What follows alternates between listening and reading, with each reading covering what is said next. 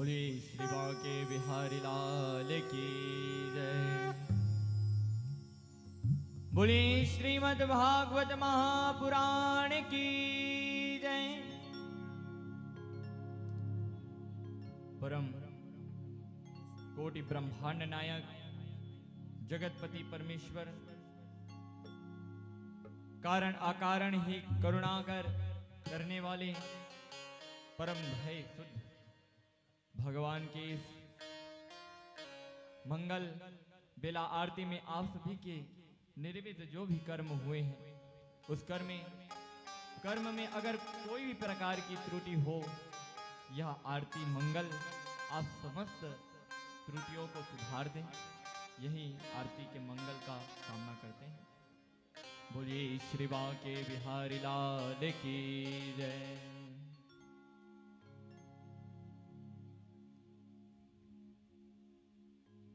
गुरुर्ब्रह्मा गुरुर्विष्णु गुरुर्देवो महेश्वरः गुरुर्साक्षात् परब्रह्मा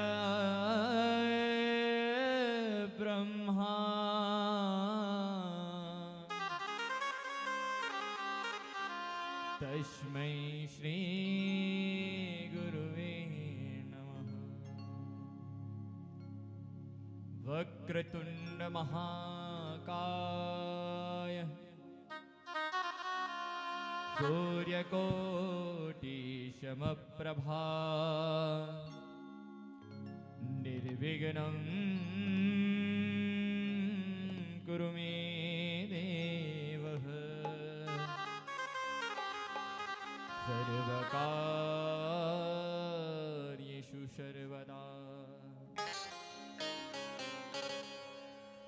या देवी सर्वभूतेषु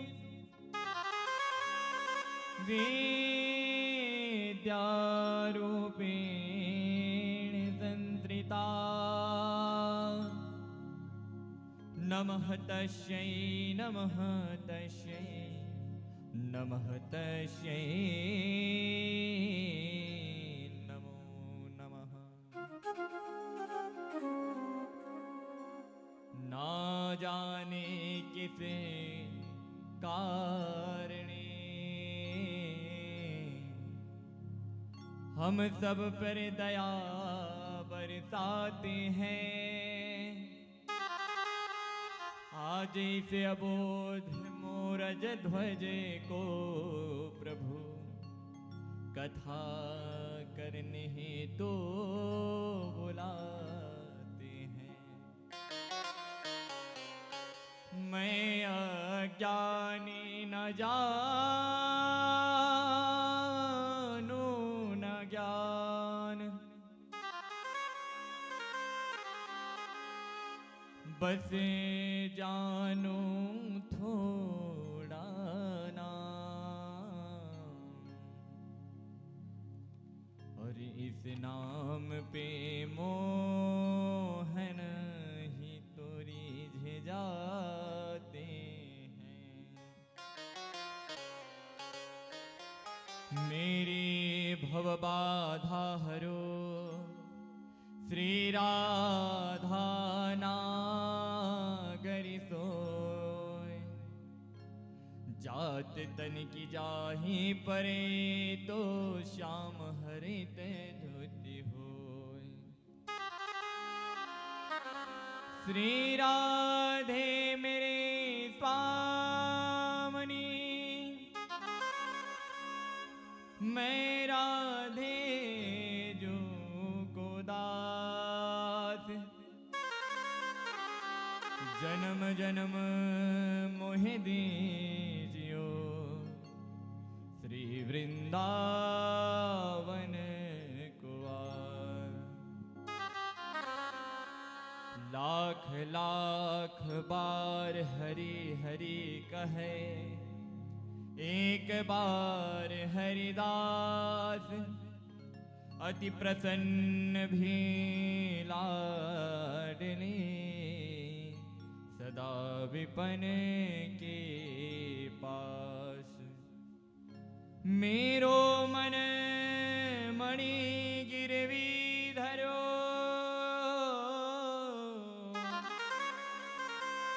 श्री मनमोहन के पास। प्रेम ब्याज इतना बढ़ो कि ना छूटने की आस। जय जय राधा रमण, जय जय नवल किशोर, जय गोपी चित चोर प्रभु, जय जय माखन चोर। भक्ति भक्त भगवंत गुरु, चतुर नाम व्यपु एक। इनके पद पंकज वंदन किए तो नासत विघ्न अनेक। बोलिए श्री भागवत भगवान की जय, बोलिए श्री बाल मुकुंद भगवान की जय।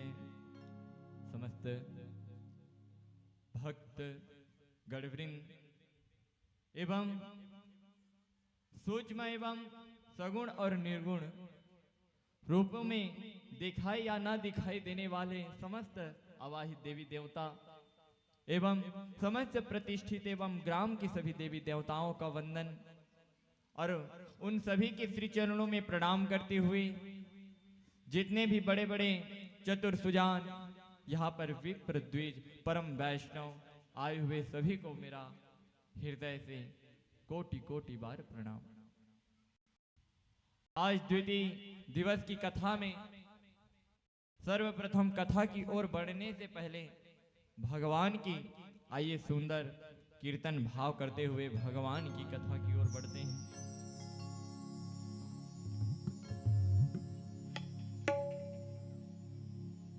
जय जय राधा रमण हरि बोल, जय जय राधा रमण हरि बोल, जय जय राधा रमण हरि बोल, जय जय राधा रमण हरि बोल।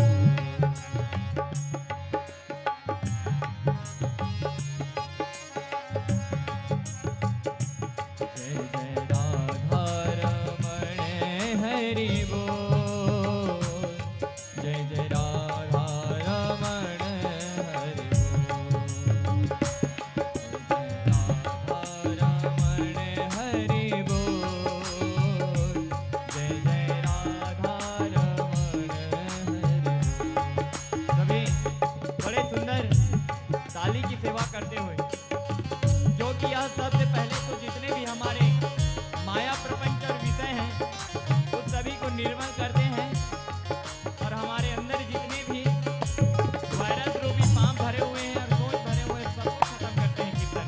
आइए सुंदर कीर्तन का भाव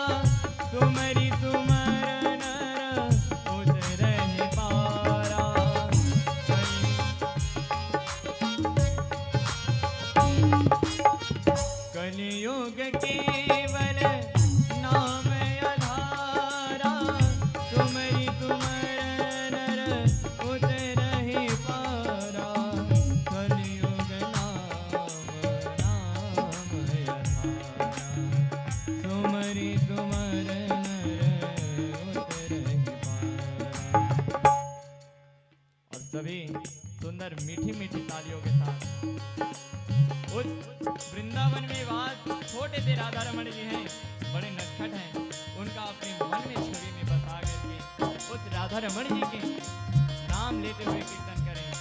जय जय राधा रमण हरि बोल, जय जय राधा रमण हरि बोल, जय राधा रमण हरि बोल, जय जय राधा रमण हरि बोल, जय जय राधा रमण, जय जय राधा रमण, जय जय राधा रमण,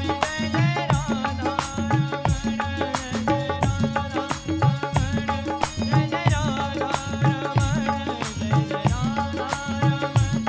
जय राधा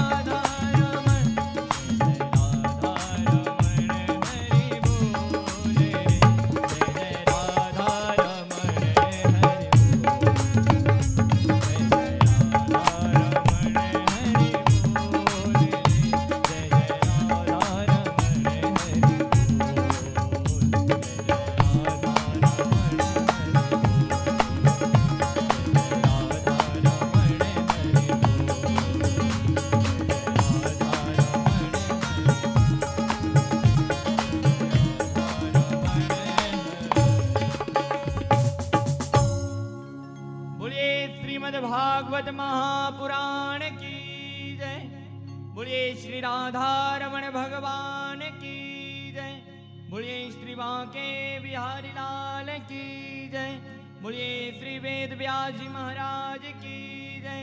बोलिए श्री सुखदेव जी महाराज की जय। बोलिए श्री रामचंद्र भगवान की जय। बोलिए श्री हनुमंत लला की जय।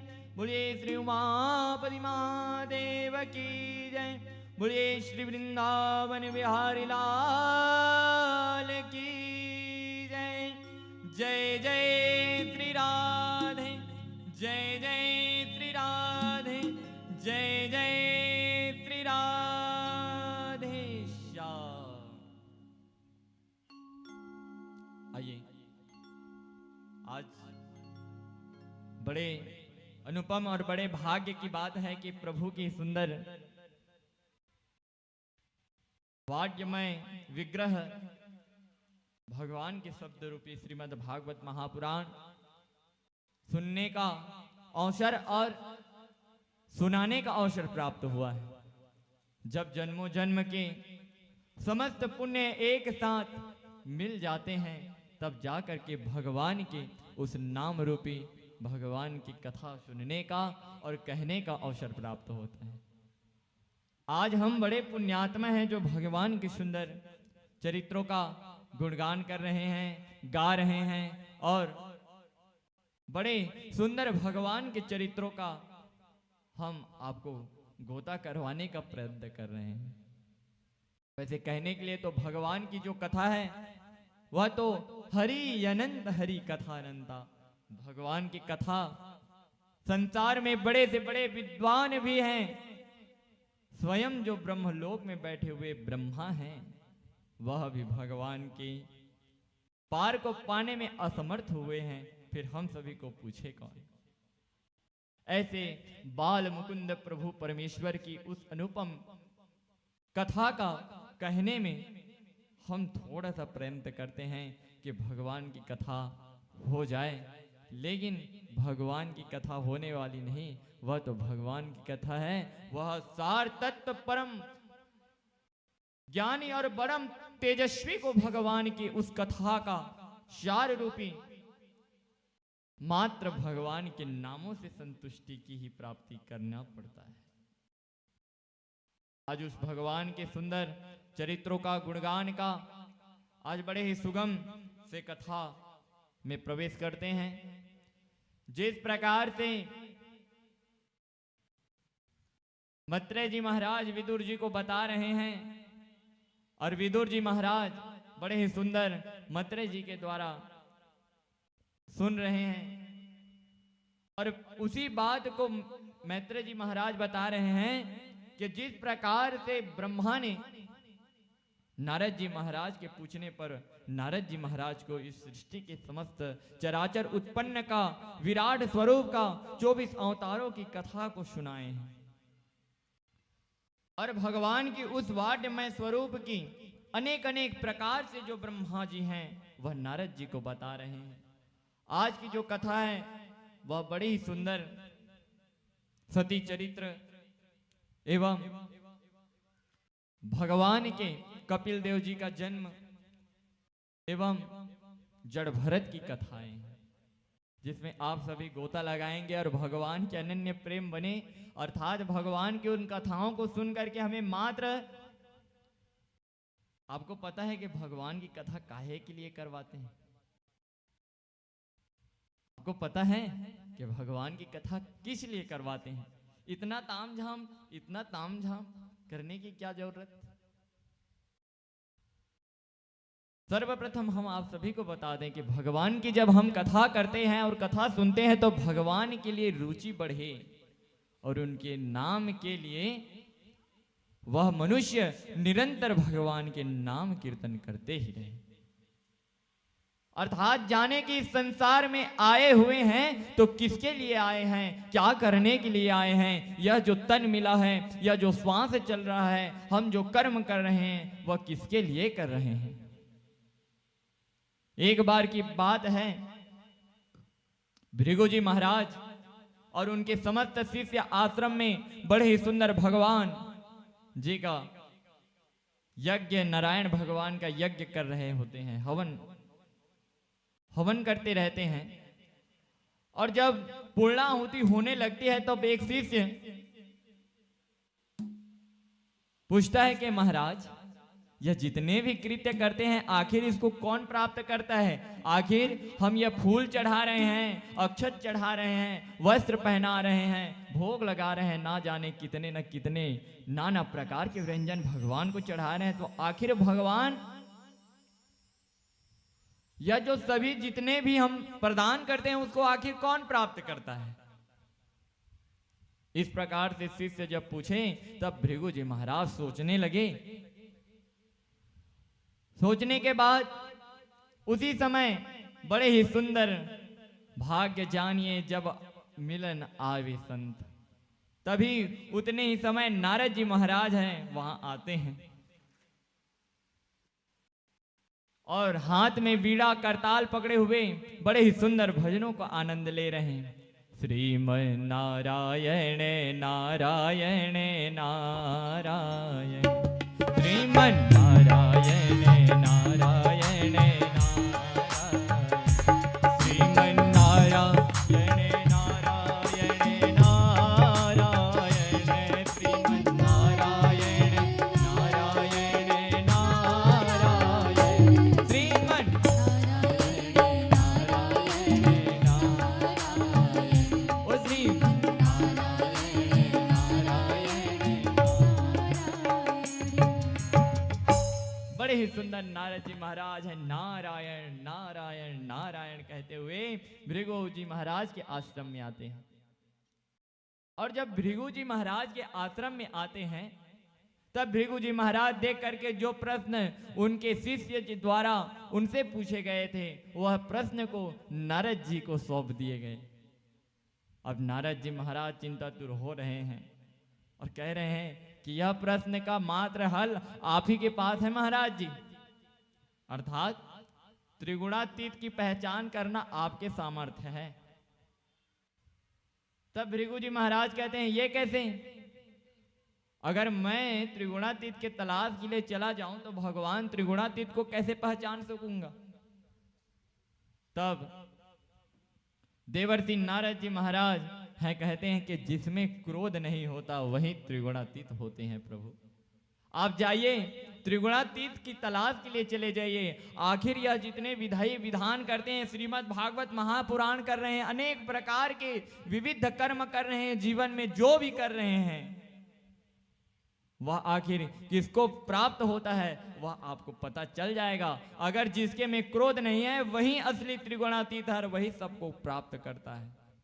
जितने भी हम अभी आए हुए हो, ताली बजा रहे हो, भगवान के गुणगान गा रहे हो, यहाँ पर बैठे हैं, तो वह किसको प्राप्त होता है? कौन से भगवान को प्राप्त होता है? इसके तलाश के लिए भृगु जी महाराज है वह सर्वप्रथम अपने पिता के घर जाते हैं। और भृगु जी महाराज के पिता कौन? ब्रह्मा जी। ब्रह्मा जी के पास जैसे ही जाते हैं भृगु जी महाराज, और ब्रह्मा जी महाराज तो बड़े आनंद से गंधर्वों का नृत्य देख रहे हैं। माता सरस्वती वीणा पकड़े हुए हैं और वीणा पकड़ करके गान कर रही है, और गान करते करते ब्रह्मा जी हैं बड़े आनंद ले रहे हैं। और आनंद लेते लेते बड़े सुंदर स्वभाव से अब भृगु जी महाराज वहां पर आते हैं, अपने पिताजी को पुकारते हैं, ब्रह्मा जी, ओ ब्रह्मा जी। वह तो पूरे मदहोश हैं, गंधर्व जी के नृत्य सुनने में, मां सरस्वती के गान में खोए हुए हैं। कौन खोए हुए हैं? ब्रह्मा जी। ब्रह्मा जी महाराज गंधर्व के नृत्य और माता सरस्वती जी के नृत्य में अर्थात उनके गान में इस प्रकार से खोए हुए हैं कि भृगु जी महाराज की चिंता नहीं, वह क्या बोल रहे हैं उनको पता ही नहीं। जा करके ब्रह्मा जी को पुकारते पुकारते कड़े शब्द से फिर आवाज देते हैं और कहते हैं, ब्रह्मा जी। जब जैसे ही यह बात को ब्रह्मा जी सुनते हैं, तुच्छ, तुझे अभी तक कोई भी प्रकार का ज्ञान नहीं, कोई संस्कार नहीं, कोई शिष्टाचार, कोई अनुशासन नहीं कि पिता की समक्ष कैसे बात किया जाता है। दुष्ट, तू अभी तक तेरा तपस्या सफल नहीं हुआ है, तू जा फिर वन में जा और जा करके फिर तपस्या कर। इस प्रकार ब्रह्मा जी ने भृगु जी महाराज को कहते हैं।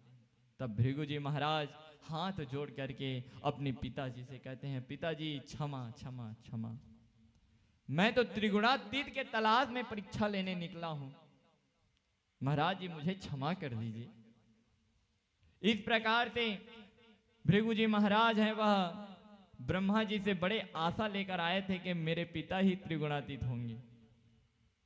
और इस प्रकार से ब्रह्मा जी महाराज को हाथ जोड़ करके प्रणाम करते हुए फिर भृगु जी महाराज कहां चले गए?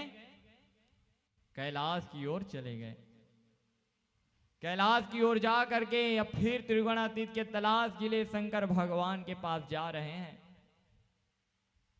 अब इतने क्रोधित युक्त होकर के जा रहे हैं भृगु जी महाराज, और अगल बगल शंकर भगवान के गण हैं वह खड़े हुए हैं।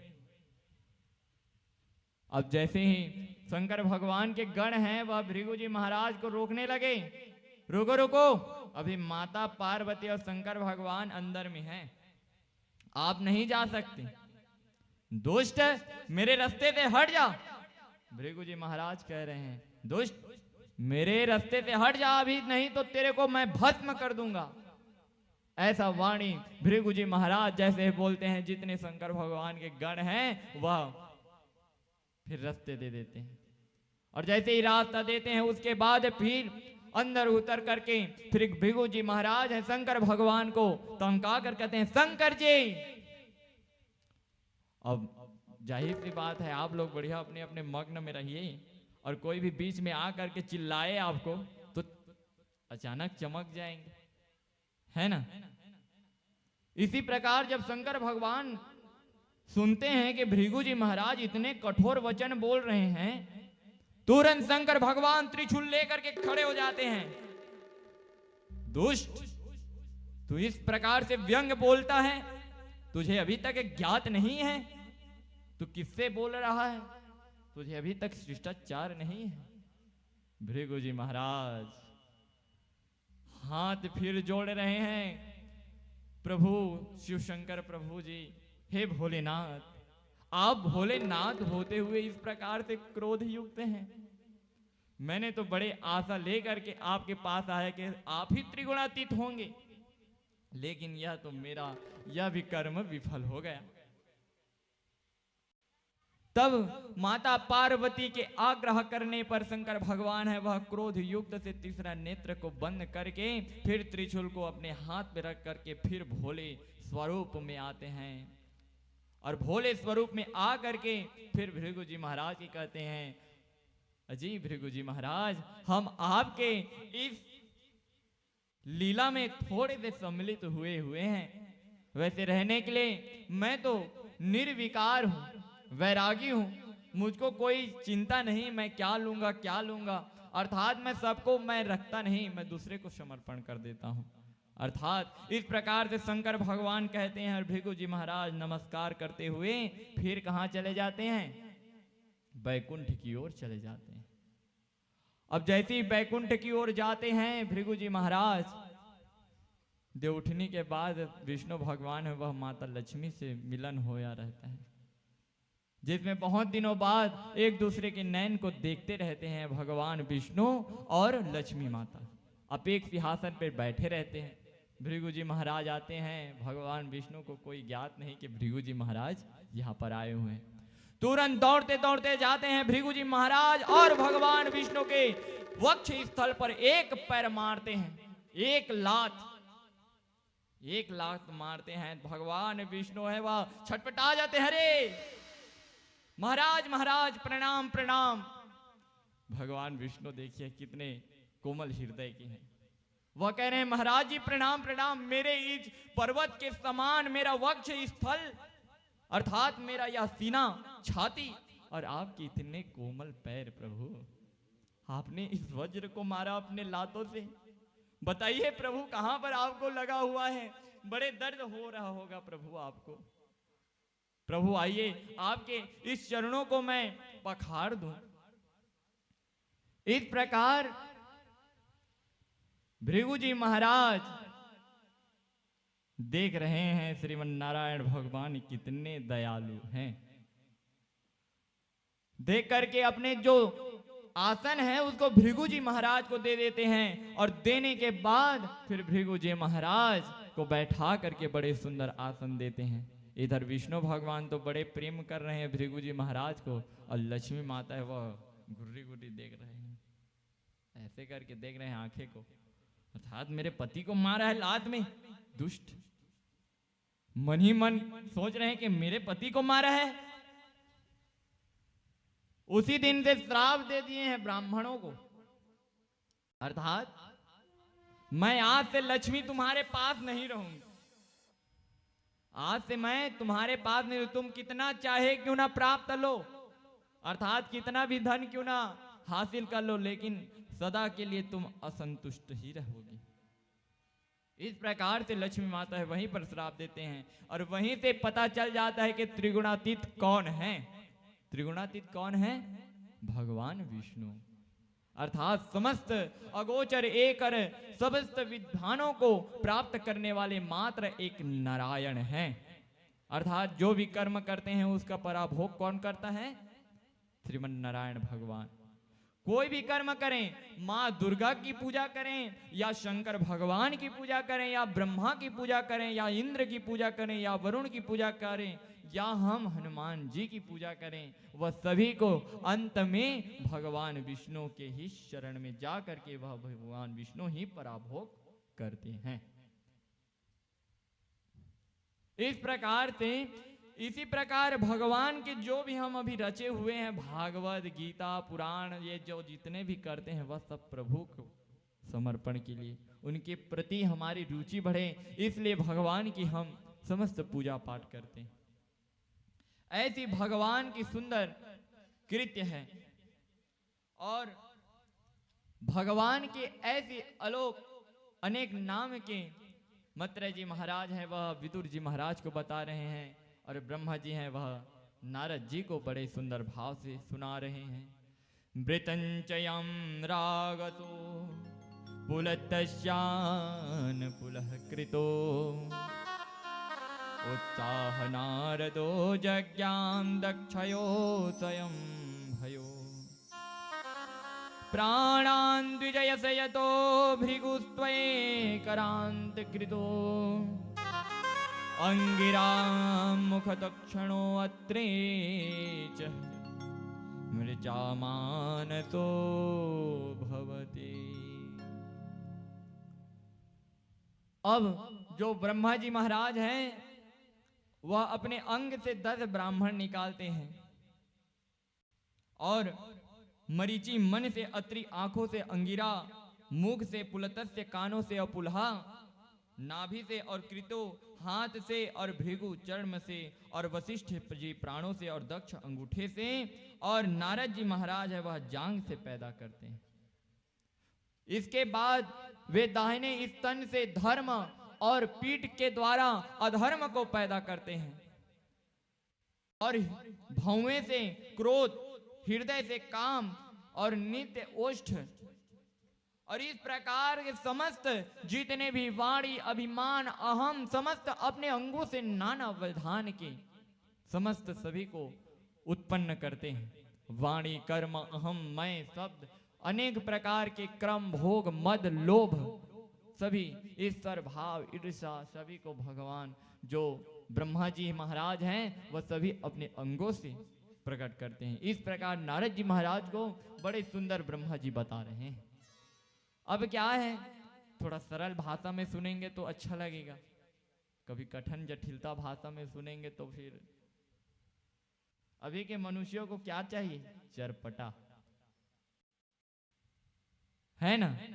अभी के मनुष्यों को चाहिए चरपटा, जिसमें बढ़िया सुंदर सुंदर कथा तो हो लेकिन आनंद भी आए, अर्थात खाना साधारण सात्विक नहीं मीठा, तो उसमें थोड़ा ज्यादा मात्रा में प्याज लहसुन डाल दो, उसमें बड़े बड़े यानी कि सुंदर मसाला डाल दो, इतने ज्यादा मसाला जितना मात्र सब्जी जितना नहीं हो, उससे ज्यादा तो मसाला भरा हुआ है, ऐसे ही खाते हैं ना। चरपटा, चरपटा करते करते पूरा शरीर चरपटा हो गया है ना। चरपटा करते करते पूरा शरीर चरपटा हो गया है। जब देखो तब मन में चिड़चिड़ापन, अब चरपटा से ही तो चिड़चिड़ापन निकलता है भाई। जितना मिर्चा खाओगे खतरी का, है ना, जितना मिर्चा खाओगे उतना चिड़चिड़ चिड़चिड़ चिड़चिड़ करते रहोगे, चरपटा खाते खाते आज हम सभी सुधी को भूल गए हैं। इसीलिए तो कहते हैं, बड़े बड़े सियान लोग कहे हुए हैं पहले के पुरातन के, जैसा खाओगे अन्न वैसा होगा मन।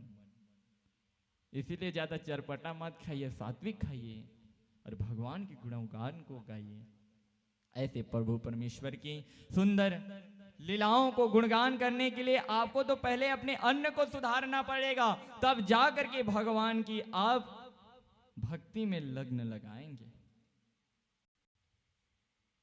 प्याज और लहसुन खाना कोई बुरी बात नहीं है, लेकिन प्याज लहसुन में तमोगुण और रजोगुण को बढ़ा देते हैं, जिसके द्वारा भगवान की हमारी विकृति, हमारा जो सोच है वह भगवान की ओर ना अग्रसित होकर के विषय वासना में फंस जाता है।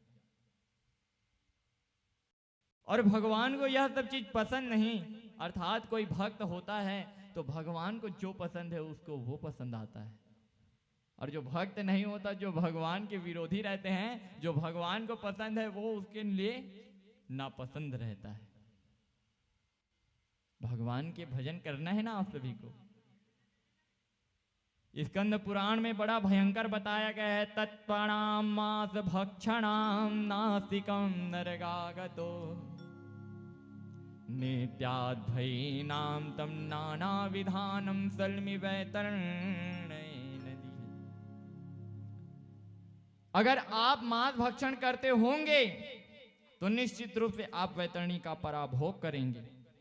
84 लाख नरक में 21 नरक प्रधान बताया गया है, और उस 21 नरक में सबसे भयानक दुख देने वाली वैतरणी नदी के नाम से बताया गया है।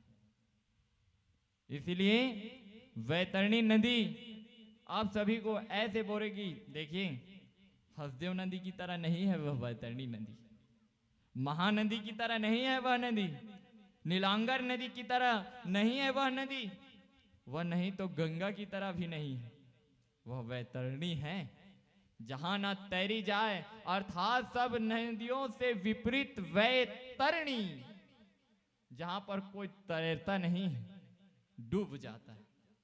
वैतरणी अर्थात जहां पर तैरते ना बने उसी को वैतरणी कहते हैं। ऐसे वो वैतरणी नदी में मात्र जल के जगह में रुधिर बह रहा है, कप पीत अनेक प्रकार के मल मूत्र भरे हुए हैं उस नदी में। और जो मांस भक्षण करते हैं निश्चित रूप से उसमें गिरना है आपको। बड़े बड़े मत्स्य, मांस भक्षण, नर भक्षी, बड़े बड़े जलचर जीव वहां पर वास करते हैं उस नदी में। तो आप देख लीजिए, अगर आप मांस खाते होंगे तो निश्चित रूप से तैयार हो जाइए कि जैसे ही यह नश्वर शरीर आपका समाप्त होगा और जैसे ही यह जो जीव है वह निकलेगा प्राण से, और प्राण जैसे ही आप जाएंगे तो यमलोक मार्ग होंगे, और मार्ग जैसे ही आप यमलोक के जैसे ही दक्षिण द्वार के आगे आएंगे तो आपको वैतरणी नदी से पार करना होगा।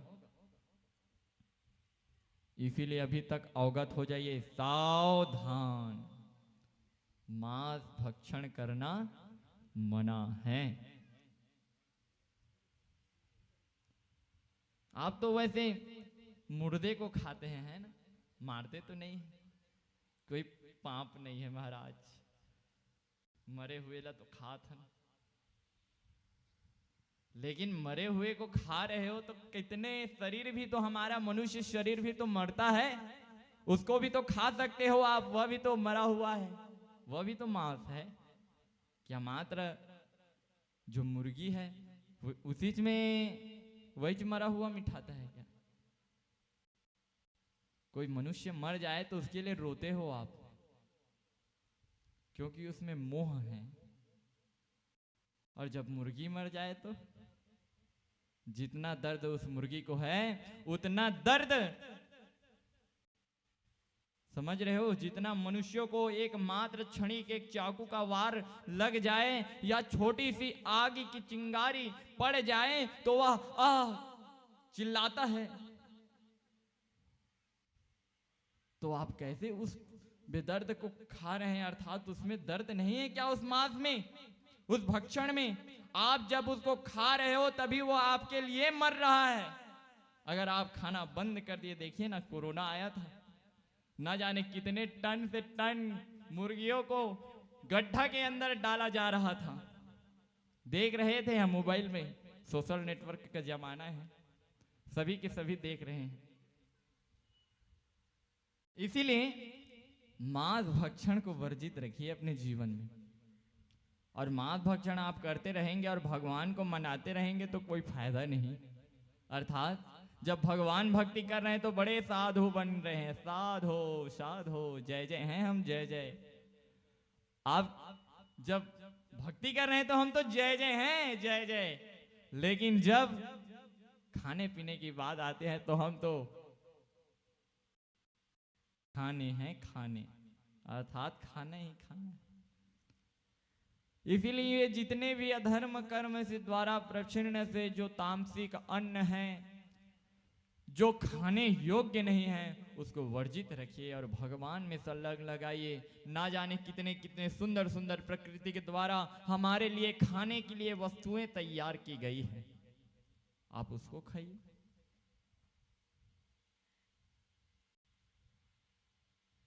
आप जब उस प्रकृति के द्वारा दिए हुए पौष्टिक आहार को खाएंगे तो आपको ज्यादा फायदा होगा।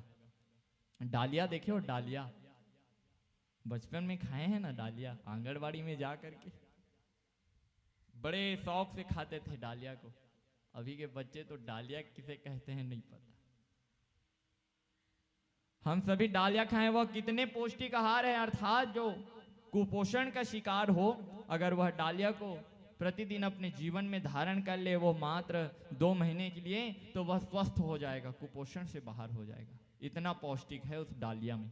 लेकिन मात्र तो आप सभी को वही कलयुगी है ना, कलयुग का प्रभाव कहाँ है? कलयुग का कुछ न कुछ तो प्रभाव आप में दिखेगा ही। इस प्रकार से कृपा की न होती तो आदत तुम्हारी, तो सुनी ही रहती अदालत तुम्हारी। जो दिनों के दिल में जगह तुम न पाते, तो किसी को दिल में इतनी इबादत तुम्हारी।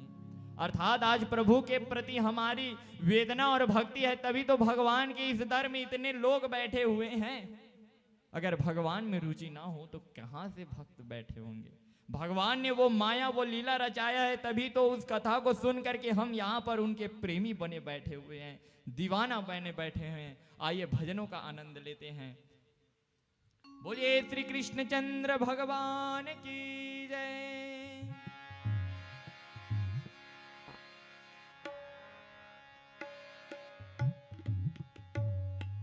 बोली बांके बिहारी लाल की जय।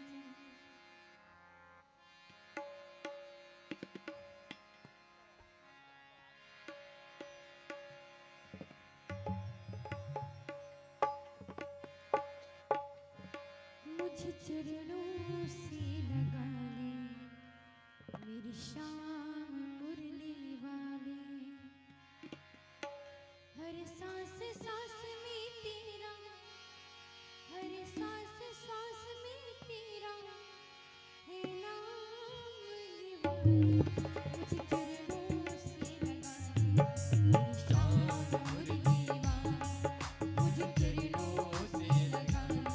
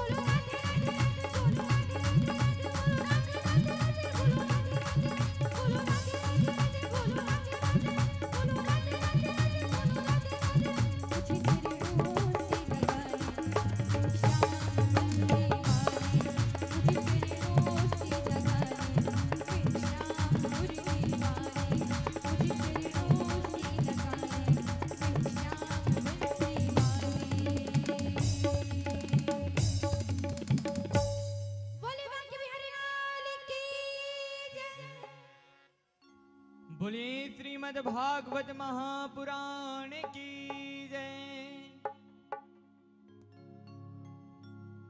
आइए।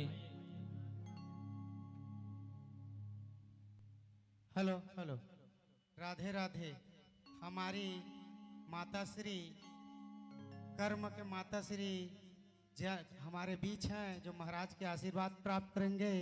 और जन्म देने वाली हमारी श्री माता श्री जुगरी देवी स्वर्ग कर चुके हैं, उन्हीं के निमित्त ये भागवत रखा गया है। और जन्म देने वाली माँ और कर्म देने वाली माँ, दो माँ होते हैं ना, एक सासू माँ और एक अपना माँ। और जन्म देने वाला, कर्म देने वाला माँ, सारे दुख और सुख में कमी नहीं दिया। जितना उस माँ से प्यार मिला, इतना सपोर्ट इनसे भी मिला है। महाराज के श्री चरणों में और भागवत व्यास जी के चरणों में मेरी सासू माँ जा रही है।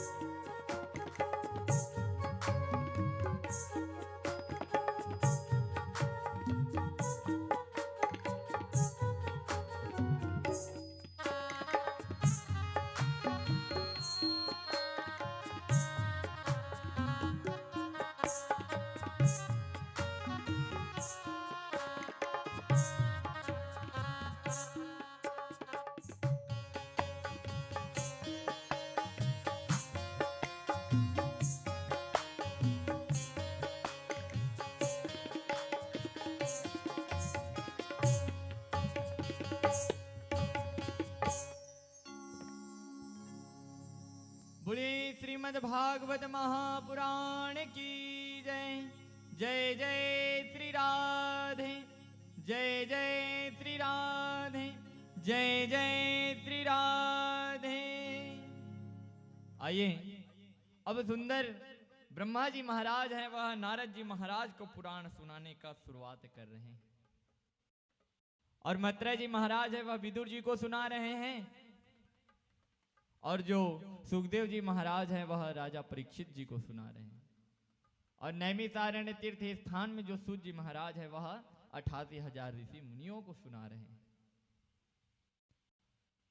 ब्रह्मा जी महाराज बताते हैं कि हे नारद, उदाम तले विश्वामिदम तदा स्मदे यद्राणाम मिलतो निलयतहम।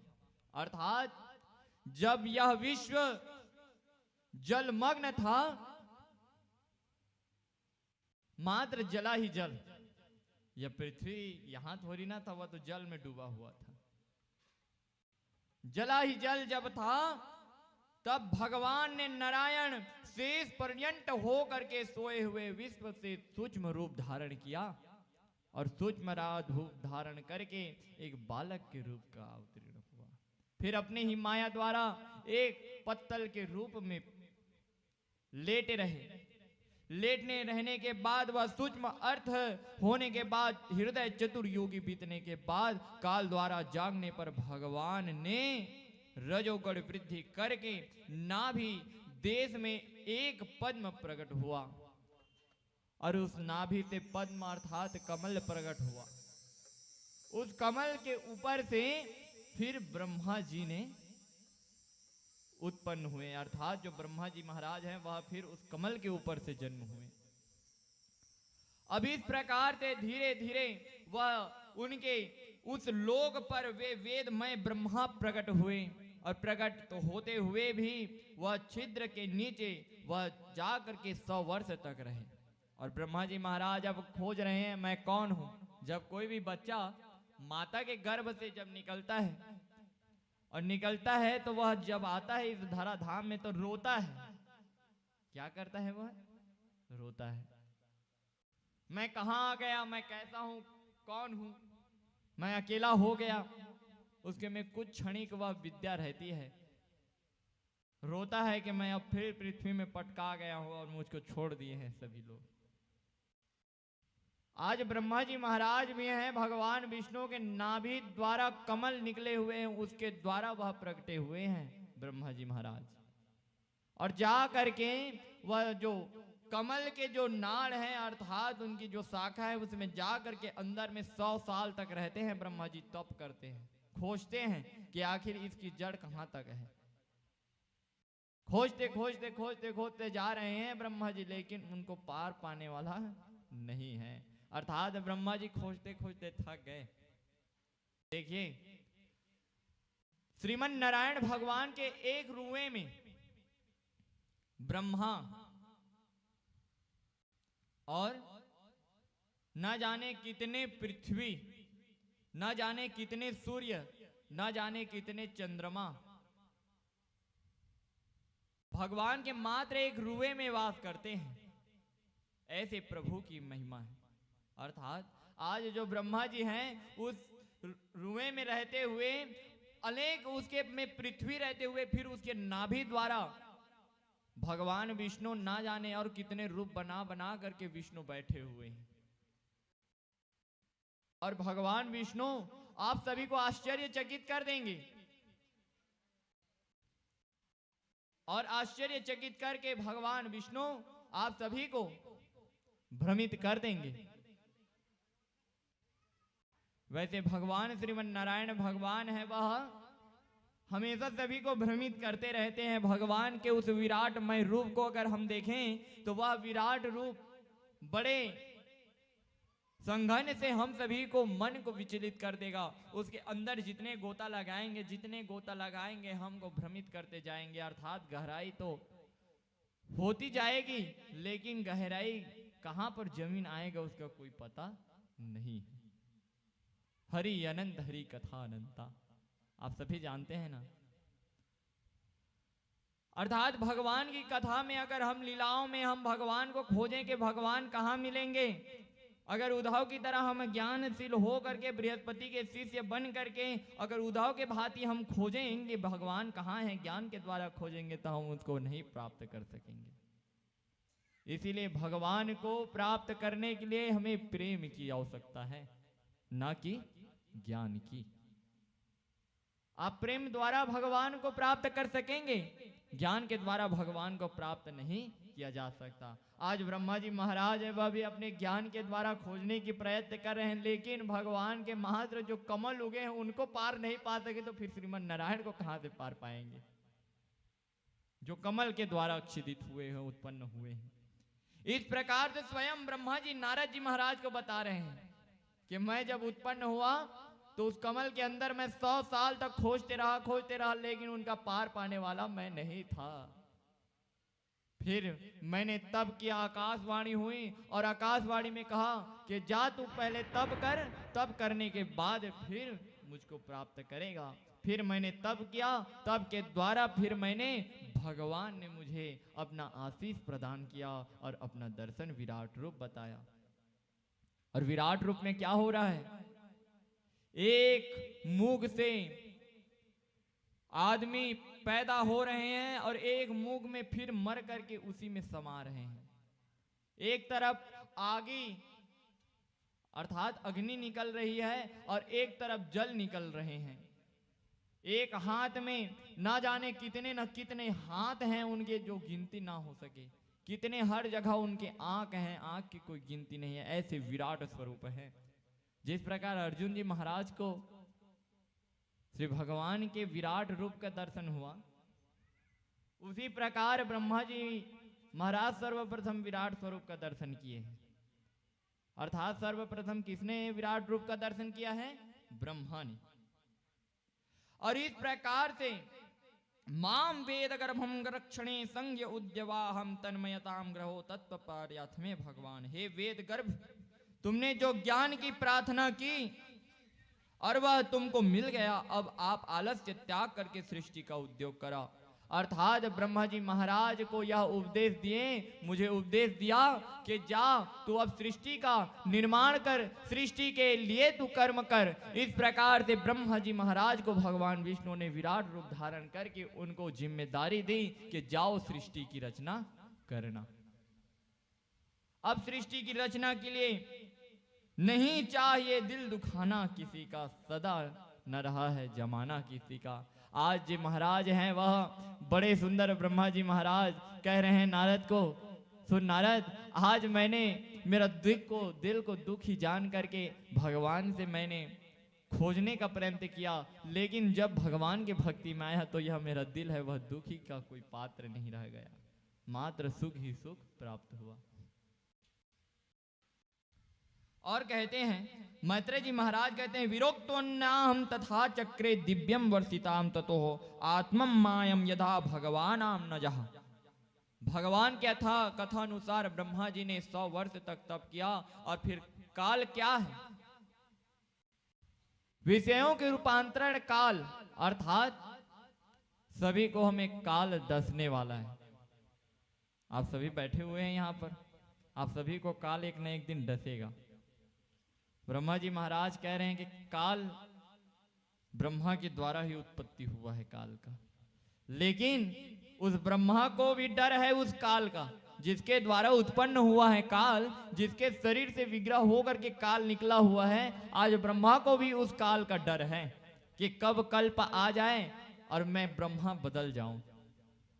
ब्रह्मा भी बदलते हैं, इंद्र का सिंहासन हर युग में, अभी एक बार कलयुग नहीं आया है, कितने बार कलयुग आ गया है, कितने बार द्वापर आ गए हैं, कितने बार सतयुग आ गए हैं, कितने बार त्रेता युग आ गए हैं, और हम सोच रहे हैं कि अभी तो कलयुग बस है, यानी कि चौथा युग है, ये ऐसा बोलते हैं। लेकिन भगवान, आपको पता है कि भगवान ने इसी द्वापर में भगवान ने जन्म धारण किया होगा कृष्ण का, या यही त्रेता होगा, यही आने वाला जो गुजर चुका है वही त्रेता है क्या जिसमें श्री रामचंद्र जी जन्म धारण किए हुए हैं? यह बड़ी सोचने की बात है। अर्थात सोचिए इसको अपने मति में। हम सभी को मनन और चिंतन का समर्थ शक्ति प्रदान हुआ है। हर पशु में मात्र निरंतर खाने और पीने की बस व्यवस्था होती है, लेकिन मनुष्य के पास ऐसी बुद्धि है कि हर वह योजन करता है। जानवर कभी भी अपने खाने आहार को की चिंता नहीं करते, वह भूख लगते हैं तभी जा करके अपने आहार को खोजने के लिए निकलते हैं।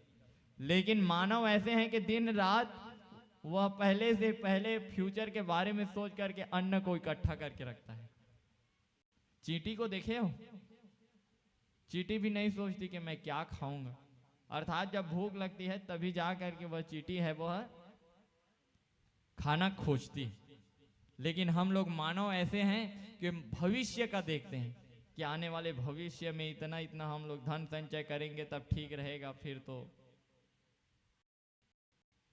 तो आपके पास बुद्धि और विवेक प्रदान हुआ है तो आप विवेक का अच्छा उपयोग कीजिए। मानव के पास विवेक है और विवेक के द्वारा भगवान को हम प्राप्त कर सकते हैं। आप विवेक का सही इस्तेमाल करिए। सोचिए 84 लक्ष योनि को हम पार करके अंत में मानव तन को प्राप्त किए हुए हैं, इतनी सुंदर योनि को प्राप्त किए हुए हैं, बड़े सौभाग्यशाली हैं। लेकिन हम कुछ क्षणिक पाप किए हुए हैं जिसके कारण से जन्म और मरण के चक्कर में फंसे हुए हैं, अर्थात हम जन्म और मरण के भी चक्कर में फंसे हुए हैं। स्वर्ग यहां पर कौन कौन जाएंगे बताइए? कौन कौन स्वर्ग जाना चाहते हैं? हमारे एक भैया जाने वाले हैं स्वर्ग। और कौन कौन हो भाई? रिजर्वेशन हो रहा है यहाँ पर ना, टिकट बट रहा है। कौन कौन जाएंगे स्वर्ग? हाथ ऊंचा करके बताइएगा तभी तो आप लोगों का कंफर्म होगा भाई। और आप लोग हाथ ऊंचा नहीं करोगे तो फिर स्वर्ग कैसे कंफर्म होगा टिकट? कौन कौन जाना चाहते हैं? एक बार जोड़ दे, हाथ ऊंचा करिएगा। इतने लोग जाएंगे स्वर्ग। लेकिन देखिए भाई, जब तक आपके पुण्य का क्षणिक मात्र रहेगा स्वर्ग जाने की आपको लालसा है, लेकिन स्वर्ग के बाद फिर धरती लोक में आना पड़ेगा आपको, क्योंकि वहां पर भोग करेंगे मात्र। भोग करने के बाद फिर उस भोग को प्राप्त करने के बाद फिर धरती में आना पड़ेगा, फिर जन्म मरण के चक्कर में फंसेंगे, फिर माता के गर्भ में आप 9 महीना तक रहेंगे, फिर कष्ट को प्राप्त करेंगे, कष्ट प्राप्त करने के बाद फिर धरती लोक में आकर के आपको पाप कर्म करना पड़ेगा। तो जन्म और मरण के चक्कर तो फंसा छुआ है, तो आप स्वर्ग लोक जाना चाहते हैं। अगर मिले कहीं धरतियों में जगह तो वह वृंदावन की धरती मिले, जहां पर हमारे बाल मुकुंद जी विराजमान होते हैं। अगर दूसरा धरती मिले तो वह धरती नहीं, भगवान के चरण कमलों का वह वैकुंठ धाम प्राप्त हो। हमें स्वर्ग नहीं चाहिए, भगवान के मात्र एक चरण के रज की तरह, हमें उस रज के भी रज की तरह बनना है। फूल बन जाइए और कुछ बन जाइए, क्योंकि वह फूल बना दे जो तेरे गले का हार मैं बन जाऊं, वह मोर की मुकुट बना दे जो मोर के मैं पंख बन जाऊं। हे प्रभु, आप वह फूल बना दीजिए, मैं आपके गले में सुशोभित होऊंगा, आपके लिए मैं चढ़ूंगा, आपके लिए मैं काम आऊंगा। लेकिन प्रभु, आपके बिना काम आने के बाद मैं कोई भी मेरे मन में संतुष्टि की प्राप्ति नहीं होगी, ना मैं इस प्रकार जी पाऊंगा। यह पद स्वयं मीराबाई की है। मीराबाई है वह सभी यह पद को बड़े सुंदर भाव से कहते हैं। पायो जी मैंने राम रतन धन पायो, पायो जी मैंने राम रतन धन पायो। आइए हमारी साधना जी वह आपको भजन वही सुनाकर बताएगी। बोलिए श्री बांके बिहारी लाल की जय। पायो जी मैंने राम रतन धन पायो, पायो जी मैंने श्याम रतन धन। बड़े सुंदर हाथ का करताल की सेवा करते हुए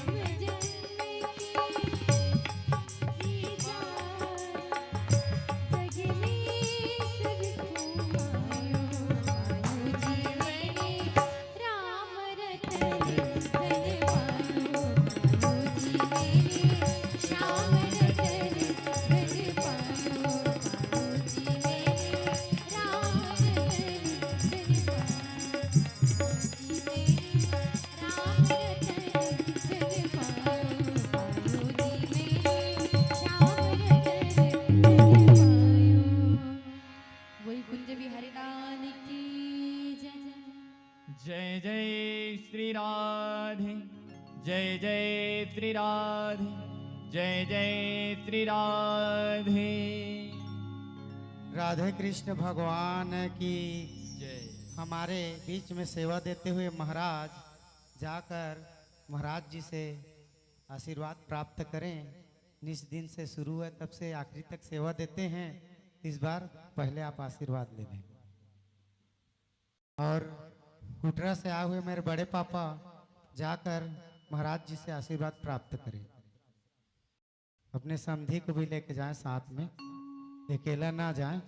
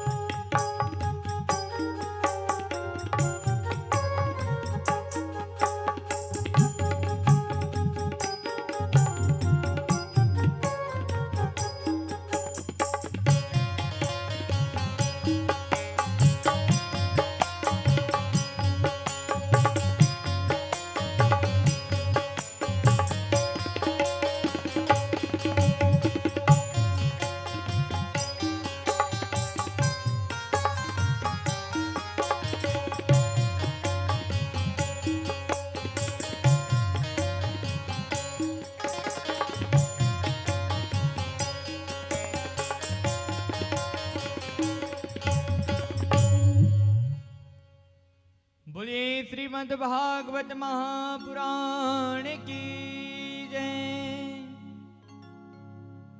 अब इस प्रकार से ब्रह्मा जी महाराज है वह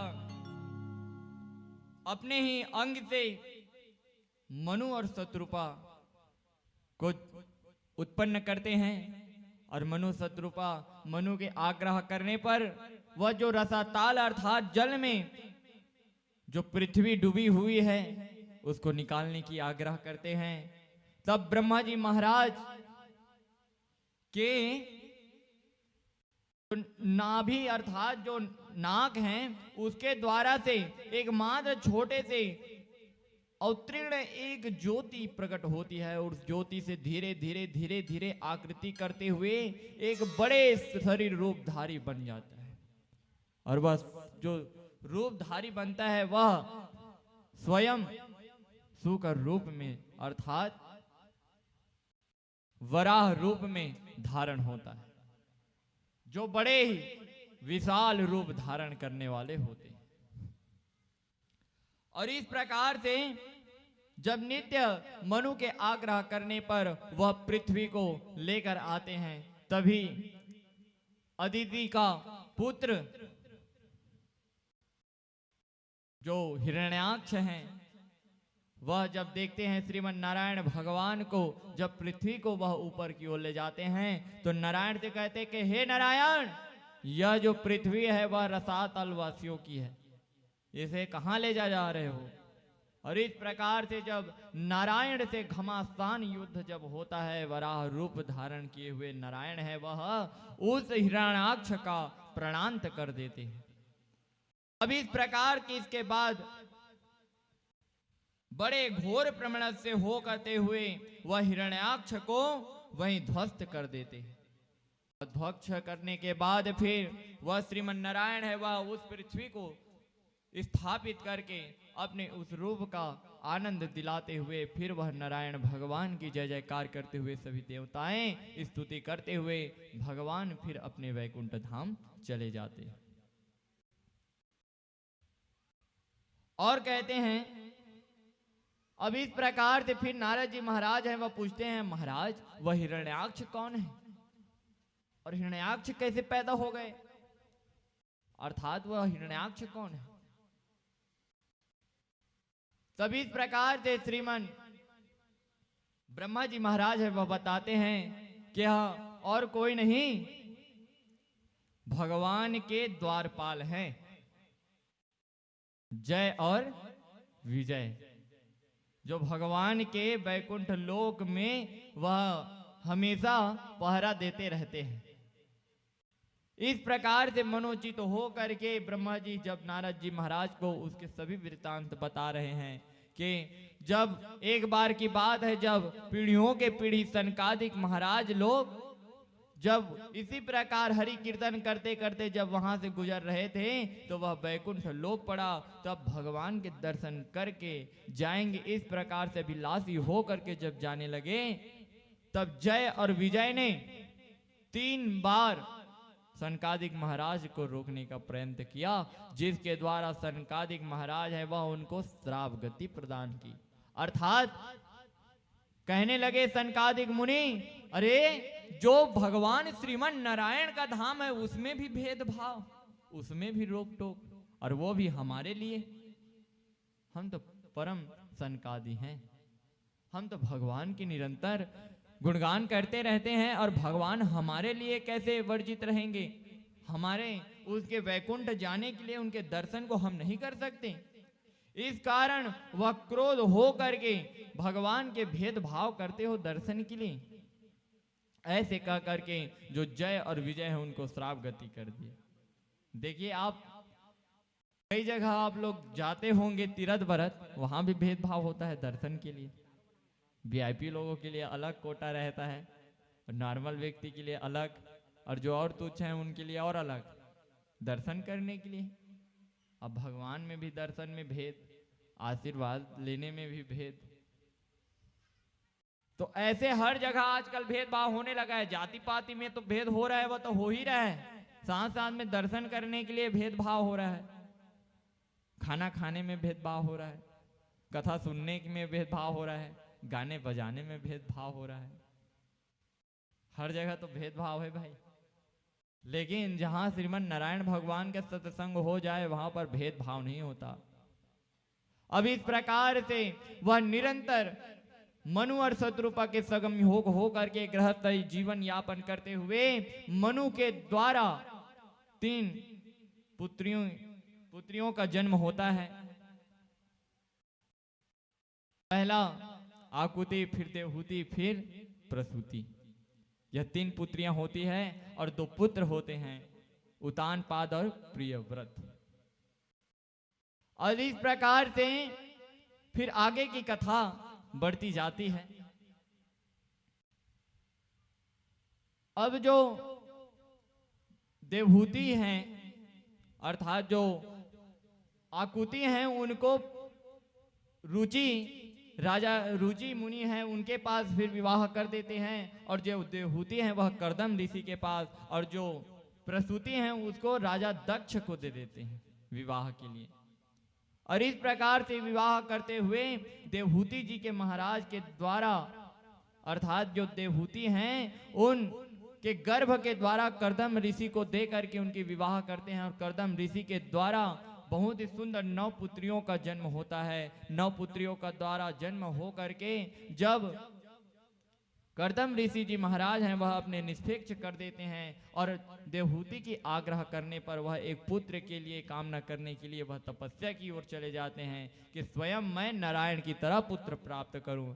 तब भगवान श्रीमन नारायण है वह आशीर्वाद तब के योग से देख करके उन्हें आशीर्वाद देते हैं कि जाओ कि तुम्हारे गर्भ से अर्थात देवहूति के गर्भ से मैं कपिल देव के नाम से जन्म धारण करूंगा। अब इस प्रकार से देवहूति के गर्भ से वह कपिल देव के रूप में अवतरित होते हैं, और बड़े ही सुंदर कर्दम जी महाराज को अनेक प्रकार के सांख्य योग के बारे में बता करके फिर भगवान दर्शन देते हैं, और समस्त शास्त्रों के बाद विविध धानों को बता करके फिर कहाँ चले जाते हैं?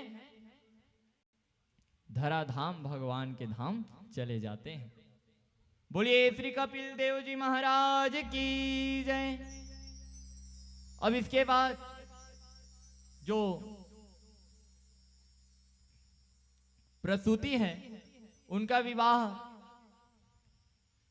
प्रजापति दक्ष के पास होता है, और प्रजा दक्ष के पास उसका विवाह जब होता है तो वह सभी मृतत्व पे उनके पास सबसे छोटी सती का जन्म होता है। और धीरे धीरे धीरे धीरे बड़े ही सुंदर भावी हो करके, निश्चलित हो करके मनोभाव को कारण करते हैं। वैसे देखिए, भगवान जब इस धराधाम में लेते हैं, अर्थात जितने भी अभी तक यहाँ पर प्राणी हैं वह सभी राजा दक्ष के द्वारा उत्पन्न हुई कन्याओं का, सभी वह जितने भी हैं संतान हैं, जितने भी ब्राह्मण हैं, वह सभी की संतानें हैं हम सब। अर्थात इसीलिए हम अभी तक विस्तृत हुए हैं, वह मात्र उन्हीं के द्वारा हम सबसे पहले प्रकटे हुए हैं। और कहते हैं यस्मिनाम प्राणाम प्रतहि धारणम धान्य समो अष्टकाम। अर्थात भगवान के इस नामों के चरित्रों का गुणगान ब्रह्मा जी महाराज हैं, वह योग वर्णन कर रहे हैं। और योग वर्णन करते करते समस्त विचित्र बातों को बता रहे हैं। और इस प्रकार से मनुओं का भी वंशों का वर्णन कर रहे हैं। एक कला अनुसुईया, श्रद्धा हरवी और गतिमान सती, और क्रिया और चिति और ख्याति प्रसूति स्वधा सती, यह सब राजा दक्ष की पुत्रियां होती हैं। और इस प्रकार से स्रोतश्याम ब्रह्मण से महान सभ्यानाम साधुनाम बृहतो वृत्यम ज्ञानश्च च मात्रतः। और मैत्रेय जी महाराज कहते हैं कि हे उद्धव जी, हे विदुर जी, यह जो जितने भी ज्ञानवान हैं और जितने भी यह कथाएं हैं वह भगवान के समीन हैं। और इस प्रकार से धीरे धीरे देवहूति के गर्भ के द्वारा कर्दम जी महाराज का जन्म और प्रसूति के गर्भ में समस्त जन्मों का विधि विधान होता है।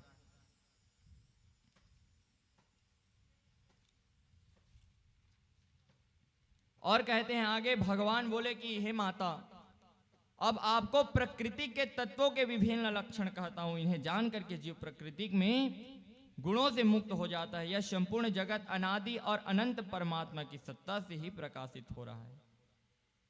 और इस रूप का दो प्रकृतिक और पुरुष उसके आगे अवर्ण विक्षेप रूप है। प्रकृति के साथ जन्म लेता है और जीव कहलाता है, और जब प्रकृति को नियंत्रित संसार की सृष्टि करता है तो वह ईश्वर कहलाता है।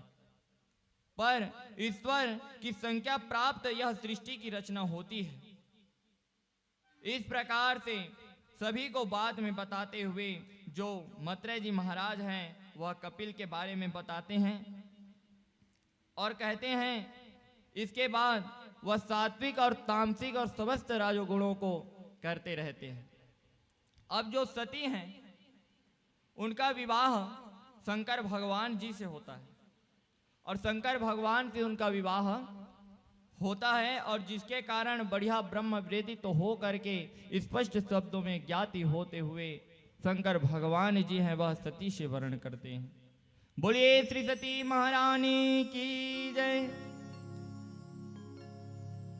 अब धीरे धीरे सुगम होते होते यह भजनों का आनंद लेते हुए बढ़िया सुंदर रक्षण होते हैं। एक बार राजा दक्ष प्रजापति दक्ष के यहाँ हवन अर्थात विष्णु यज्ञ होने की तत्पर होती है, तभी जाकर के समस्त देवी देवताओं को अर्थात 33 कोटि देवताओं को और ब्रह्मा विष्णु और महेश को आमंत्रित करके वहां पर विराजित होते हैं। और जब ब्रह्मा के पुत्र दक्ष जी वहां पर आते हैं तो क्या होता है, एक बार शंकर भगवान है वह सभी तो उनके सम्मान के लिए उठते हैं। भगवान विष्णु तो अब प्रजापति के अग्रह होते हैं और जो ब्रह्मा जी महाराज हैं वह भी बड़े रहते हैं क्योंकि वह पिता है दक्ष के। अब शंकर भगवान जी हैं वह तो अलग अलौकिक निरंजन है, समाधि लगा करके बैठे रहते हैं। समाधि लगा करके बैठे रहते हैं, वह जहां बैठते हैं वहां धमी अर्थात एक मग्न हो जाते हैं। और एक मग्न होने के बाद वह जो शंकर भगवान हैं वह भगवान के रूप में खो जाते हैं। अब राजा दक्ष जी हैं वह देख रहे हैं कि मेरा दामाद होते हुए मेरे सम्मान के लिए वह खड़ा ना हो रहा है, इस प्रकार से अवलोकन करते हुए दक्ष जी महाराज हैं वह सभी को तो सम्मानित करते हैं, और जब यह बैठक समाप्त होती है शंकर भगवान भी हैं वह अपने धाम चले जाते हैं कैलाश पर्वत। और जब कैलाश पर्वत जाते हैं तो वह अब फिर यज्ञ की रचना होती है। अब सभी के सभी 33 कोटि देवता हैं एवं सभी इंद्र हैं, अपने वाहन को ले जा करके कैलाश पर्वत से जा रहे हैं, निकल रहे हैं। अब माता पार्वती देख रही है, सती माता देख रही है कि यह सब कहां कहां जा रहे हैं। अब यहाँ राजा दक्ष के द्वारा वह यज्ञ की तैयारी हो रही है, और इस यज्ञ में सभी को आमंत्रित किया गया है, बस कैलाशपति महादेव जी को छोड़ करके। और इस प्रकार से शंकर भगवान को छोड़ करके सभी को आमंत्रित किए हुए हैं। माता सती जी वह सोचती है कि ये तो मेरे पिता हैं, और मेरे पिता मुझको आमंत्रण नहीं दिए हैं तो क्या हुआ, मैं तो उनके घर जाऊंगी। अर्थात वह तो मेरे पिता हैं, आमंत्रण देने की कोई बात नहीं। इस प्रकार से माता सती है वह विचार करके चले तो जाते हैं। उनकी जितनी भी बहनें हैं, उनकी माता है वह गले से तो लगाती है, लेकिन वह मात्र झूठ मूठ की। अब तो सब के सब जाए रहते हैं, सबके लिए आसन बना रहता है, सब आसन में विराजित रहते हैं, लेकिन शंकर भगवान के लिए वहां पर कोई आसन नहीं रहता। इस प्रकार से मनोविज्ञत्य हो करके, निश्चित प्रणंत हो करके, ज्ञान्याम भागवतम प्रधन पुरस्पते आत्म सर्वभूतानां भयद्रिवतः। अब नाना प्रकार के उल्टे बातें चालू हो गए। अर्थात जितने भी विष्णु यज्ञ ब्राह्मण हैं, भृगु जी महाराज वह भी सभी हंसने लग रहे हैं। श्रृंगी जी महाराज है वह हंसने लग रहे हैं, देख रहे हैं, खिल्ली उड़ा रहे हैं भगवान शंकर जी की। वह तो शमशान में रहने वाला है, भूत भाड़ा है, अर्थात हमेशा भूतांगण रहने वाला है, शमशान में वास करता है, जिसका कोई भेष नहीं है। ऐसे करके चर्चित दे करके, अपने पति का अपमानित दे करके माता सती है वह बड़ी क्रोध होती है, और क्रोध के कारण वह बड़े ही संस्कृत हो करके माता सती है वह बड़ी ही क्रोधी होती है। यहाँ पर नंदी जी महाराज भी बड़े उनके साथ में गढ़ भी जा रहते हैं सती के साथ में। वह देखते हैं अपने प्रभु का अपमान हो रहा है, मेरे शंकर भगवान का अपमान हो रहा है। इस प्रकार विचार करते हुए वह जितने भी नंदी हैं, गढ़ हैं, वह सभी अपमानित हो करके माता हैं वह कहती है, देखिए आप सभी को बता दें, अगर कहीं पर अपना पति का अपमान हो तो आपको लड़ने की समर्थ हो तो आप लड़िए, अगर लड़ने का सामर्थ्य नहीं हो तो अपने आप को मार डालिए। अर्थात अगर हिंसा हो, अहिंसा हो तो कोई अपने का अगर अपमान होता हो तो उसके लिए आप कोई भी प्रकार के सहनशीलता ना करें। इसीलिए माता सती है वह अपने अग्नि द्वारा अपने आप को ही, अर्थात पति का अपमान सुनना मतलब सबसे बड़ा पाप है। अपने पति का अपमान, चाहे पति कैसा भी क्यों न रहे, अर्थात पति का अपमान सुनना, अर्थात सती माता है वह अपने पति का अपमान ना सुन सकी, और सुनने के कारण वह वहीं पर जा करके अपने क्रोध अग्नि के द्वारा वह अपना आप को भस्म कर ली। यह समाचार फिर नंदी जी महाराज है वह कैलाश में जा करके महादेव जी से सुना रहे हैं, और महादेव जी से सुना करके सभी वृतांत को बता रहे हैं। और वृतांतों को सुना करके बड़े सुंदर बता रहे हैं नंदी जी महाराज, ऐसे ऐसे महाराज वहां पर हुए, आपको अपमानित किया, आपके हिस्से का कोई आसन न रहा। माता सती हैं वह भ्रमित हो करके करती है। आइए इस छंद में बताते हैं। तन धार क्रोधाग्नि ज्वलंती सती न प्रभरण तारिणी धर धरंती अतु प्रहरती सती धरणी धारिणी। त्रयलोचलोचन क्रोध अग्नि शंकर अपमानित अपमानिता शिव शरीर रोचर प्रधर मन तन अग्नित मन त्याग शरीर न दग्ध कर अग्नि ज्वलानंद पावई यत यत्र क्रोधाग्नि वरंती प्रति ज्वलंती त्यागहि। और इस प्रकार से हे महाराज, वह सती माता आपके अपमान को ना सह पाई, इसके कारण वह अपने ही क्रोध अग्नि के द्वारा अपने आप को जला दी और भस्म कर दी। तुरंत जैसे ही महादेव जी हैं वह सुनते हैं इस प्रकार का कृत्य हुआ है, वहां पर अपने जटाओं से एक सिर को उठा करके तुरंत धड़ाम से उस पृथ्वी पर पटकते हैं। उस पृथ्वी के द्वारा वीरभद्र काल जी प्रकट होते हैं। बोलिए वीरभद्र महाराज की जय।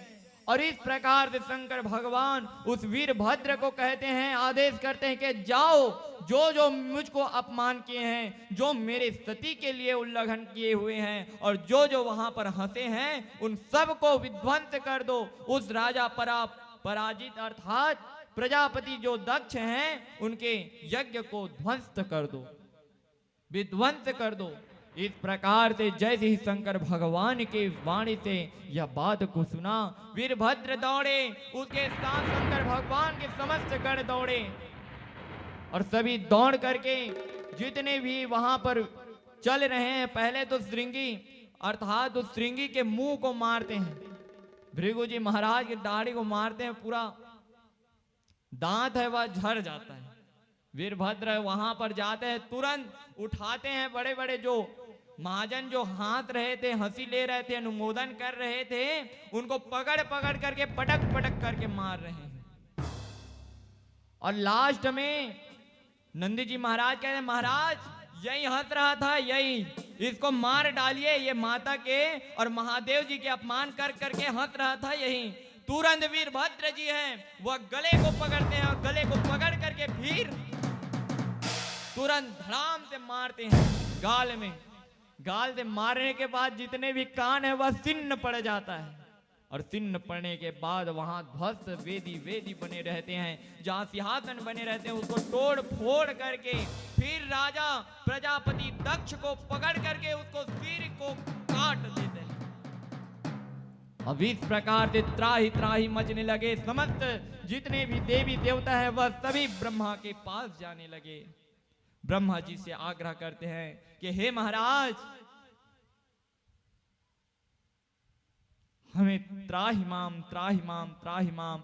यह महादेव जी हैं वह उनके अवतीर्ण अंत वीरभद्र जी महाराज वहां पर यज्ञ को विध्वंस कर दिए हैं और प्रजापति दक्ष के सिर को धड़ से अलग कर दिए हैं। हे प्रभु हमें बचाइए बचाइए।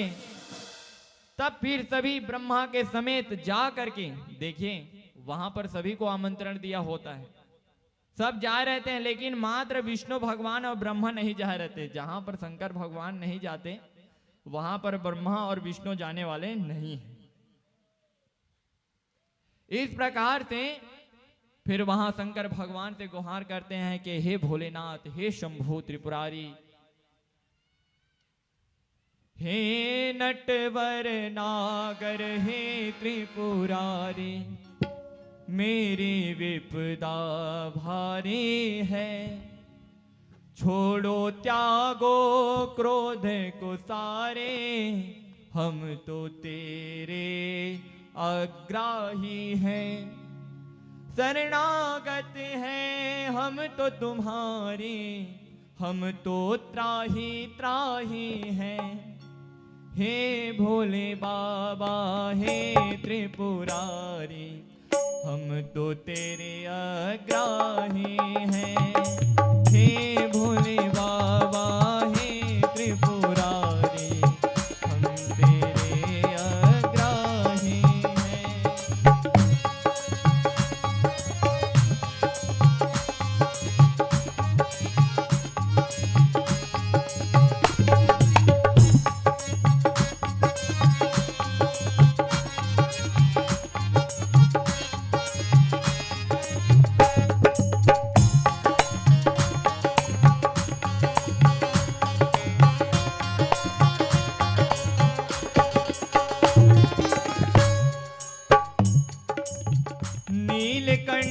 तू ही है ईश्वर, तू शिव ही अविनाशी है।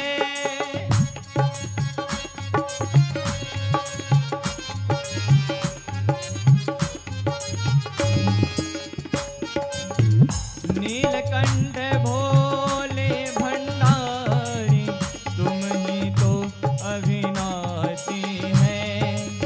तेरी शरण जो आए भगवन, तेरी शरण जो आए भगवन, उनके पार लगाए। हे भोले शिव शंकर, हम तो तेरे आग्राही हैं। राही मामति संकर शंभु, हमको क्षमा तो करिए। क्रोध अग्नि अब ज्वालन करके राम नाम को करिए। राम नाम को लेकर शंभु मन को साधक करिए। आप क्रोध में रुद्र अवतीर्ण हो, वीरभद्र को धरिए। वीरभद्र को धरिए, वीरभद्र को धरिए, वीरभद्र को धरिए, वीरभद्र को धरिए। इस प्रकार से ब्रह्मा जी महाराज है वह शंकर भगवान से आग्रह करते हैं, हम प्रभु आपके आग्रही हैं, हम आपके शरणागति हैं। हे प्रभु, आप हम सभी की भूल, सभी को समस्त भूल को क्षमा कर दीजिए।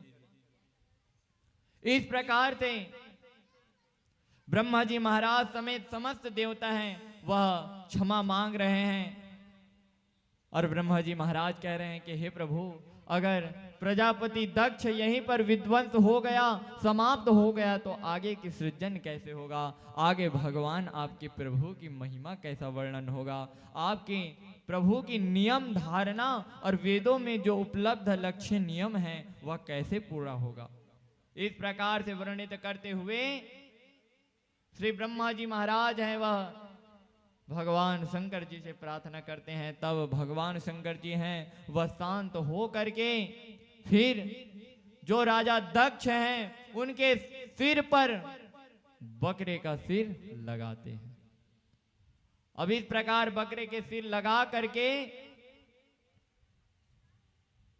वह वहीं से उस शब्द का चालू हुआ है, बोल बम बम बम, अर्थात जो बम बम शब्द का उच्चारण हुआ है ना, वह दक्ष के द्वारा ही हुआ है।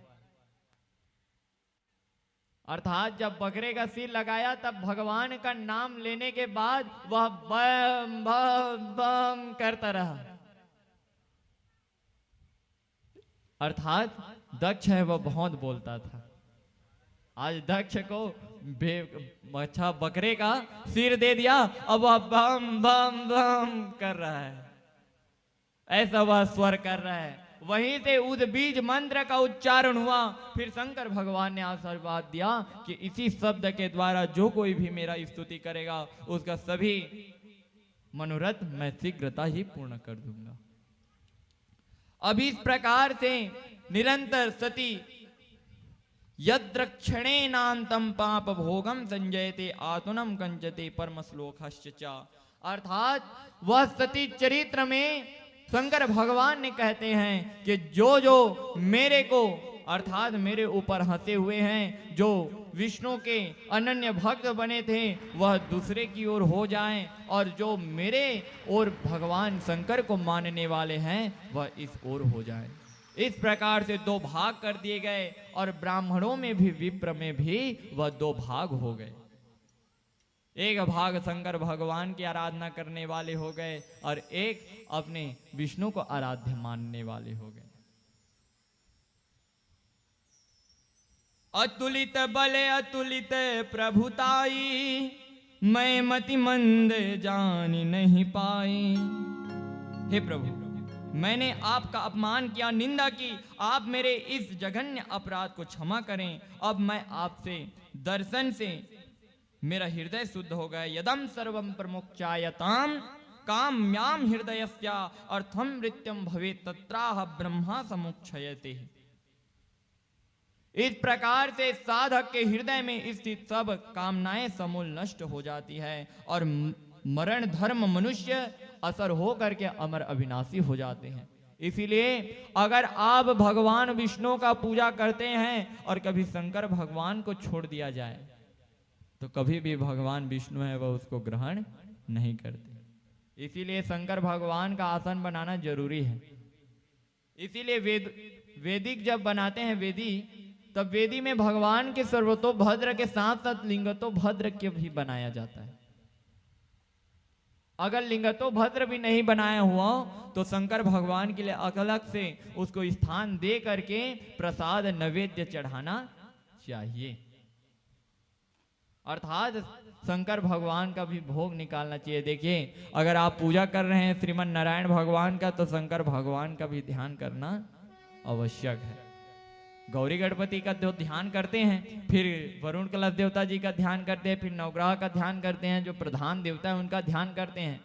अगर सत्यनारायण कथा करवा रहे हैं तो आपको शंकर भगवान की भी पूजा करवानी जरूरी है, अर्थात कम से कम उनका ध्यान और स्तुति तो करना निश्चित जरूरी है। इसीलिए जरूरी है कि आप शंकर भगवान का ध्यान करें। देखिए, हमारे आचार्य जी आज बता रहे थे कि मैं जब से भगवान शंकर जी को आराध्य माना हूं तब से राधा रानी की कृपा बड़ी बरसती है। अर्थात जब भगवान शंकर जी खुश हो जाएं तो हमको राधा रानी जी की भक्ति प्रदान करते हैं। आज बता रहे थे कि मैं तो शंकर भगवान का बड़ा मेरे आराध्य हैं, लेकिन उनके उपलब्धियों में मैंने राधा जी की कृपा पात्र की है। अर्थात आज मैं श्रीमद् भागवत में आचार्य के रूप में बैठा हुआ है। बोलिए प्रेम से, बोलिए राधे राधे। अर्थात शंकर भगवान की जब आप आराधना और भक्ति करेंगे तो आपको निश्चित ही भगवान की कामनाओं का सामना अर्थात भगवान की कृपा होगी। जब वही प्रजापति दक्ष जब एक बार भगवान विष्णु का मूर्ति का प्राण प्रतिष्ठा करने वाले थे और प्राण प्रतिष्ठा करके जब वह विशाल काय मूर्ति को जब अंदर गर्भगृह में लाने वाले थे और बिना शंकर भगवान के वह विनती विनोय हुए, कभी भी भगवान विष्णु नहीं जाते। जब तक शंकर भगवान नहीं जाएंगे तब तक भगवान विष्णु नहीं जाएंगे, और जब तक विष्णु नहीं जाएंगे तब तक शंकर भगवान भी जाने वाले नहीं हैं। हम लोग हालांकि भेद कर देते हैं कि शंकर जी महाराज जी को ज्यादा भजिए, अर्थात शंकर भगवान को ज्यादा मानिए, वह ज्यादा काम करने वाले हैं। अर्थात जो विष्णु है वह जल्दी काम करते हैं, विष्णु को मानिए, नहीं उसको मानिए, नहीं उसको मानिए। हम नाना प्रकार के विविध में फंसे होते हैं। लेकिन सर्व अनुकूलता अर्थात इंद्र की पूजा करोगे तो आपको वीरता का प्रमाण मिलेगा। वरुण की पूजा करोगे तो आपको जल का संचय हो करके आपके शरीर को ऊर्जावान रखेगा। अर्थात इसी प्रकार 108 देवताओं का वर्णन किया गया है। 108 देवताओं में अलग अलग देवता है जो अलग अलग शक्ति प्रदान करते हैं, लेकिन श्रीमन नारायण भगवान की अगर आप भक्ति करें तो 108 देवताओं का भक्ति प्रदान होता है। बोलिए जय जय श्री राधे। अर्थात जब आप मात्र श्रीमन नारायण की पूजा करेंगे तो आपको सकल कोई भी और कार्य करना की जरूरत नहीं है, कोई भी और नियम धर्म करने की जरूरत नहीं है, मात्र भगवान की विष्णु की पूजा करें। सूत जी महाराज भी बताते हैं कि सत्यनारायण भगवान की जो कथा है ना, जितना श्रीमद् भागवत महापुराण जो जितना देता है उतना ही सत्यनारायण भगवान की कथा में भी आनंद की प्राप्ति होती है और उतना ही फल प्राप्त होता है। अब बताइए ना, वो तुलसी दिख रहा है आपको, वृंदा महारानी, हरि प्रिया परम कल्याणी, अर्थात हरि की बड़ी प्रिय है और परम कल्याण करने वाली है। अब वह तुलसी में बताइए कि कौन सा छोटा पत्ता है और कौन सा बड़ा पत्ता है। उसी प्रकार भगवान की भी कथा है, एक तुलसी के वृक्ष के समान है। अगर एक प्रसाद को लिया जाए, वह छोटा सा जो तुलसी का पत्र है उसे रख दो तब भी भगवान अर्पण कर लेंगे, वह छोटे और बड़े नहीं देखेंगे। या छोटे से मंजरी का छोटा सा दाना अगर उसमें पड़ जाए प्रसाद में तब भी भगवान ग्रहण कर लेते हैं।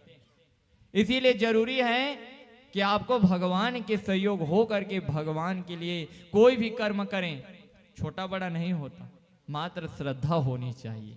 और जब श्रद्धा हो जाए तो निश्चित रूप से भगवान की कामनाओं का अनुकंप मिलता है। अहम ब्रह्मा च सर्वस्यं जगतां कारणां परां आत्मेश्वर उपदृष्टां स्वयं दृष्टेन यतः। मैं संसार का प्रधान कारण हूं, आत्मा ईश्वर साक्षी स्वयं प्रकाश तथा उपाधि से रहित हूं। अर्थात शिव शंकर जी महाराज हैं, वह कहते हैं प्रजापति दक्ष को, मैं सबसे बड़ा हूं, अर्थात मैं सदा शिव हूं। जब ब्रह्मा ने अर्थात जब विष्णु ने यह पत्तल में जब वह एक बालक सूक्ष्म रूप बना करके जब इस सृष्टि का निर्माण करने के लिए जब ब्रह्मा को उत्पन्न किया, तो मैं उससे भी परे था। देखिए, वैसे तो हम सब जानते हैं कि हरि अनंत, हरि कथा अनंता है, लेकिन उससे अनंत से भी अनंत सदा साम्य शिव हैं, लेकिन जताते नहीं कि मैं सबसे बड़ा हूं। वह बेचारा मात्र भगवान की ही भक्ति करना चाहता है, वह परम वैष्णव बनना चाहता है। कौन? शंकर भगवान है। वह कभी भी नहीं जताता कि मैं बड़ा हूं। लेकिन देखिए, आप लोग सभी सुन रहे हैं प्रदीप मिश्रा जी की कथा शिव महापुराण, उसमें कहते हैं एक लोटा जल और सारी समस्याओं का हल। हाँ, यह जरूरी है कि शंकर भगवान में अगर आप ध्यान पूर्वक करेंगे, ले लो ले लो ले लो, जो लेना है ले लो। उसको कोई ये नहीं रहता कि इसको देख कर दूं, इसको देख कर दूं, वो भूत रहे या कोई भी रहे। भस्मासुर को भी ऐसी दे दिए, उल्टा शंकर भगवान को भागना पड़ा। ऐसे भगवान त्रिपुरारी बड़े भोले भाले हैं, जो बिना सोचे समझे ही वरदान दे देते हैं। अवधारधानी है, अर्थात बिना सोचे समझे किसी को अर्थात जो उसके लिए उपयोग भी नहीं है उसको दे देते हैं। अर्थात वह भक्ति की निरंतर मात्र भगवान में खोए रहते हैं। इसी कारण ले लो, जो लेना है वह ले लो। एक लोटा जल चढ़ा दो तब भी स्वीकार, धतूरा चढ़ा दो तब भी स्वीकार, भांग चढ़ा दो तब भी स्वीकार, भगवान शंकर जी को जैसे चढ़ा दो सब स्वीकार। लेकिन नारायण भगवान को देख ताक करके चढ़ाना पड़ता है, वह देखते रहते हैं रात। वो भक्त की बड़ी परीक्षा लेते हैं भगवान। लेकिन शंकर भगवान क्या है? वह भगवान की भक्ति करने वाले हैं, अर्थात भगवान को अपने हृदय कमल में ऐसे रमणीय किए हुए हैं, मात्र उसी में मदहोश हैं शंकर भगवान। इस प्रकार आइए सुंदर शंकर भगवान के भजनों का आनंद लेंगे, फिर उसके बाद फिर और कथा में प्रवेश करेंगे। कैलाश के निवासी नमो बार बार हो, आयो शरण तिहार, हमें तार तार तो। कैलाश के निवासी, कैलाश के निवासी नमो बार बार हो, आयो शरण तिहारी, हमें तार तार तो। कैलाश के निवास, कैलाश के निवास नमो बार बार हो, आयो शरण तिहारी, नमो बार बार हो, कैलाश के निवास।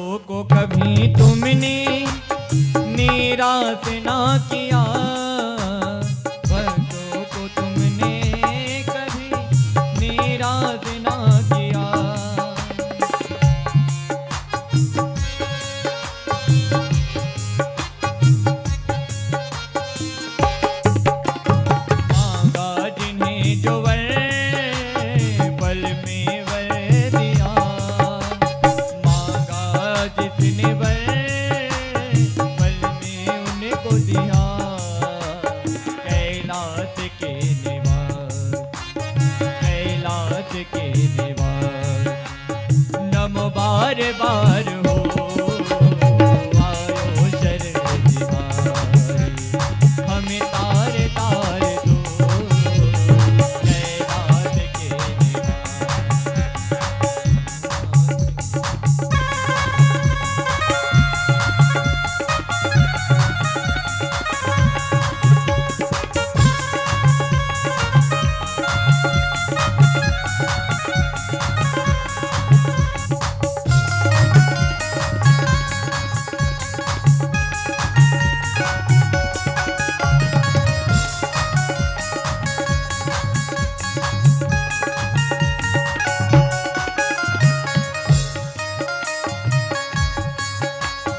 बखान क्या करूं तेरे लाखों के ढेर का, बखान क्या करूं तेरे लाखों के ढेर का।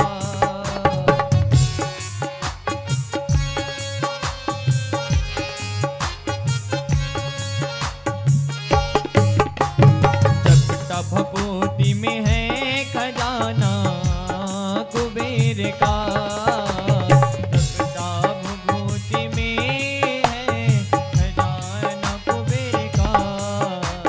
कैलाश के निवासी, कैलाश के निवासी, नमो बार बार हो आयो शरण तिहारी, हमें तार तार दो कैलाश के निवासी, कैलाश के निवासी, कैलाश के निवासी, कैलाश के निवासी, नमो बार बार हो आयो शरण तिहारी, आयो शरण तिहारी, हमें तार तार दो कैलाश के निवासी, कैलाश के निवासी, कैलाश के निवासी।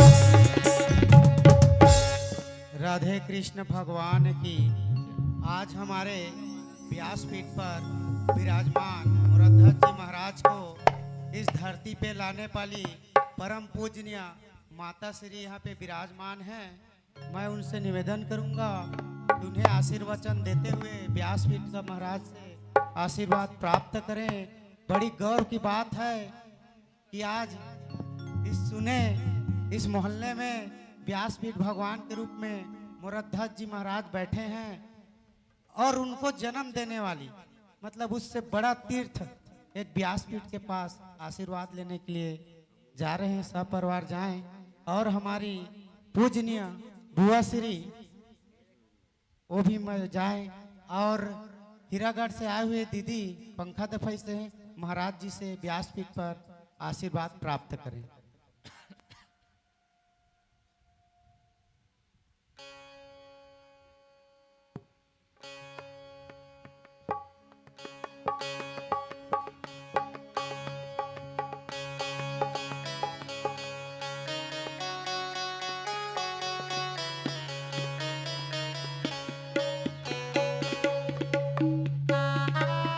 अतिथि देवो भव, अतिथि भगवान होते हैं। मैं बड़े अपने आप को खुश समझता हूँ कि मेरे इस आंगन पे अतिथियों का सम्मान है, ना किसी कृपा पात्र हैं। बिना अतिथि के देवो भव, मेरा कहना रहता है अतिथि देवो भव।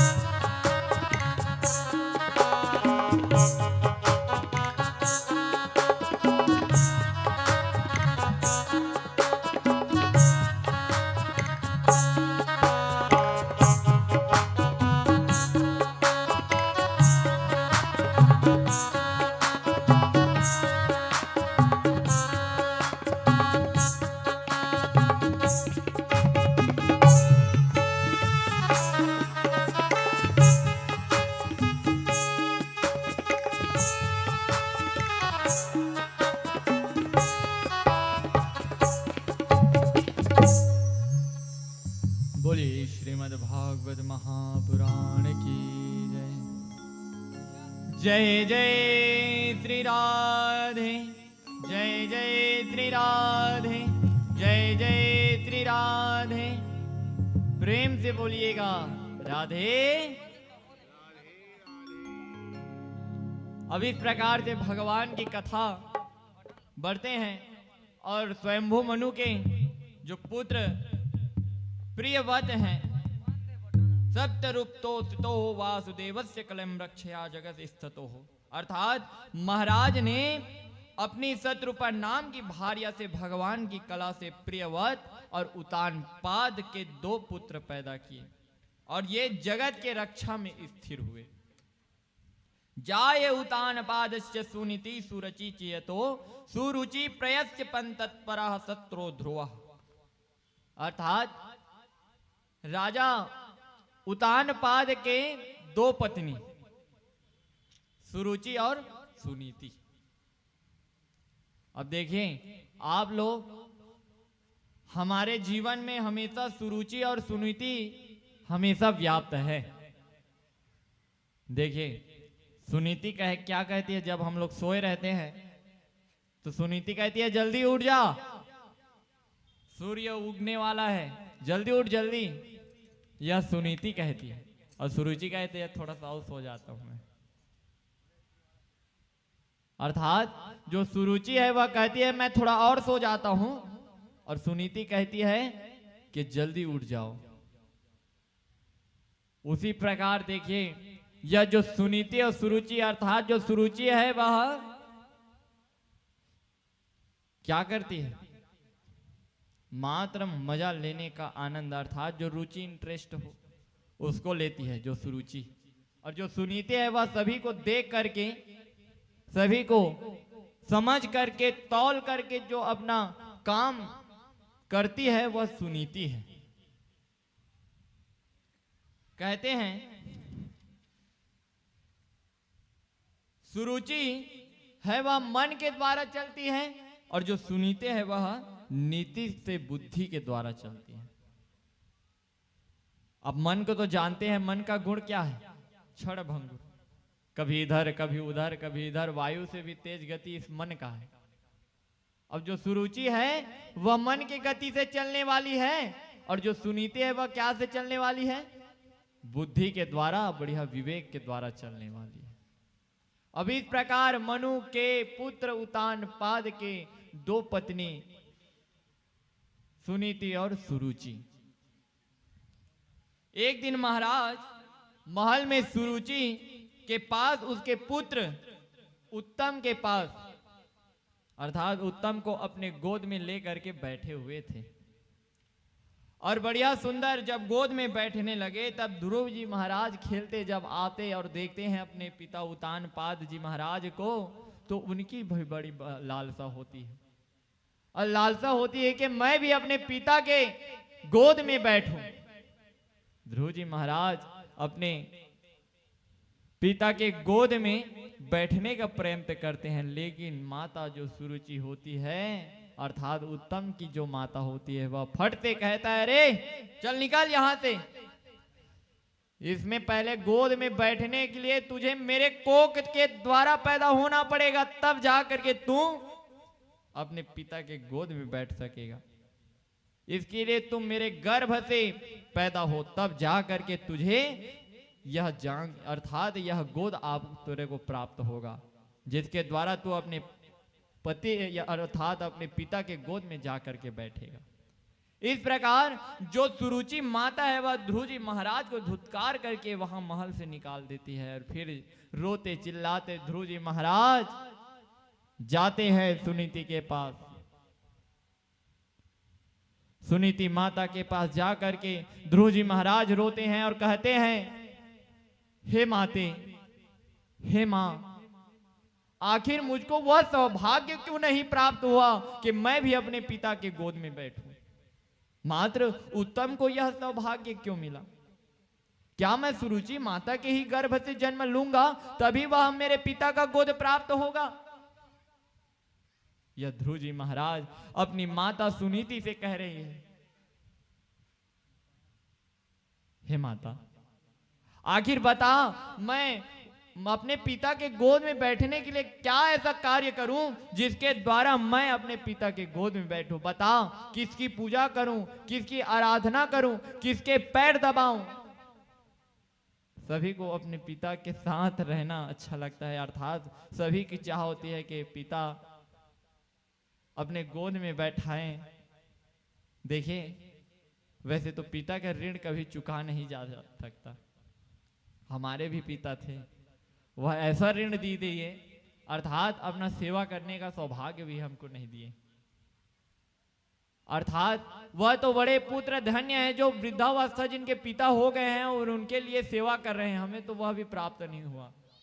अर्थात पिताजी हमें तो बीच में छोड़ करके चले गए।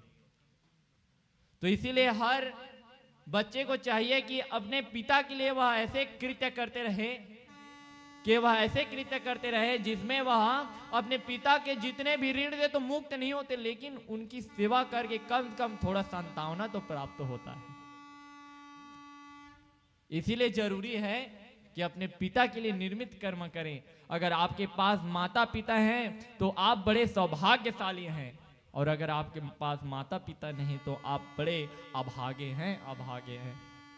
इसीलिए अपने माता पिता को उस भगवान के रूप की तरह पूजा कीजिए।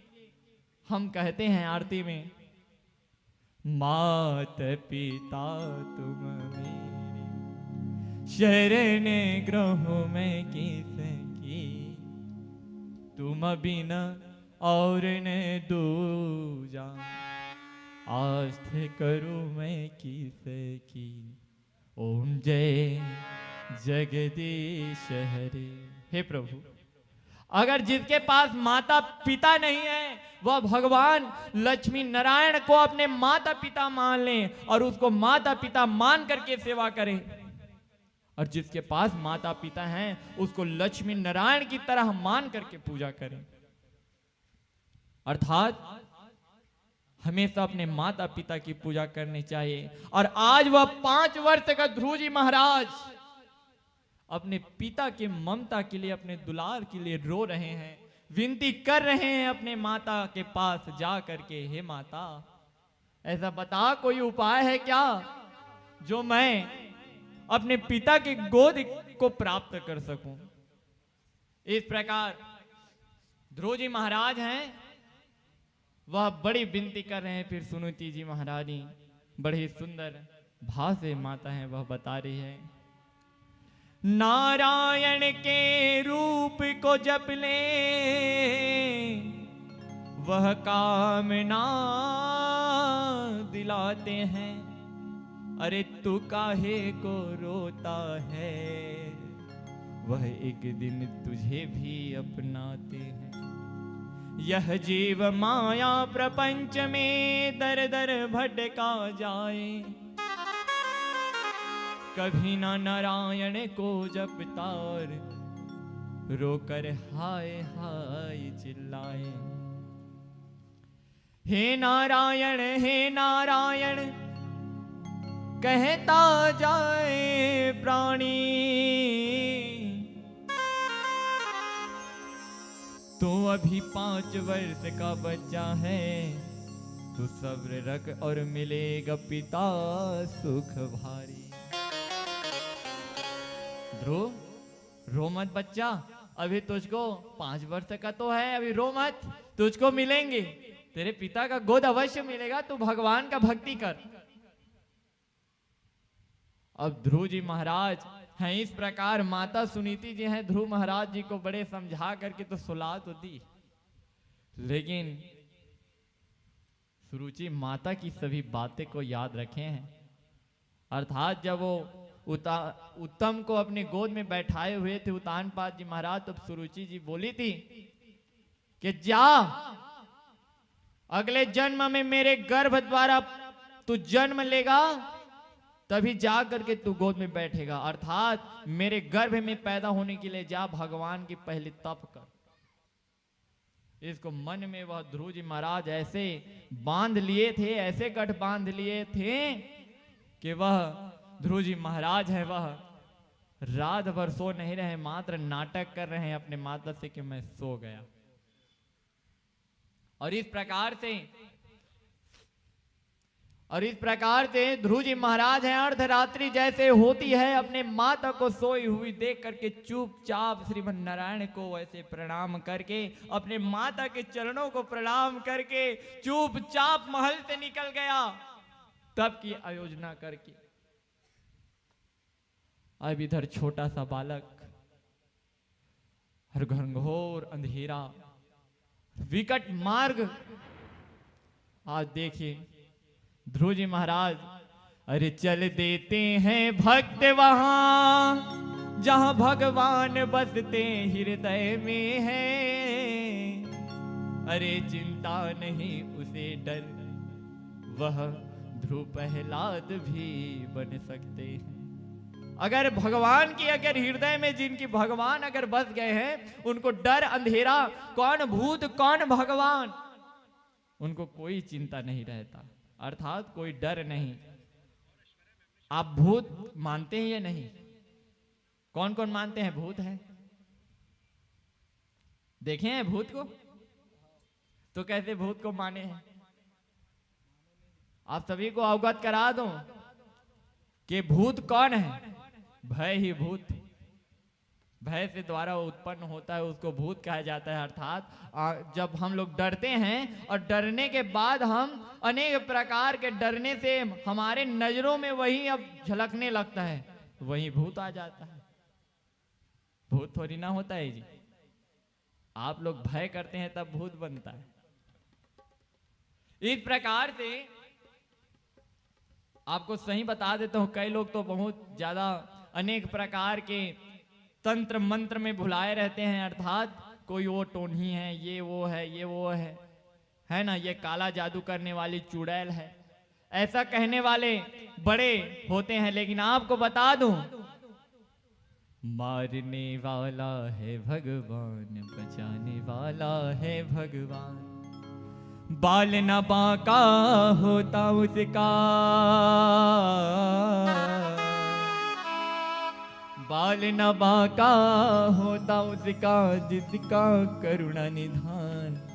मारने वाला है भगवान, बचाने वाला है भगवान। मारने वाला भी भगवान है, बचाने वाला भी भगवान है, तो बीच में कहां के टोनीन और टमनीन आ गए?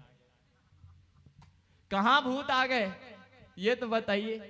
अरे मारने वाले भी भगवान हैं, बचाने वाले भी भगवान हैं, और आपको खाना देने वाले भगवान हैं, और नौकरी में देने वाले भी भगवान, और नौकरी से निकालने वाले भी भगवान। तो अब बताइए कि आप वो बीच में कौन आ गए? और भगवान की जगह में और कोई आ गया है क्या?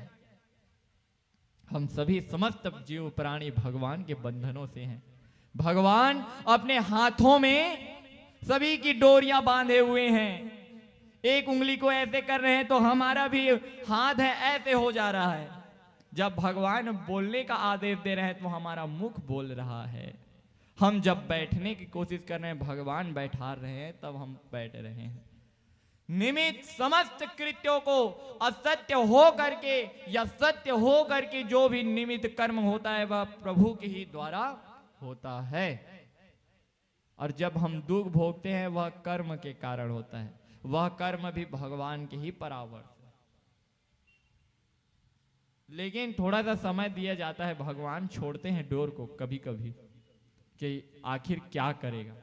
अर्थात अभी हम सभी की डोर को छोड़े हुए हैं भगवान कि राह अपने कर्म को कैसे करेगा ये भगवान के लिए। इसीलिए आप अच्छा कर्म किए, अभी डोर को छोड़े हुए हैं भगवान आपके, और आप भगवान के लिए निर्मित कर्म करते रहे। और क्या कहते रहे? हरे कृष्ण कृष्ण कृष्ण हरे हरे, हरे राम राम राम हरे हरे, हरे कृष्ण कृष्ण।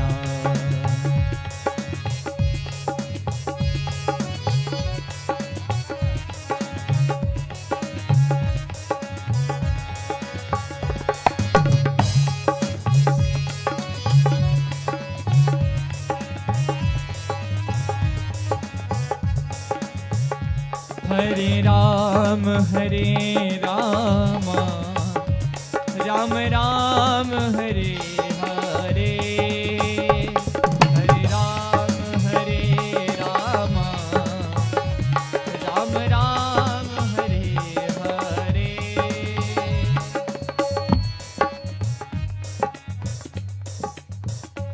हरे कृष्ण कृष्ण कृष्ण हरे हरे, हरे राम राम राम हरे हरे, हरे कृष्ण कृष्ण कृष्ण हरे हरे, हरे राम। देखिए, यह जो मंत्र है इसको आप थोड़ा हृदय में लगाकर देखिए और प्रेम से गाइए। और प्रेम से गाने के बाद आपको कुछ अनुभूति होगी जरूर, लेकिन भाई थोड़ा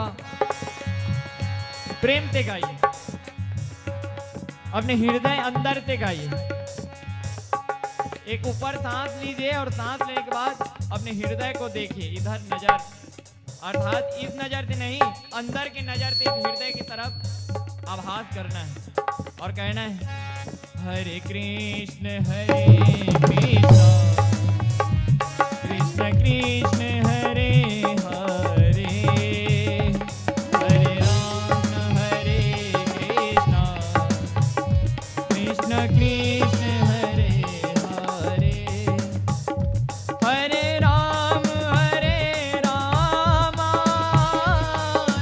राम हरे हरे, हरे कृष्ण कृष्ण कृष्ण कृष्ण हरे हरे, हरे राम राम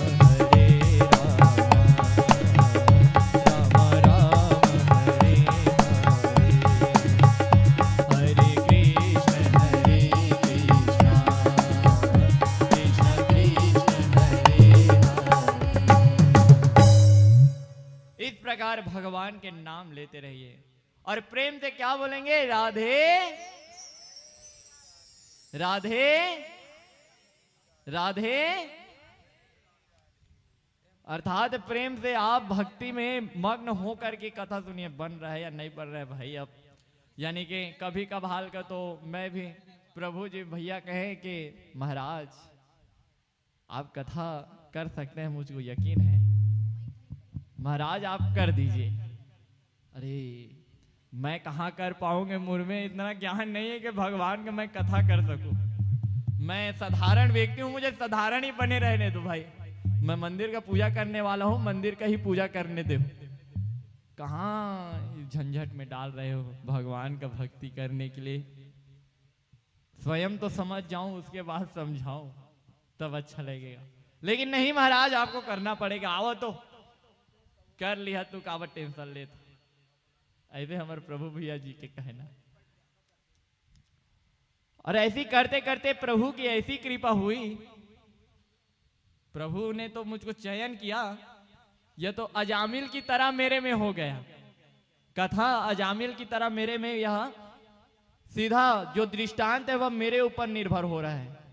अजामिल महाराज जी हैं, वह अपने पुत्र का नाम भी नारायण रखे हुए थे और नारायण को पुकार रहे थे। और मेरे को भी प्रभु ने चयन किया और प्रभु ने उबारा। अर्थात उस प्रभु ने चयन किया मुझको कि भागवत करो, और इस प्रभु ने मुझको उबारा। बोलिए प्रेम से, बोलिए राधे राधे। तो ये सब भगवान की माया है। आज ध्रुव जी महाराज है, वह अंधेरे रात और घनघोर भयंकर जंगल में जा रहे हैं और जाते जाते इधर उधर भटक रहे हैं और मार्ग खोज रहे हैं कि क्या करूं अब प्रभु के लिए, ऐसा क्या कृत्य करूं जिसके द्वारा श्रीमन नारायण मिल जाए, दर्शन दे और मुझे अपने पिता के गोद के योग्य बना दे। देखें, जब हम भगवान की भक्ति की ओर जब बढ़ते हैं तो सबसे पहले संत की कृपा होनी बड़ी जरूरी है। और जिसमें संत की कृपा हो जाए उसे निश्चित ही भगवान प्राप्त होते हैं। आज संत के रूप में ध्रुव जी महाराज को ज्ञान प्रकाश करने के लिए देवर्षि नारद जी महाराज है, वह ढूंढते ढूंढते ध्रुव जी महाराज को भेंट कर रहे हैं। श्रीमन नारायण नारायण नारायण, ओ श्रीमन नारायण नारायण नारायण, ओ श्रीमन नारायण नारायण नारायण, श्रीमन नारायण नारायण नारायण, श्रीमन नारायण नारायण नारायण, ओ श्रीमन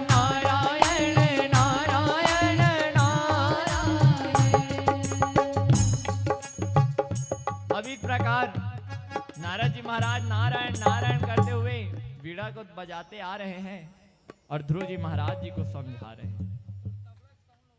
और देखिए फिर नारद जी महाराज कहते हैं, वीणा को बजा बजा करके कह रहे हैं, प्रेम में नारायण तू जप ले डमरू शंकर नारायण, प्रेम में नारायण को जप ले शंकर डमरू नारायण, शंकर के डमरू से निकले, शंकर के डमरू से निकले नारायण की वाणी, श्रीमन नारायण नारायण नारायण, श्रीमन नारायण नारायण नारायण, ओ श्रीमन नारायण नारायण नारायण, श्रीमन नारायण नारायण नारायण।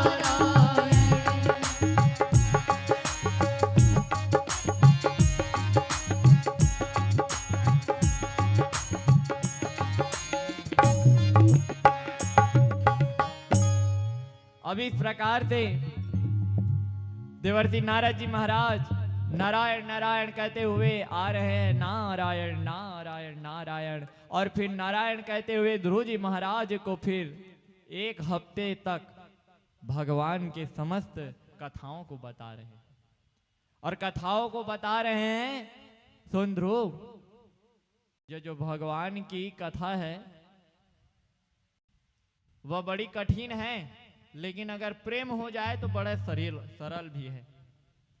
लेकिन तेरा आयु तो अभी 5 वर्ष के, तू कैसे कर सकता है भगवान का भक्ति? देवर्षि नारद जी कह रहे हैं, पहले भक्त के सामर्थ्य को देखते हैं ना। संत लोग पहले भक्त में कितना सामर्थ्य उसको पहले देखते हैं। कह रहे हैं कि सोन ध्रुव, तू तो अभी छोटा 5 वर्ष का बालक है, तू भाई के घर जा, अपना चला जा, अपने घर चला जा। तब ध्रुव जी महाराज कह रहे हैं, नहीं महाराज, मैं भगवान का भक्ति कर सकता हूं। मैं अपने पिता के गोद में जाने के लिए चाहे मेरा प्राण क्यों ना चला जाए, मैं वह भक्ति और भगवान के लिए जो भी उपाय है उसे मैं कर सकता हूं। अपने तोतले वाणी से जो ध्रुव जी महाराज है नारद जी महाराज को बता रहे हैं कि नहीं महाराज, मैं कर सकता हूं, आप बताइए तो जरा। तो सुन, सबसे पहले तो तुझे अपना समस्त मोह माया को त्याग करके पहले स्वच्छ दिल से भगवान का रूप आप तेरे हृदय में बसाना होगा। अब हृदय में बसाने के बाद फिर धीरे धीरे निरंतर भगवान के प्रणव अक्षर अर्थात द्वाद अक्षर को लेकर के दोनों को समागम अर्थात ओम नमो भगवते वासुदेवाय, ओम नमो भगवते वासुदेवाय, ओम नमो भगवते वासुदेवाय। यह जो द्वाक्षर मंत्र है भगवान श्रीमन नारायण वसुदेव जी का, इसको तुझको मन में बसाना होगा। और बसाते बसाते पहले तो धीरे धीरे धीरे धीरे अन्न को छोड़ने के बाद जल को छोड़ेगा, जल को छोड़ने के बाद पत्ता को चबा कर रखेगा, पत्ता को चबाते को छोड़ करके धीरे धीरे मात्र श्वास रूप लेगा और सांस को भी धीरे धीरे छोड़ेगा। और सांस को जब अपने एकाग्र नियंत्रण में ले आया, उसके बाद अपने हृदय में भगवान परमार्थ को ध्यान करना। और जब भगवान परमार्थ को ध्यान करेगा तो निश्चित रूप से एक अलौकिक तेज प्रकट होगी, और एक अलौकिक तेज जब प्रकट होगी तब जा करके भगवान श्रीमन नारायण की दर्शन होगी। बता, कर सकेगा? हाँ महाराज, मैं कर लूंगा। देखिए, सर्वप्रथम भगवान के लिए विश्वास पहले रखिए। भगवान के लिए जब विश्वास रखेंगे तब उसके बाद भगवान है वह आपके लिए सहयोगी होंगे। पहले तो परीक्षा लेंगे कि आप कर सकोगे या नहीं। आपके कई मार्ग रूढ़ी बनेगा कि आप कर सकोगे नहीं, आपके लिए द्रोही बनेगा, आपके लिए ना जाने कितने दुश्मन क्यों ना बनेंगे। अर्थात जब आप बढ़ने के चालू करेंगे या कोई सत्कर्म मार्ग में लगेंगे तो आपको रोकने के लिए लाखों प्राणी आएंगे और उंगली करेंगे कि इसको मत कर। अर्थात आपके द्रोही भी बनेंगे, आपके शत्रु भी बनेंगे। और जब वो असली मुकाम को जब प्राप्त कर लेगा तब वही व्यक्ति आपके चरणों में आकर के गिरेगा और आपको धन्यवाद कहेगा। ऐसे भगवान की कृपा है। बोलिए, प्रेम से बोलिए, जोर से बोलिए, हाथ उठा करके बोलिए और प्रेम से कहिए, धीरे कहिए, राधे। बस मुस्कुराते रहिए और प्रभु का गुण गाते रहिए और भगवान की कथा में अपना मन लगाते रहिए।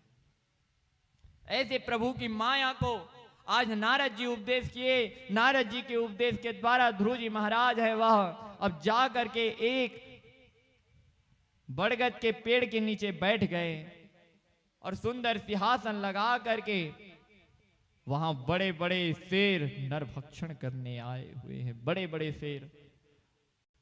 और जैसे ही ध्रुव जी महाराज एक में आसन लगा करके अपने षष्ठ चक्र का ध्यान करते हुए भगवान के उस द्वादक्षर नाम का आग्रह लेकर के प्रणव लगा करके उसमें ओमकार प्रणव लगा करके ओम नमो भगवते का उवाच कर रहे हैं, अर्थात बोल रहे हैं ध्रुव जी महाराज।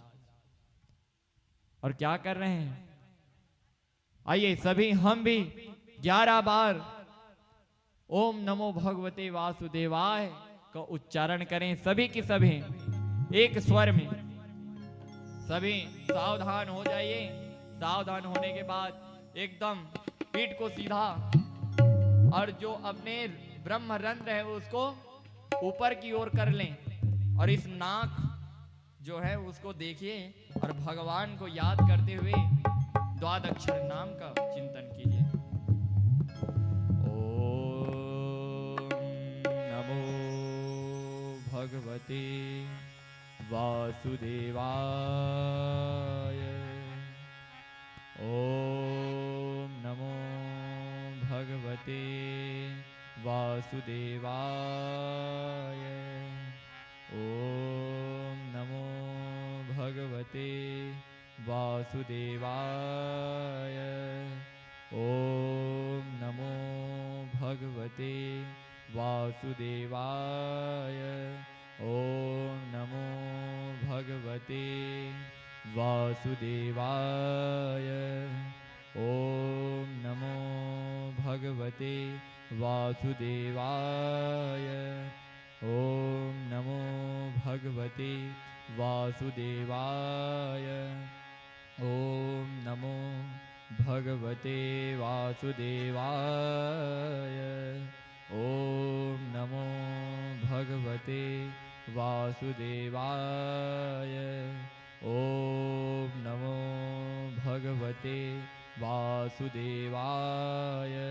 ओम नमो भगवते वासुदेवाय।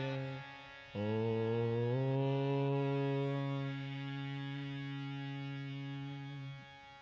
नमो भगवते वासुदेवाय। बोलिए श्रीमन नारायण भगवान की जय। इस प्रकार से भगवान के द्वादक्षर मंत्र को ध्रुव जी महाराज है वह ले रहे हैं और ओम नमो भगवते वासुदेवाय, ओम नमो भगवते वासुदेवाय धीरे धीरे धीरे धीरे करते हुए फिर उसके बाद ध्रुव जी महाराज हैं वह सभी धीरे धीरे सबको छोड़ने लगे। उसके बाद वह सांस को नियंत्रण लाने के बाद सांस को भी अब लेना बंद कर दिए हैं। सांस को लेने के बाद अब मात्र अपने एक उंगली में ही अब तप कर रहे हैं, अर्थात पैर के एक उंगली में ऐसे करके खड़े हो करके ध्रुव जी महाराज तप कर रहे हैं। इंद्र का सिंहासन डोलने लगा। डोलने के बाद इंद्र देख रहे हैं, अरे ये बालक ना जाने मेरा सिंहासन ना ले ले। इंद्र को मात्र पहले डर अपना सिंहासन का रहता है कि मेरा कुर्सी चेंज मत हो जाए, अर्थात अगर कभी कि नारायण से कभी मेरा सिंहासन मांग लगे, अर्थात मांग लेगा तो बड़ा विकट परिस्थिति हो जाएगा। पहले तो इंद्र जी महाराज हैं अपने सिंहासन की चिंता करते हैं, इसीलिए सब भक्तों को ना पहले वही नुकसान पहुंचाने आते हैं, उसके तपस्या को भंग करने के लिए। ये छोटा सा बालक और मेरा सिंहासन हल रहा है इधर उधर। भगवान के जब तप करते हैं कोई भक्त तो पूरा जो स्वर्ग है, पूरा ब्रह्मांड है, वह हिलने लगता है। आज ध्रुव जी महाराज के तप के द्वारा प्रबलता से आज इंद्र का जो सिंहासन वह हिल रहा है। हिलने के बाद जैसे ही इंद्र जी महाराज मन में सोचते हैं और ध्रुव जी महाराज को उनकी तपस्या को भंग करने के लिए उनके चारों तरफ अग्नि लगा देते हैं।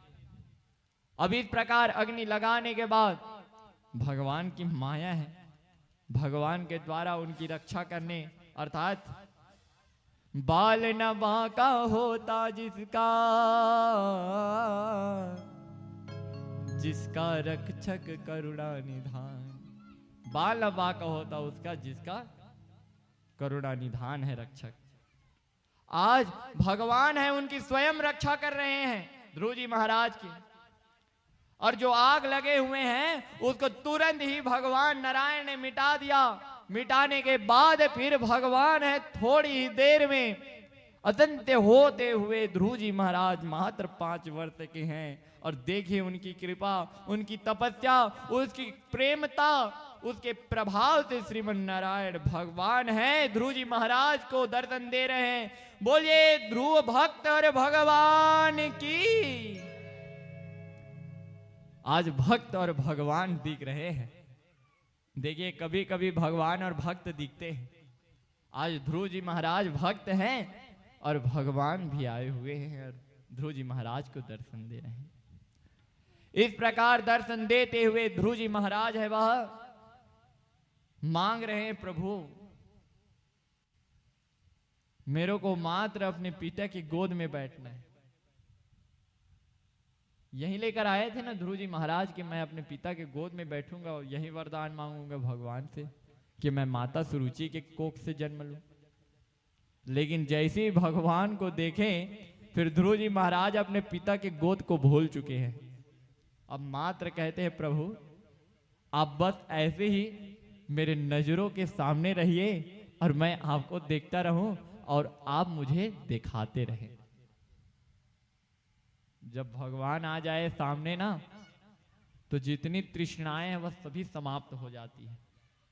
आज जो ध्रुव जी महाराज हैं उनके मन में जो जो सोच विचार हो रहा था आज सबको भूल चुके हैं वह। और भूलने के बाद मात्र प्रभु जी को बस देखने की वह कामना कर रहा है। सभी प्राणियों को चाहिए कि वह भी ऐसा ही भाव रखे भगवान के सामने। जब हमारा अंत समय आ जाए तो भगवान से यही करें, इतना तो करना स्वामी जब प्राण तन से निकले,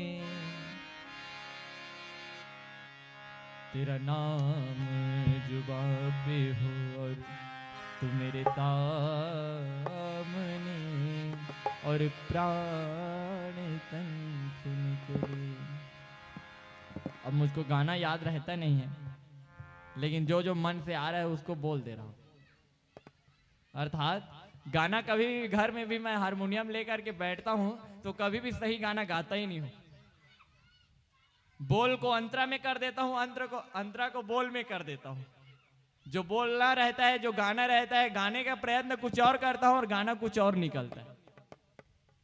तभी भगवान से मात्र हृदय को स्वच्छ रखिए और कहिए, इतना तो करना स्वामी जब प्राण तने से निकले, गंगा जी का तट हो और तो बंसी वट हो, जब प्राण तने से निकले, तेरा नाम तो जुबां हो और तब यह प्राण निकले।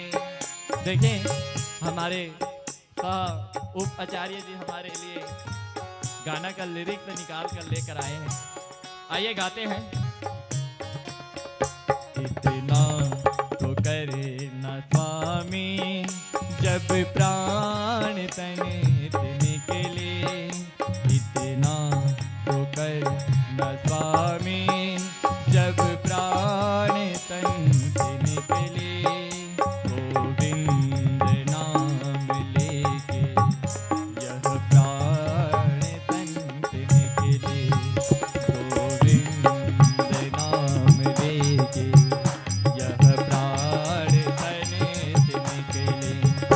श्री गंगा जी का तट हो और जमुना का बंसी वट हो, श्री गंगा जी का तट हो और जमुना बंसी वट हो, मेरा सावरा निकट हो जब प्राण तने से निकले, इतना तो कर न स्वामी जब प्राण तने से निकले, इतना तो कर न स्वामी जब प्राण तने से निकले, तेरा दर्शन मैं पाऊं, मेरे तने से प्राण निकले, तेरा ही दर्शन पाऊं, तेरा प्राण तने से।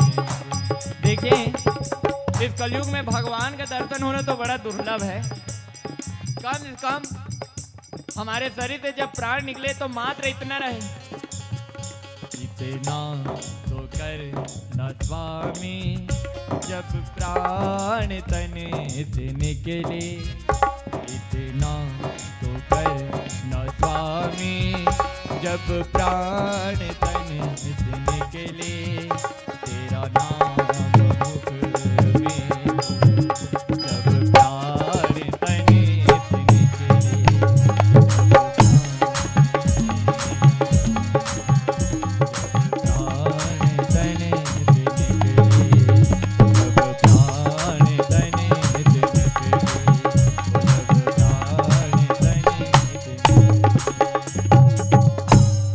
बोलिए श्री बांके बिहारी लाल की जय, बोलिए श्रीमन नारायण भगवान की जय। इस प्रकार से सुंदर ध्रुव जी महाराज है वह श्रीमन नारायण के दर्शन करते हैं और श्रीमन नारायण के दर्शन करने के बाद श्रीमान नारायण भगवान उनको वरदान रूपी देते हैं कि हे ध्रुव, जो आज तक किसी को भी प्राप्त नहीं हुआ है, आज तेरे लिए मैं उस नया पद का निर्माण करता हूं और तुझे स्वयं तेरे नाम का ध्रुव पद देता हूं। ध्रुव तारा अर्थात अभी तक किसी को प्राप्त नहीं हुआ है, अर्थात ध्रुव जैसा जो पद प्राप्त हुआ है उसको उस प्रकार किसी को अभी तक वह पद प्राप्त नहीं हुआ है। और श्रीमन नारायण जी कहते हैं अभी तुम घर जाओ और घर जा करके राज्य पालन करो और तत्पर हो करके जब 36 साल वर्ष हो जाएगा तब स्वयं तुम्हें मेरे देव पार्षद तुम्हें ले जाने के लिए आएंगे।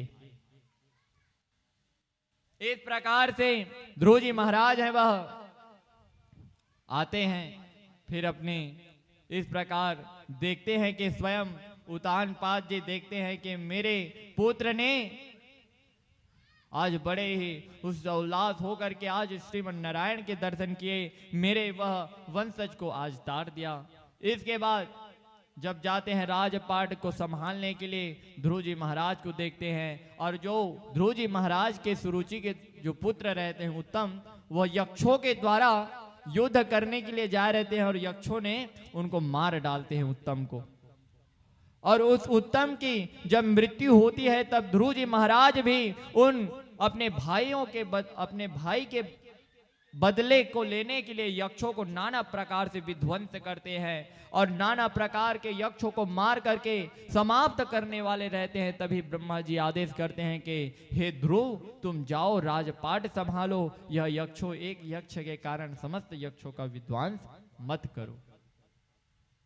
इस प्रकार से ध्रुव जी महाराज सुंदर वृदिन्न होकर के वर्णन करते हैं और भगवान के इस अनुपम चरित्र के ध्रुव भगवंत की कामना करते हैं। और ये जो ध्रुव जी महाराज हैं, यह बड़े ही सुंदर, जब 36 वर्ष पूर्ण होते हैं तब उन्हें देव पार्षद ले जा करके ध्रुव पद की ओर प्रगत कर देते हैं और श्रीमन नारायण भगवान के हमेशा गुणगान ध्रुव जी महाराज करते हैं। बोलिए ध्रुव जी महाराज की जय, बोलिए श्रीमन नारायण भगवान की जय। आइए सुंदर हमारे साधना जी वह भजन गाएंगे और आप सभी ताली की सेवा करते रहिए। बोलिए श्रीमन नारायण भगवान की जय। आइए सुंदर भगवान श्रीमन नारायण की वह समस्त कृत्यों को गुणगान करेंगे और हमारे साधना जी है वह आप सभी को बहुत ही सुंदर मीठे मीठे भजन सुनाएंगे और सभी आप करताल की सेवा करते रहिए।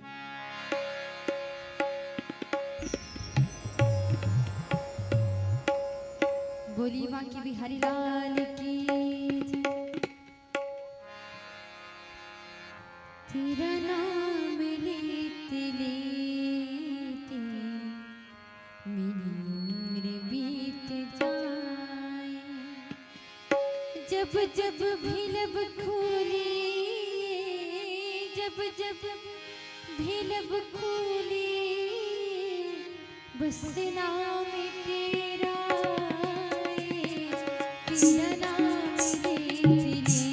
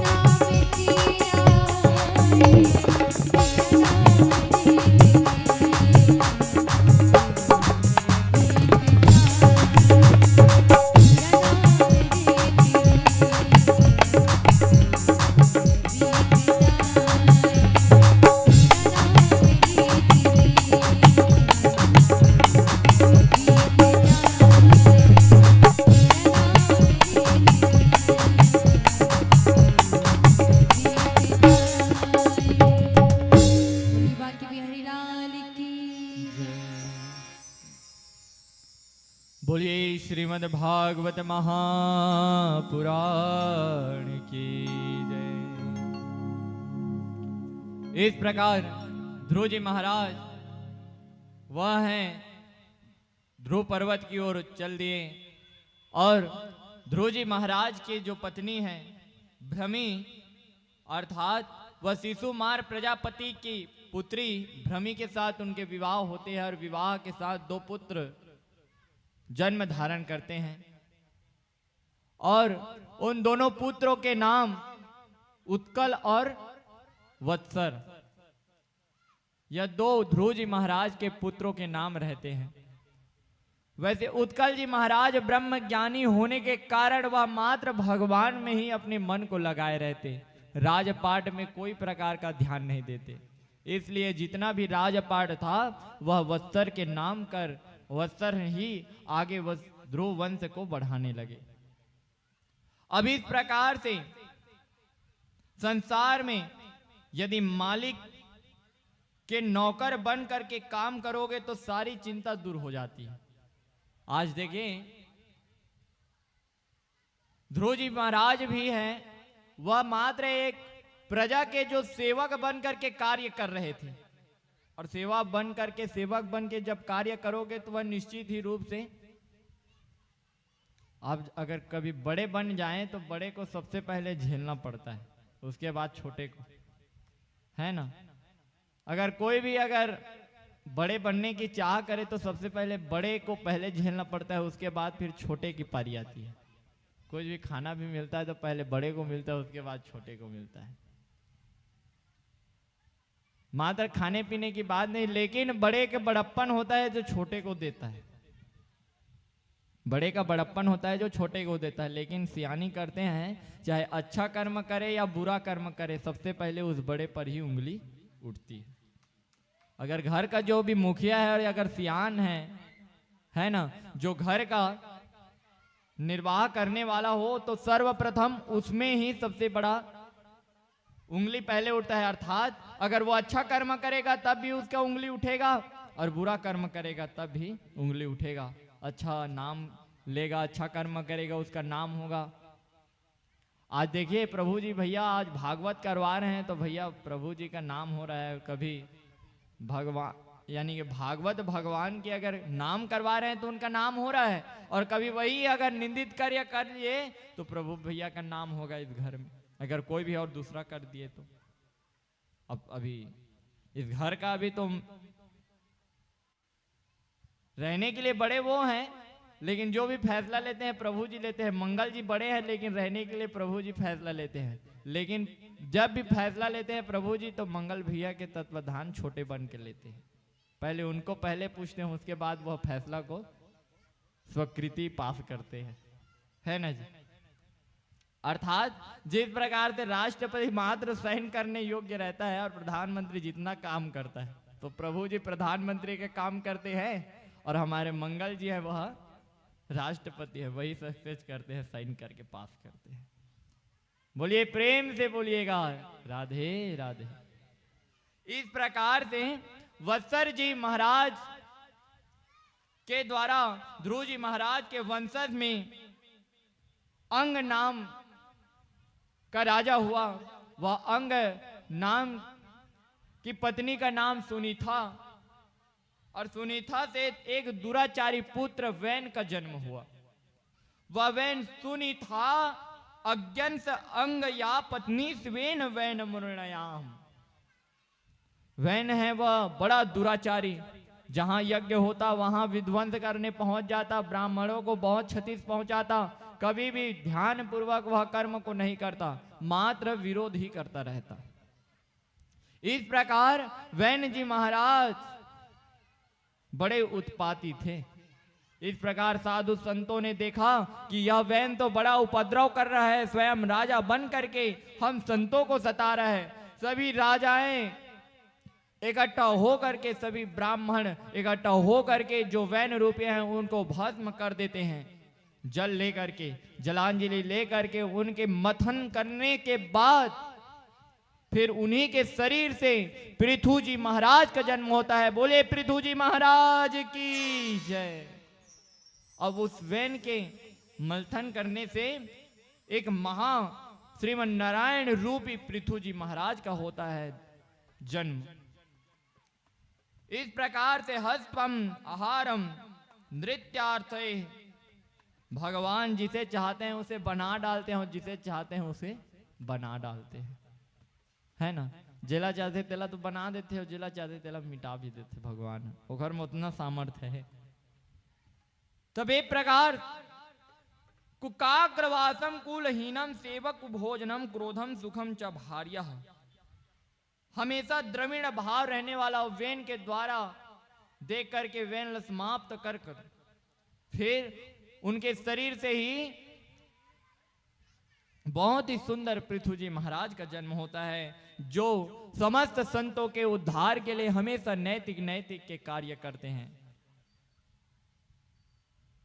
एक बार की बात है, अब पृथु जी महाराज जब राज्य शासन करने के योग्य होते हैं तब वह अभिषेक तिराज तिलक हो करके वह बैठते हैं राज्यसभा में। जब देखते हैं कि आज जो पृथ्वी है वह सभी अन्न को अपने अंदर छिपा ली है,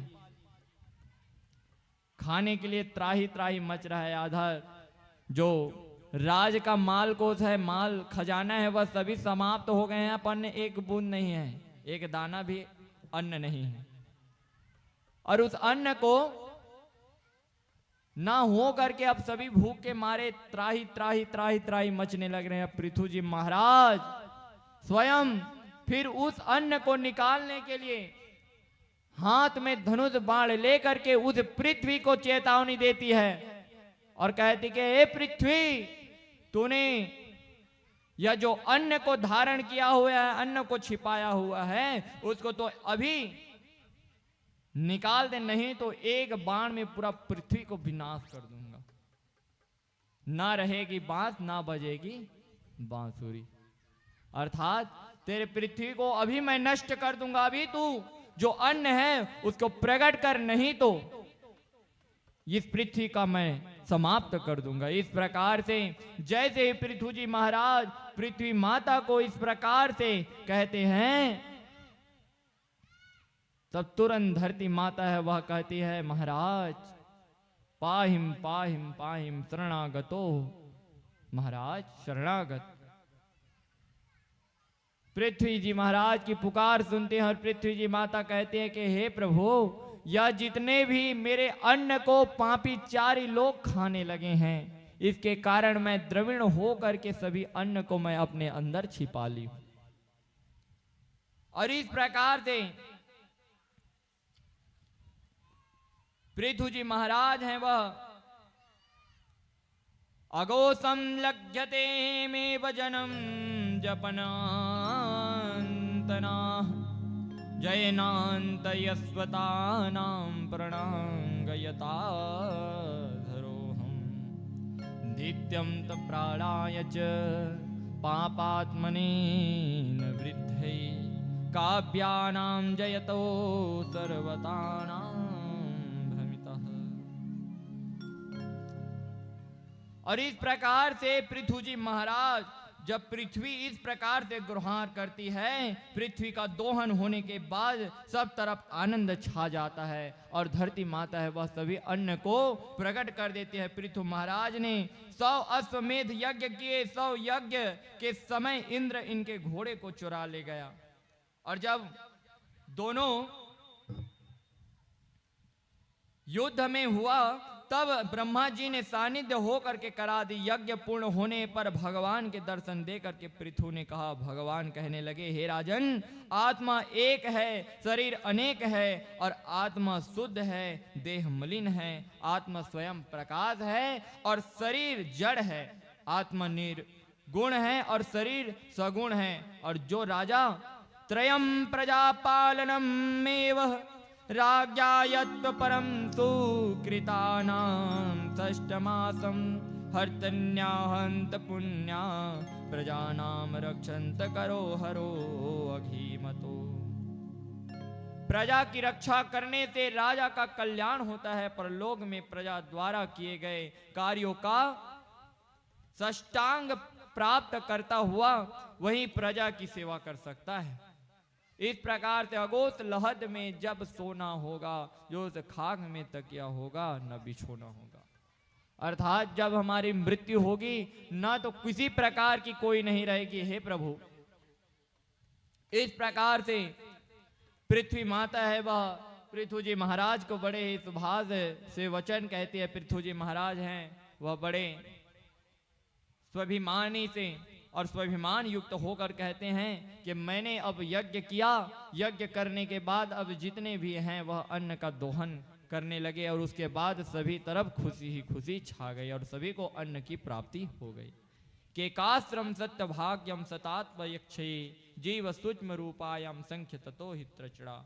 अर्थात आत्मा के परमाणुओं के अंत कण हैं जो माप में बाल के अगले भाग नोक के 10,000 भाग के बराबर होते हैं। अतः मोह को त्याग दो, क्योंकि मोह सकल वैभी कर मूला, तीन पुण्य उपजय बहुसूला।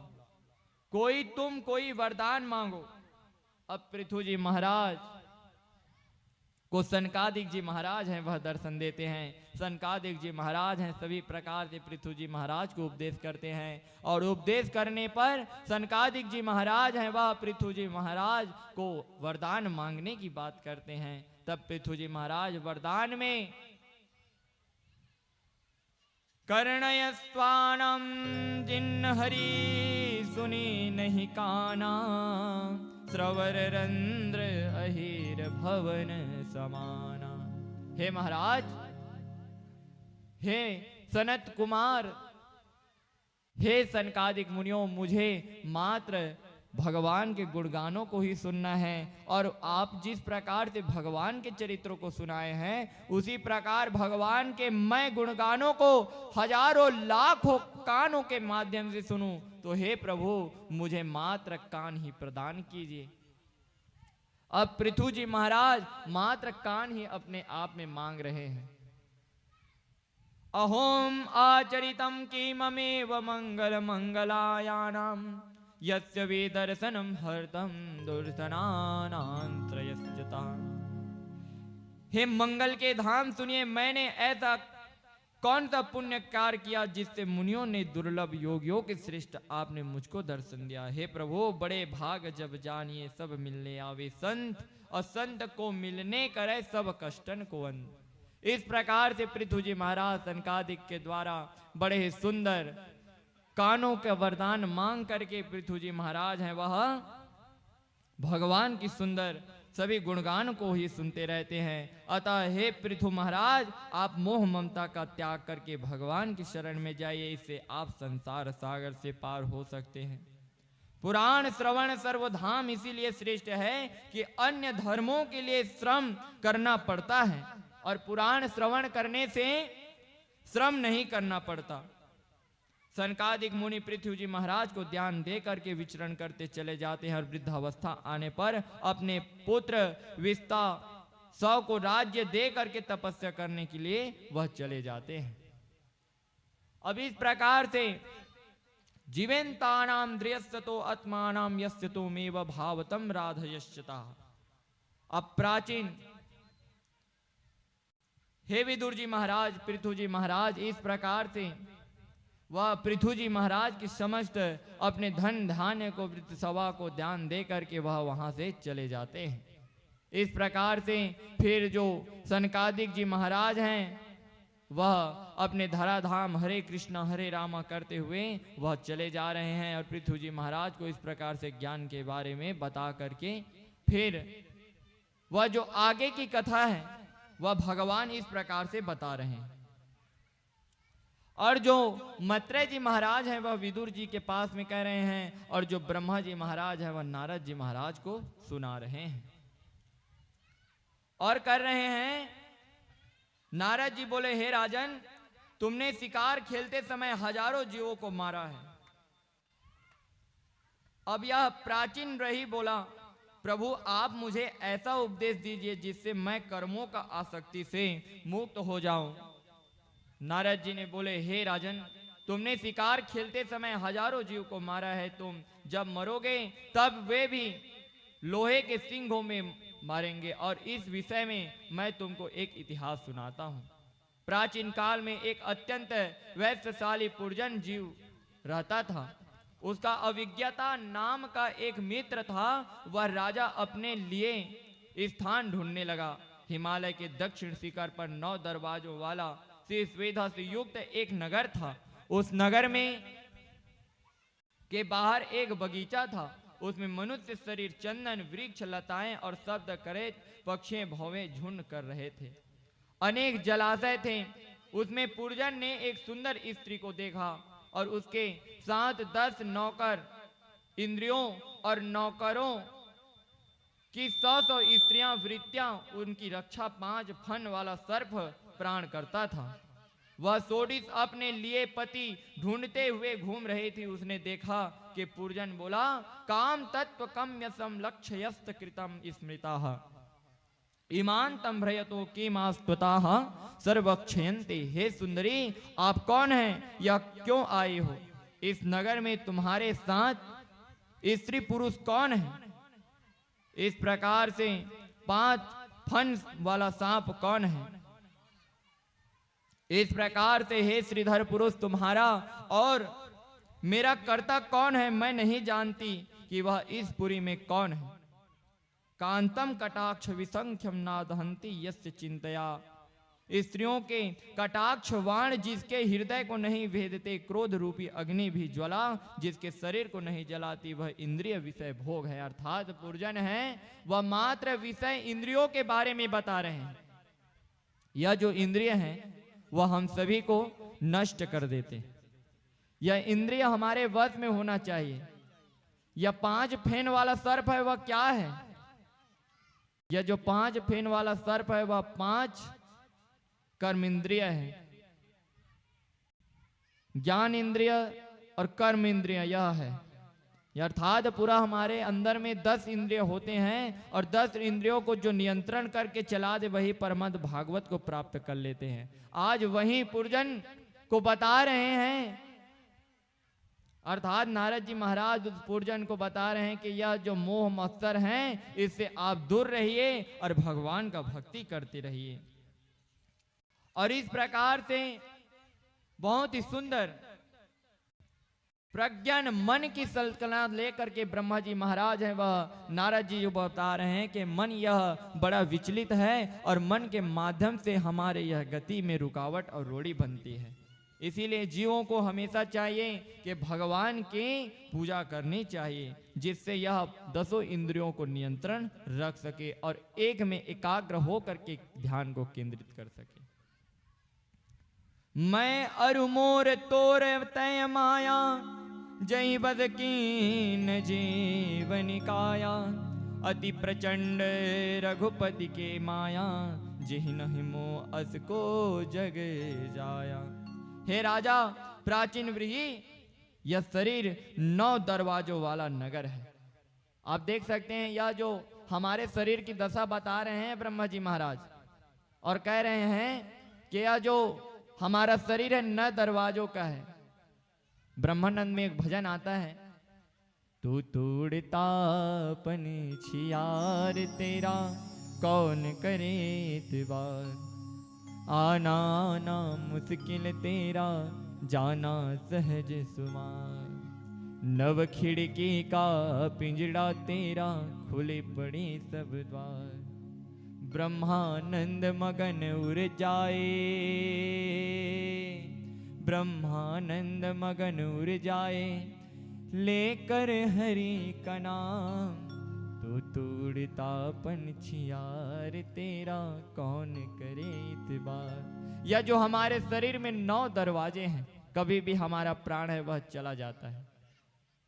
इसीलिए नित्य हमें भगवान के उस गुणानुवाद को करना चाहिए। यह कभी भी, यह खुला दरवाजा है, कभी भी निकल जाएगा। आप मृत्यु को कभी रोक सकते हैं क्या? मृत्यु को हम कभी भी नहीं रोक सकते। अर्थात एक न एक दिन वह मृत्यु हमको लेकर के चला जाता है। वह उसमें दरवाजा नहीं है, मृत्यु में कोई दरवाजा लगा नहीं है।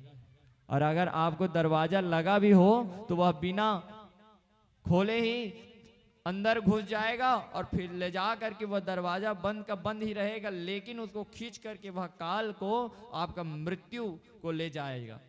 इसीलिए 9 खिड़की का दरवाजा है, इसको संभाल करके रखिए, यह कभी भी निकल सकता है। और कहते हैं नारद जी महाराज प्रचाताओं को उपदेश करते हैं, स्वप्न में किसी पुत्र मर जाए, जगाने तक उसे आप दुख होता है, जागने पर कष्ट मिट जाता है। यदि पुनः उसे सर्प खा जाए तो उसका दुख ज्यों का त्यों हो जाता है। अतः जिस प्रकार स्वप्न के दुख की निवृत्ति जगने पर ही समाप्त हो जाती है, उसी प्रकार यह हमारा जीवन है। और जब यह हम स्वप्न तुल्य जीवन से जब बाहर निकल जाएंगे, तब जा करके हमारा वह नींद है वह गायब हो जाएगा। देखिए हम सभी स्वप्न में हैं और स्वप्न में भी स्वप्न देखते हैं। जब सोते हैं जब हम सोते हैं तब स्वप्न देखते हैं, लेकिन हमारा जो शरीर है वही स्वप्न तुल्य है। और वो स्वप्न तुल्य कब टूटेगा? जब इस नश्वर शरीर से जब प्राण निकलेगा, तब जा करके वह स्वप्न रूपी जो शरीर है और जो नींद है वह खुलेगा और देखेंगे अरे हम लोग तो स्वप्न में थे। देखिए ना, स्वप्न में ही आज हम आपको कथा सुना रहे हैं, आप स्वप्न में बैठे हुए हैं। स्वप्न में हमारे यूट्यूबर वाले भैया बैठे हुए हैं, संगीत वाले भी स्वप्न में बैठे हुए हैं, सभी के सभी स्वप्न में ही बैठे हुए हैं। उधर हमारे राकेश भैया आए हुए हैं, राम रतन भैया जी आए हुए हैं, सभी स्वप्न में। हमारे गणेश बाबा भी आए हुए हैं, सब के सब स्वप्न में डूबे हुए हैं। और देखिए स्वप्न में ही कथा सुन रहे हैं, और स्वप्न में ही कथा सुनते सुनते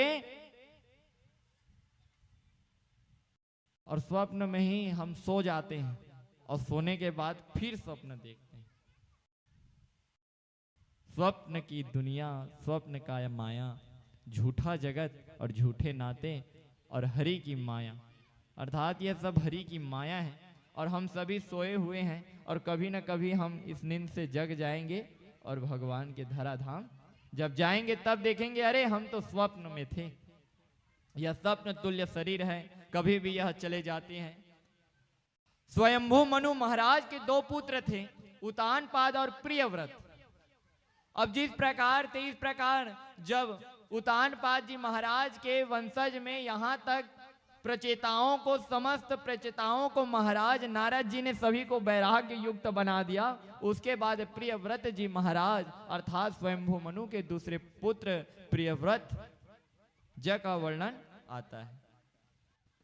प्रियव्रत भागवतम आत्मरामम कथम सुने गृहे अमृतम यत्न फलम कर्म बंधनाम पराभवा।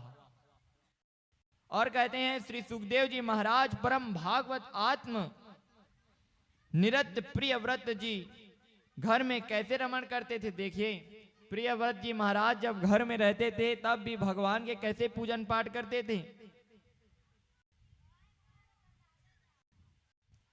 क्योंकि घर के बंधन के कारण ही कर्म का बंधन और स्वरूप अज्ञान होता है। आप चाहिए तो भगवान को अपने कर्म द्वारा घर में ही भगवान को प्राप्त कर सकते हैं। प्रियव्रत जी महाराज हमेशा घर में ही भगवान का साधन करते थे, पूजन पाठ करते थे और भगवान का ध्यान करते थे। वह कभी भी तीरथ व्रत की योजना का अवलोकन नहीं करते थे, वह मात्र भगवान के ही कथा को अपने घर में ही रह करके करते थे और भगवान को प्राप्ति करने के लिए उपदेश करते थे। प्रिय व्रत यानी जो अच्छे अच्छे व्रत नियम को प्रिय व्रत कहते हैं। अर्थात जो अच्छे अच्छे प्रिय प्रिय व्रत करते हैं भगवान के, देखिए घर में ही रह करके अच्छे अच्छे व्रत करते हैं भगवान के लिए। जो कोई व्रत ना लिखा उसमें भी व्रत करते हैं प्रियव्रत जी महाराज। अब प्रियव्रत जी महाराज ऐसे हैं कि व्रत ऊपर व्रत, जिसको व्रत ही प्रिय लगे उसी को प्रिय व्रत कहते हैं। आज जो मनु स्वयंभू मनु जी के जो दूसरे पुत्र हैं वह व्रत को बड़े निष्ठा से निभाने वाले थे, इसीलिए उसका नाम प्रियव्रत था। बोलिए श्री प्रियव्रत जी महाराज की जय। और कहते हैं प्रियव्रत ने 11 अरब वर्ष राज्य किया। प्रियव्रत ने विश्वकर्मा जी की पुत्री बृहस्पति से पाणी ग्रहण किया, जिससे 10 पुत्र हुए। अग्नेय इद्जिहा महावीर हिरण्यते घृत वृष्ट और सबन मेघातिथि बीति होम कवि यज्ञबाहु तथा एक पुत्री ऊर्जास्वती पैदा हुई। अब इस प्रकार से एक बार प्रियव्रत ने सोचा कि सूर्य देव सुमेरु की परिक्रमा करके छिप जाते हैं, अंधकार होने से भगवान की उपासना में बाधा पड़ती है। तब उन्होंने सूर्य समान तेजस्वी रथ पर बैठ करके पृथ्वी के 7 परिक्रमा की, और जिससे 7 समुद्र बीच की भूमि के 7 द्वीप बन गए। अब जैसे ही महाराज जी हैं वह प्रियव्रत जी महाराज देखते थे, जब भी कभी संध्या उपासना करने लगते तब अंधेरा छा जाता। तब स्वयं प्रियव्रत जी महाराज ने रथ में रमण करके 7 परिक्रमा की, जिसके द्वारा 7 महाद्वीप खंडित हुए, और जिसके द्वारा खंडित हो करके प्रियव्रत ने अलग अलग 7 द्वीप का निर्माण किया। और 7 द्वीप निर्माण करके बड़े ही सुंदर, पहला तो जम्बू द्वीप, उसके बाद प्लक्ष अर्थात इक्षुरस, और उसके बाद सम्मिली द्वीप, उसके बाद कुश द्वीप, उसके बाद क्रोक्ष द्वीप, उसके बाद स्वाग द्वीप, और 7वां पुष्कर द्वीप, जिनका शासन अपने 7 पुत्रों को क्रमशः अग्रेण, इद्मजिहा और यज्ञ बाहु, हिरण्य रेत और गृध पृष्ठ और मेधातिथि और 7वां बीती होम को दे दिया। पुत्री ऊर्ज्वती को का विवाह शुक्राचार्य जी से किया गया, जिससे देवयानी नाम की पुत्री पैदा हुई। देखिए, अब यह बड़ी सुंदर ययाति महाराज की कथा का अवलोकन होता है। देवयानी जी महाराज यानी कि देवयानी, वह स्वयं शुक्राचार्य की पुत्री है देवयानी। और इस प्रकार से प्रियव्रतम कर्मम कुनि कुर्यांतेश्वरहम, प्रियव्रत महाराज ने पृथ्वी पर परम वैभव युक्त होकर के राज्य करके अंत में सबको तुच्छ समझ करके भगवान का आश्रय लिया। अर्थात प्रियव्रत ने समस्त साधनों को तुच्छ समझा और तुच्छ समझ करके मात्र भगवान का आश्रय लेकर के भगवान का मनन करके वह अपने आप में मुक्ति प्राप्त करके भगवान की वैकुंठ धाम चले गए। बोलिए श्रीमन्नारायण भगवान की जय। जय जय श्री राधे, जय जय श्री राधे। और इस प्रकार से अपने पिता की आज्ञा में रहने वाले अग्निह ने जम्बूद्वीप निवासियों का धर्म से और पुत्र की तरह शासन किया। उसने पुत्र प्राप्ति के लिए ब्रह्मदेव की उपासना की। ब्रह्मा जी ने प्रसन्न हो करके पूर्वचिति नाम की अप्सरा को संहार्त करते हुए उनके पास भेजा। उसके 9 पुत्र हुए, एक नाभि, दूसरा किपुरुष, 3 हरि और चौथा इल्लावृत और 5वां रव्य और 6वां हिरण्मय और 7वां कुरु और 8वां भद्रश्रवा और 9वां केतुमाल। इस प्रकार से अग्रिह के जम्बू द्वीप के 9 खंड एक एक खंड कर राजा बना दिया। अर्थात जो जम्बू द्वीप है उस जम्बू द्वीप को अलग अलग फिर खंडन करके उनको अलग अलग बांट करके फिर अपने पुत्रों को फिर उसमें राज्य शासन करने के लिए दे दिया। अग्निग्रह ने पूर्वचित अप्सरा के साथ 10 करोड़ वर्ष तक भूमि तथा स्वर्ग के सुख को भोगे। और प्रियव्रत ने अग्रिह और अग्निग्रह के नाभि पुत्र भगवान ऋषभ देव का चरित्र आता है इसमें। अब देखिए, वो जम्बू द्वीप में जो राज करने वाले थे उनके जो पुत्र अग्रिय थे, अग्रि के पुत्र नाभि के द्वारा ऋषभ देव जी महाराज का जन्म होता है। आप सरित खौजय जाई दीर पत्तने होए अमय हाई। आज स्वयं भगवान ने मेरु देवी के उदर से ऋषभ देव भगवान के रूप में अवतरित हुए हैं। बोलिए श्री ऋषभ देव भगवान की जय। ऋषभ देव जी महाराज वह जैन धर्म के प्रवक्ता हुए। अर्थात ऋषभ देव हैं वह जैन धर्म को प्रचलित किए, अर्थात भेदभाव मिटा करके मात्र भगवान में रमण करने के लिए कोई जाति श्रेष्ठ नहीं बनाए। मात्र वह संतों में जो कुकर्तवादी वाले थे अर्थात दुआ और छूत के मानने वाले थे उनको समान करते हुए ऋषभ देव ने मात्र भगवान के भक्ति करने का उपाय प्राप्त कराया।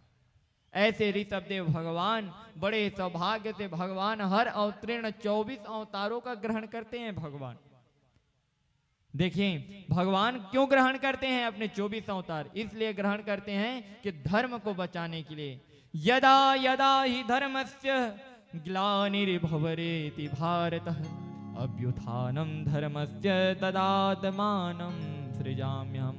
अर्थात भगवान सृज्याम्यहम्, अर्थात कब सृजन धारण करते हैं?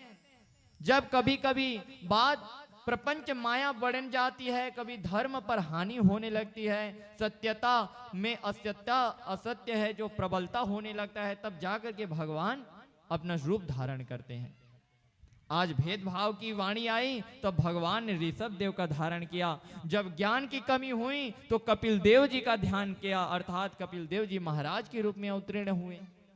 अर्थात भगवान कुछ न कुछ ऐसी ऐसी माया रचाते हैं, ऐसे ऐसे अवरण करते हैं, अपने धर्म को बचाने के लिए कुछ न कुछ ऐसे रूप में भगवान आते हैं। इसीलिए ना जाने यहाँ पर किस रूप में नारायण बैठे होंगे,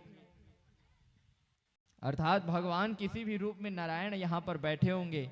आप निश्चित रूप से जानिए कि यहाँ पर नारायण आपके समक्ष बैठे हुए हैं, यही मानिए। अर्थात आप कथा सुन रहे हैं तो कभी भी यह इस प्रकार से मन लेकर के ना सुनिए कि मैं यहाँ पर आया हूँ और मैं तो सब जानता हूँ, देखता हूँ क्या बोल रहे हैं महाराज जी, कहाँ पर गलत कहाँ पर सही। ऐसा भाव लेकर आने से यह जो कथा की निष्फलता हो जाती है, आने का कोई भी प्रभाव नहीं पड़ता, अर्थात जो आते हैं उनको कोई भी लाभ का सहयोग प्राप्त नहीं होता। इसीलिए मन को स्वेच्छा और अज्ञानता लेकर के आना चाहिए और भगवान के नामों का जप करना चाहिए। ऐसे भगवान की माया है। माया में तेरे हम तो डूबे हैं सारे, भगवान के माया में डूबे हैं। आइए सुंदर कलताल की ध्वनि करते हुए, माया में तेरे सारे डूबे हैं सारे, माया में तेरे सारे डूबे हैं सारे, माया तेरी तू जाने भगवंता, माया तेरी जाने भगवंता, माया में तेरे सारे डूबे माया, माया में तेरे सारे डूबे हैं नारे। जय जय सीताराम गाओ, जय जय राधे श्याम जाओ, जय जय सीताराम गाओ, जय जय राधे श्याम गाओ, तेरी माया में डूबे सारे, माया माया माया में डूबे सारे, ओ राम जी माया में डूबे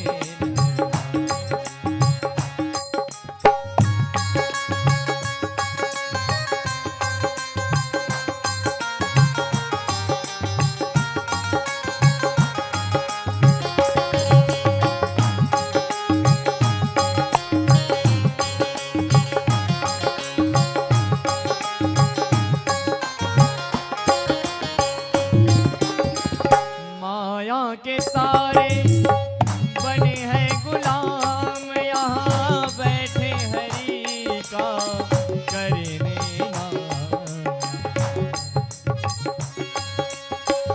माया के तारे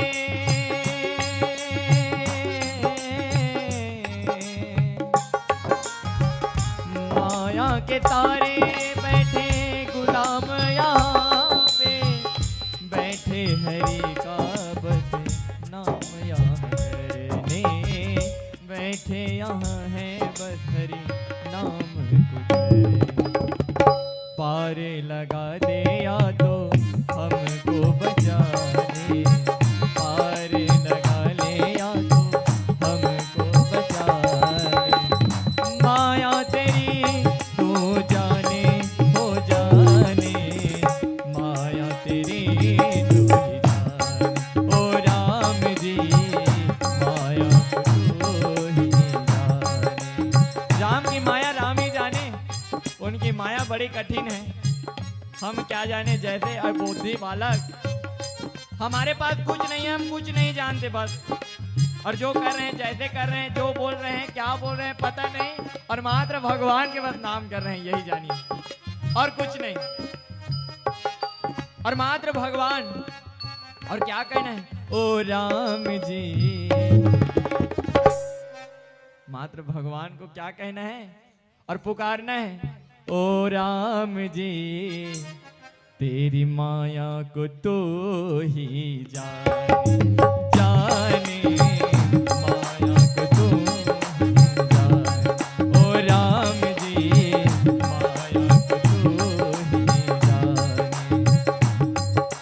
माता पिता जग में बनाया बंधो रिश्ते सारे, माता पिता जग में बनाया बंधो रिश्ते सारे, कोई यारी क्या दुखती है क्या है ये बेगारी, माया तेरी राम को तो ही जाने, ओ राम जी माया को तो ही जाने, ओ राम जी माया को तो ही जाने।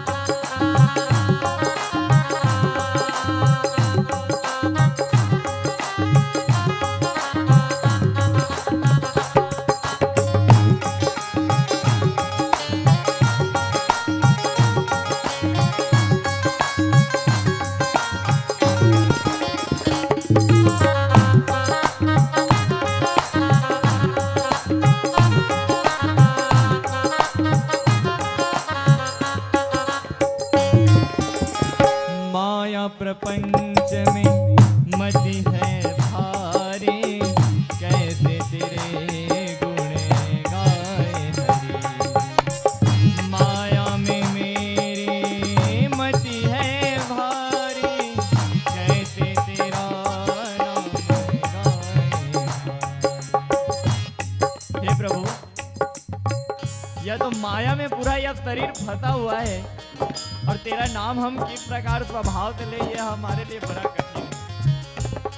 न जाने हम कैसे तेरी माया को लें और माया के साथ साथ कैसे तेरे नाम को लें। इस प्रकार माया काहे बनाया है, और माया भी बनाया है तो तेरा नाम को भी लेना आवश्यक है, और तेरा नाम को काहे बनाया, अगर तेरा नाम को बनाया तो माया को मत बनाना। प्रभु इस प्रकार फंसा दिए हो और फंसा करके अपना नाम लेने के लिए भी बोलते हो, और आप ही के द्वारा फंसाया हुआ यह हमारे जाल में हम फंसे हुए हैं। ओ राम जी, ओ राम जी, ओ राम जी तेरी माया को तो ही जाने, ओ राम जी माया को तो ही जाने,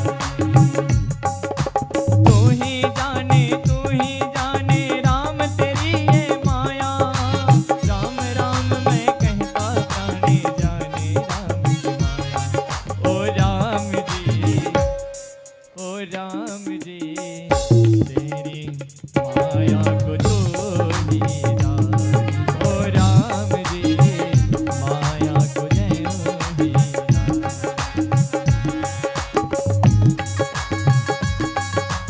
सभी सुंदर ताली की ध्वनि लेते हुए भगवान के नाम को हृदय में लिए और अज्ञान लेते हुए नाम ही लीजिए।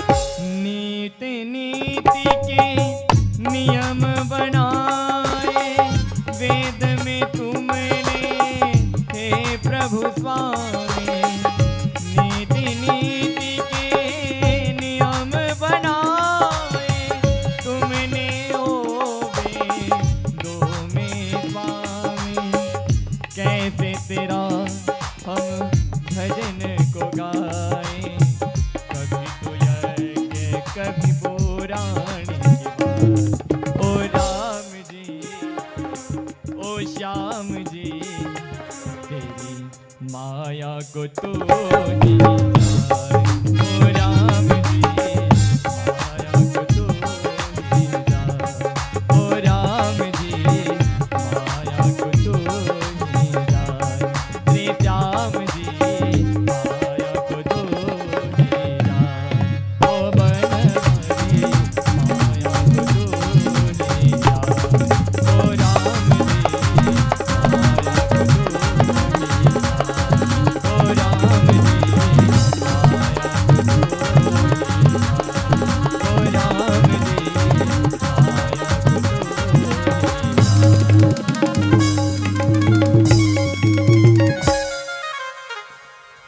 बोलिए श्रीमद् भागवत महापुराण की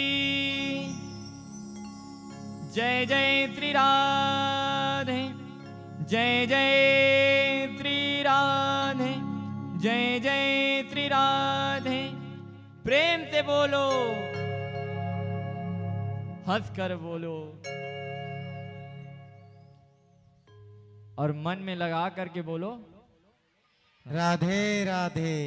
आइए भैया जी कुछ लोगों का नाम ले रहे हैं, आमंत्रण दे रहे हैं। बोलिए श्यावर रामचंद्र की जय। हमारे बीच आदरणीय गणेश बाबा जी भागवत भगवान से आशीर्वाद प्राप्त करें। राकेश जी और हमारे बीच शर्मा जी उनकी श्रीमती जाकर मंच पर महाराज जी से आशीर्वाद प्राप्त करें।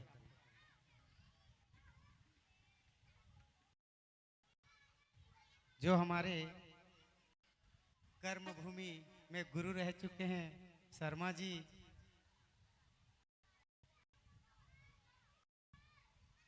राकेश भाई आप भी जी।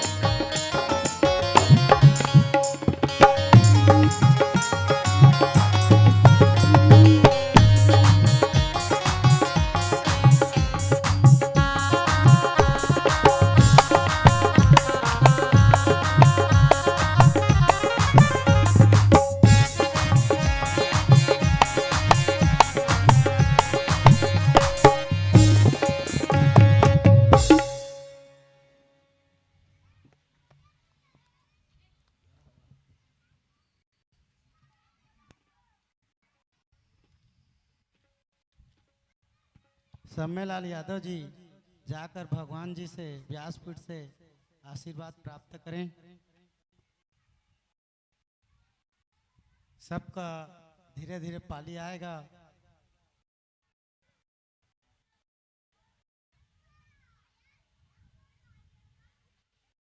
इंद्र कुमार यादव जी भी जाएं और उनके पिताजी को लाएं क्योंकि वो शनि भक्त हैं। मैं बहुत टाइम से देख रहा हूँ, दिखते नहीं हैं। उनका भी निवेदन है।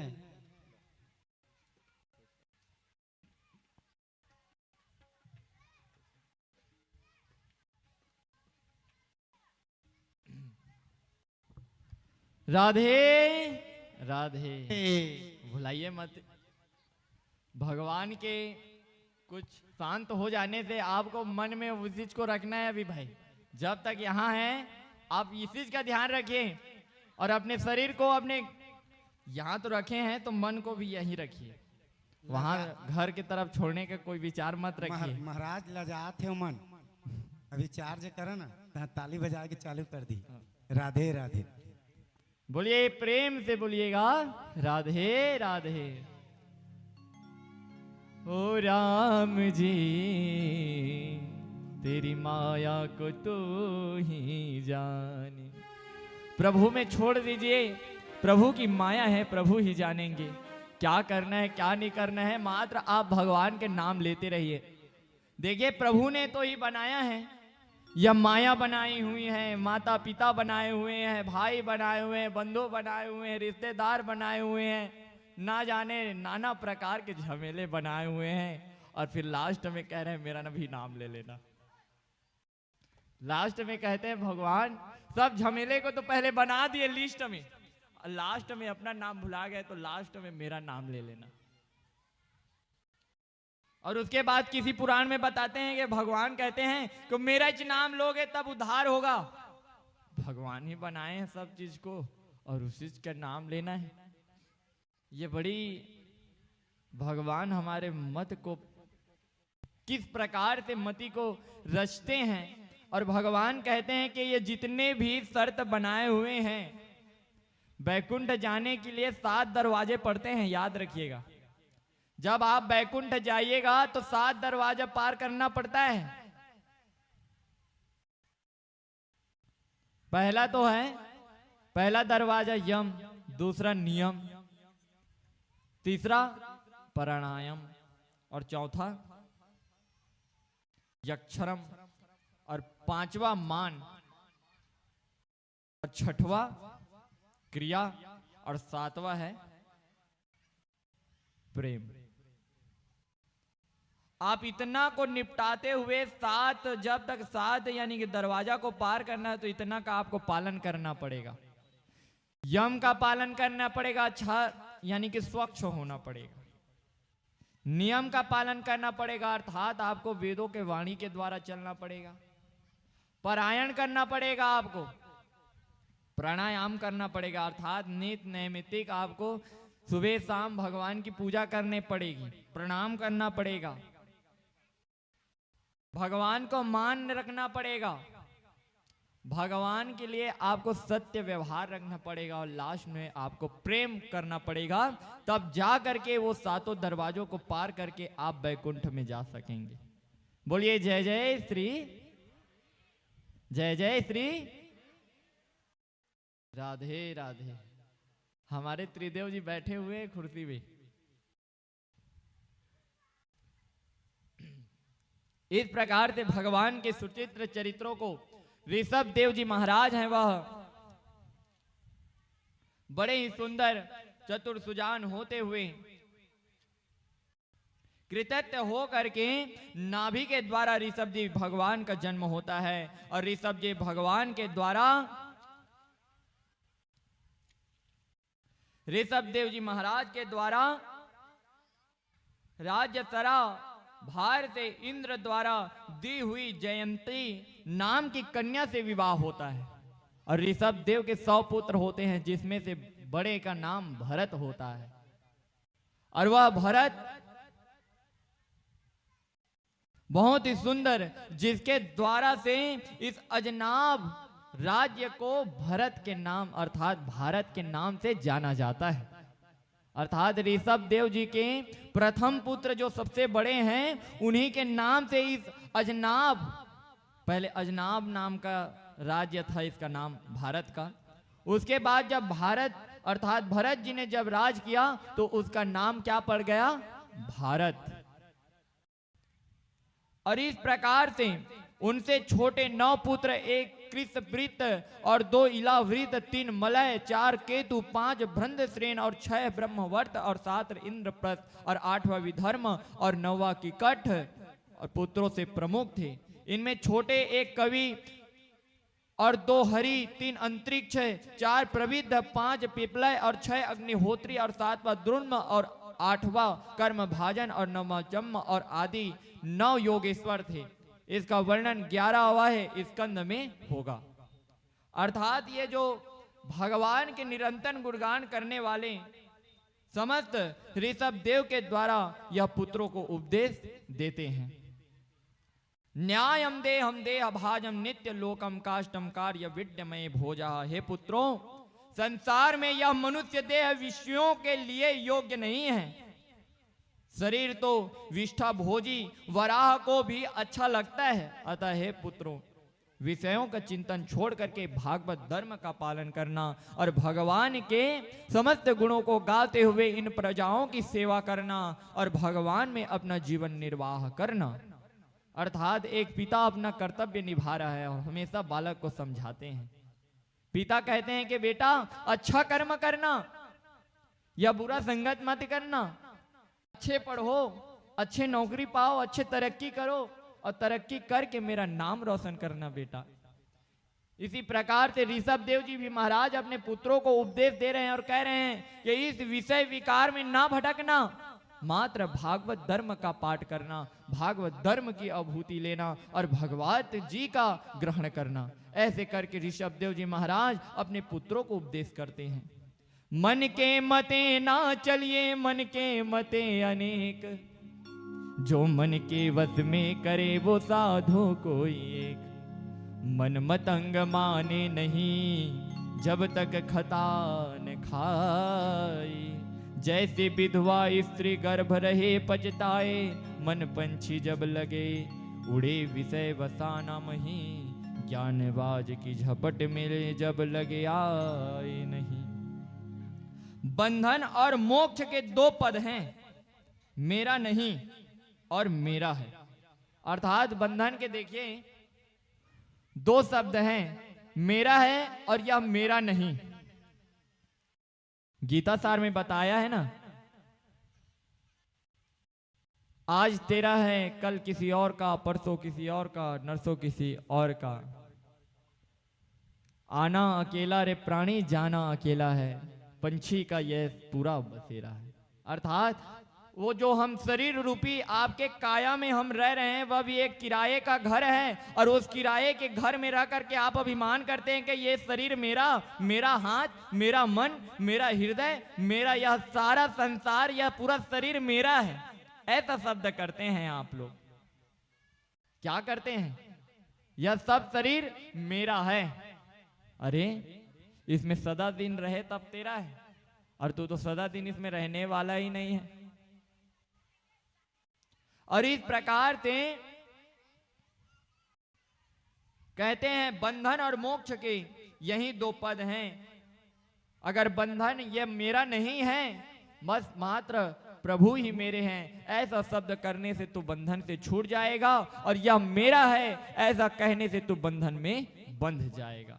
इसीलिए तू क्या करेगा, यह तेरा उपदेश है, लेकिन तेरे पिता होने के कारण मैं तुझे यह उपदेश देता हूं कि तू कहना कि यह जो सब कुछ है वह परमेश्वर का दिया हुआ है, और यह जो है यह सब कुछ मेरा नहीं, मात्र मेरे तो गिरधर गोपाला और दूसरा ना कोई। मेरे तो मात्र गिरधर गोपाला और दूसरा ना कोई। ऐसा बस मनन करते रहिए। ऋषभदेव जी ऐसे ही उपदेश कर रहे हैं। गुरु नाम तत्सत्यावजनो ना सत्यस्वते पिता नाम न सृजन जन्यति यस्मतं देवं तस्त्रपतेश्च साम्यता।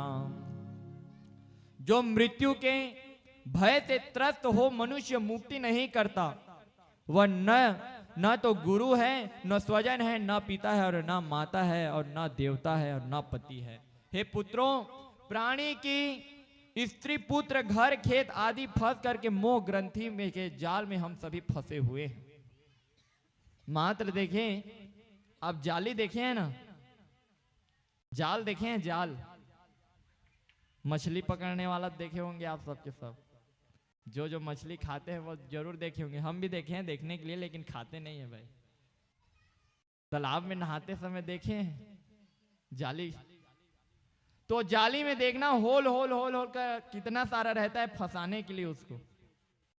उसी प्रकार वो जितना होल दिखता है ना जाली में, वो सब के सब कोई माता है, कोई पिता है, कोई बंधु हैं, कोई भाई हैं, कोई रिश्ते हैं, कोई यार हैं, कोई और हैं, कोई और है, वो और है, ये हैं, वो हैं, ये हैं, सब वही जाली हैं। और किसी न किसी एक जाली में हमको फंसना है। जिस प्रकार वो मछली एक न एक होल में फंसेगा ही उस जाल में, उसी प्रकार एक न एक होल में हमको भी फंसना है। या तो पति के मोह में फंसेंगे, या पत्नी के मोह में फंसेंगे, या तो बच्चे के मोह में फंसेंगे। किसी न किसी मोह में फंसना है। जिस प्रकार मछली एक न एक होल में जा करके फंसेगी, उसी प्रकार हम भी फंसेंगे। और उसको निकालने के लिए क्या करना पड़ेगा? इसको निकालने के लिए मात्र यही करना पड़ेगा कि उसको कैंची चाहिए। वो ऐसे में नहीं निकलने वाला है, उस जाली में हो तो और मजबूत कर देता है। जितना छटपटाना चाहोगे, निकलने का कोशिश करोगे उससे, तो वो और जकड़ने की कोशिश करेगी। उसको निकालने के लिए चाहिए हरि नाम की कैंची।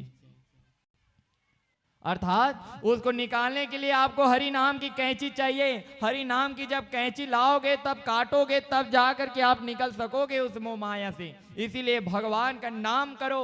आप सभी की सभी जाल में फंसे हुए हैं, जाल में आप सभी मोह रूपी जाल में फंसे हुए हैं ना। आज कौन है? हाँ, हमारे पेड़ वाले हैं। वो पेड़ वाले भैया कह रहे थे आज, महाराज जब तक ना शादी वादी नहीं हो रहे ना, तब तक बहुत अच्छा रहते शरीर है कहते, और जहां शादी होते ओकर बाद में शरीर बिगड़े चालू हो जाते कहते।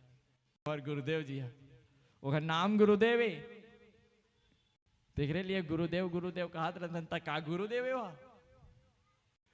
यानी कई आदमी मन ऐसे समझते कि गुरुदेव हो ही महाराज, महाराज हो ही बहुत, लेकिन नाम गुरुदेव है। और मोबाइल में सेव है जय गुरुदेव। तो वह बोल रहे थे कि जब से मैं माया में आया हूं तब से ना फंसा ही फंसा हूं। तो इसी प्रकार सभी आप लोग माया में फंसे हुए हैं। जब तक आप अकेले थे तब तक निष्पक्ष न थे, और जब जैसी बंधन बंधा तो आप न मर सकते हैं अपने मर्जी से, न जी सकते हैं अपनी मर्जी से। आप करेंगे तो अपने परिवार के बंधन हो करके करेंगे। बोलिए श्री राधे राधे, प्रेम से बोलिए, हंस कर बोलिए, और मात्र गाते रहिए। बस भगवान का नाम गाते रहिए। इस प्रकार से श्रुति पुराण सब ग्रंथ कहे, रघुपति भक्ति बिना सुख नहीं। अर्थात यह श्री रामचरित्र मानस में भी बताया गया है, श्रुति पुराण सब ग्रंथ यही कही, रघुपति भक्ति बिना सुख नहीं। अर्थात जब तक भगवान के नाम नहीं लेंगे तब तक आपको सुख की प्राप्ति नहीं हो सकती। अगर आपको सुख चाहिए तो आपको भगवान का नाम करना जरूरी है, आपको भगवान का नाम करना पड़ेगा। ना ब्रह्मणोंत तुल्यम भोजनम पश्यामि विप्राम किम तम परम तु यस्मने प्रयंतम श्राद्धाय यस्मने कामनम तंत्र हत्रहि। अर्थात हे पुत्रों, ब्राह्मणों के समान मैं किसी को नहीं मानता, या देखता हूं फिर उसने श्रेष्ठ की तो बात ही क्या है। ऋषभ देव जी कह रहे हैं कि ब्राह्मण की तरह मैं श्रेष्ठ किसी को नहीं मानता। भगवान कब तक ब्राह्मण को श्रेष्ठ मानते थे पता है? जब तक त्रेता युग, कलयुग भी में माने 2-3 ब्राह्मणों को, लेकिन जब कलिकाल का प्रभाव इतना अपूर्ण हुआ तो ब्राह्मणों के अपने कर्म को देख करके वह ब्राह्मणों से वह विहीन होते जा रहे हैं। आज ना कोई सिद्धि है, ना कोई योगी, ना कोई ज्ञानी, मात्र सभी मत्सर के बात करने वाले हैं। ना कोई भक्त बने, ना कोई ज्ञानी, ना कोई दाता, वह तो भी दिखावे का है। आजकल कोई दाता भी बन जाता है, कोई कृपा कर देता है तो पहले तो अनाउंसमेंट करवाते हैं, महाराज इतना दान दिया है तो इसके नाम से इतना चढ़ा है, भगवान उनकी हर मनोकामना पूर्ण करे। ऐसे महापुरुषों को हम बहुत बहुत धन्यवाद देते हैं और भगवान उनकी कृपा बरसाई रखे। ऐसे कहते हैं, देते तो हैं जरूर लेकिन नाम भी बताते हैं। दान उसे कहते हैं जो एक हाथ से दे दूसरा हाथ को पता ना चले, उसे दान कहा जाता है। लेकिन आजकल के दान वीर तो पहले अपने नाम को बड़ाई करवाते हैं, उसके बाद फिर दान देते हैं। महाराज राधे राधे, दूजी दान भी रार इस नाम झन ली है कि फल छोड़ के भागे है, तो मैं इशारा कर देता हूँ, बिल्डिंग विल्डिंग मारते नाम नहीं लो। राधे राधे। बोलिए श्रीमद् भागवत महापुराण की जय। तब ऐसे यानी कि दान अगर कीजिए तो आप एक हाथ में दे दूसरा हाथ को पता ना चले, वही दान है। और कहते हैं, देवस्य सूर्यम मधम प्रधानम दक्षयम ब्रह्मास्तुते तेसाम। अर्थात इस प्रकार पुत्रों को उपदेश दे करके सबसे बड़े पुत्र भरत जी को राज्य दे करके मोह का त्याग करके गूंगों के जड़ों की तरह मान अपमान से रहित हो करके योग अभ्यास से सिद्धि प्राप्त करके अंत में देव अग्नि से शरीर को पंचतत्व में मिला दिए। इस प्रकार ऋषभ देव जी महाराज हैं, वह अपने आप को मिला करके भरत जी को समस्त राज्य सौंप करके प्रेम रगन में रहने हमारी भव बल नियाई सब रू में, हाथ में कूड़ी बगल में सोटा चारु दिता जागिरी में। आखिर यह तन खाक मिलेगा काहे फिरत मगुरी में। कहत कबीर सुनो भई साधो साहिब मिले सबूरी में। अर्थात आज ऋषभ देव जी अपने 5 तत्व को विलीन कर दिए, उसी प्रकार हमको भी सभी 5 तत्व को विलीन करना है। चाहे भगवान रहे या इंसान रहे या जानवर रहे, सबको 5 तत्व को विलीन उसमें करना ही है। और इस प्रकार से 3 प्रकार के जीव, एक थलचर, दूसरा नभचर और तीसरा जलचर। भगवान पदार्थ नहीं देखते, भाव देखते हैं। भरतस्तु महाभागवतो यदा भागवतम अतीन पलायना। पिता ने जब पृथ्वी पालन के में नियुक्त किया, तब उनकी ही आज्ञा से विश्व रूप की पुत्री पंचजनी से विवाह किया। उसके 5 पुत्र हुए, एक सुमति और दूसरा राष्ट्रभृत और तीसरा सुदर्शन और चौथा अवरण और 5वां धूम्रकेतु। भरत ने अपनी प्रजा का पालन पुत्र व्रत किया और महाराज भरत ने सदाचार युक्त होकर के जीवन यापन करके अनेक यज्ञ किए। वे सभी यज्ञ कर्मों को भागवत अर्पण करके ही करते थे।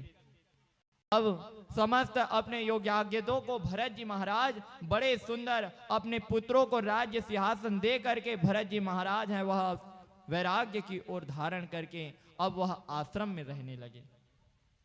अब भरत जी महाराज हैं वह ब्रह्मचारी का पालन करते हुए हमेशा भगवान को पहले नैवेद्य करते, पहले अर्घ्य देते, अर्घ्य देने के बाद फिर नैवेद्य करके फिर अपना भोजन करते। अपना दिनचर्या ऐसे नैमित्तिक बना लिए थे भरत जी महाराज कि जिसमें कोई भी प्रकार का संशय नहीं, मात्र शुद्ध अवस्था हो करके मात्र भगवान का नाम ही लेते रहते। करनित करहि राम पद पूजा, राम भरोस हृदय नहीं दूजा। भरत जी महाराज मात्र भगवान की ही पूजा कर रहे हैं और भगवान के ही नाम ले रहे हैं और हृदय में कोई प्रकार की और कोई दूजा नहीं है, अर्थात कोई भी नहीं है।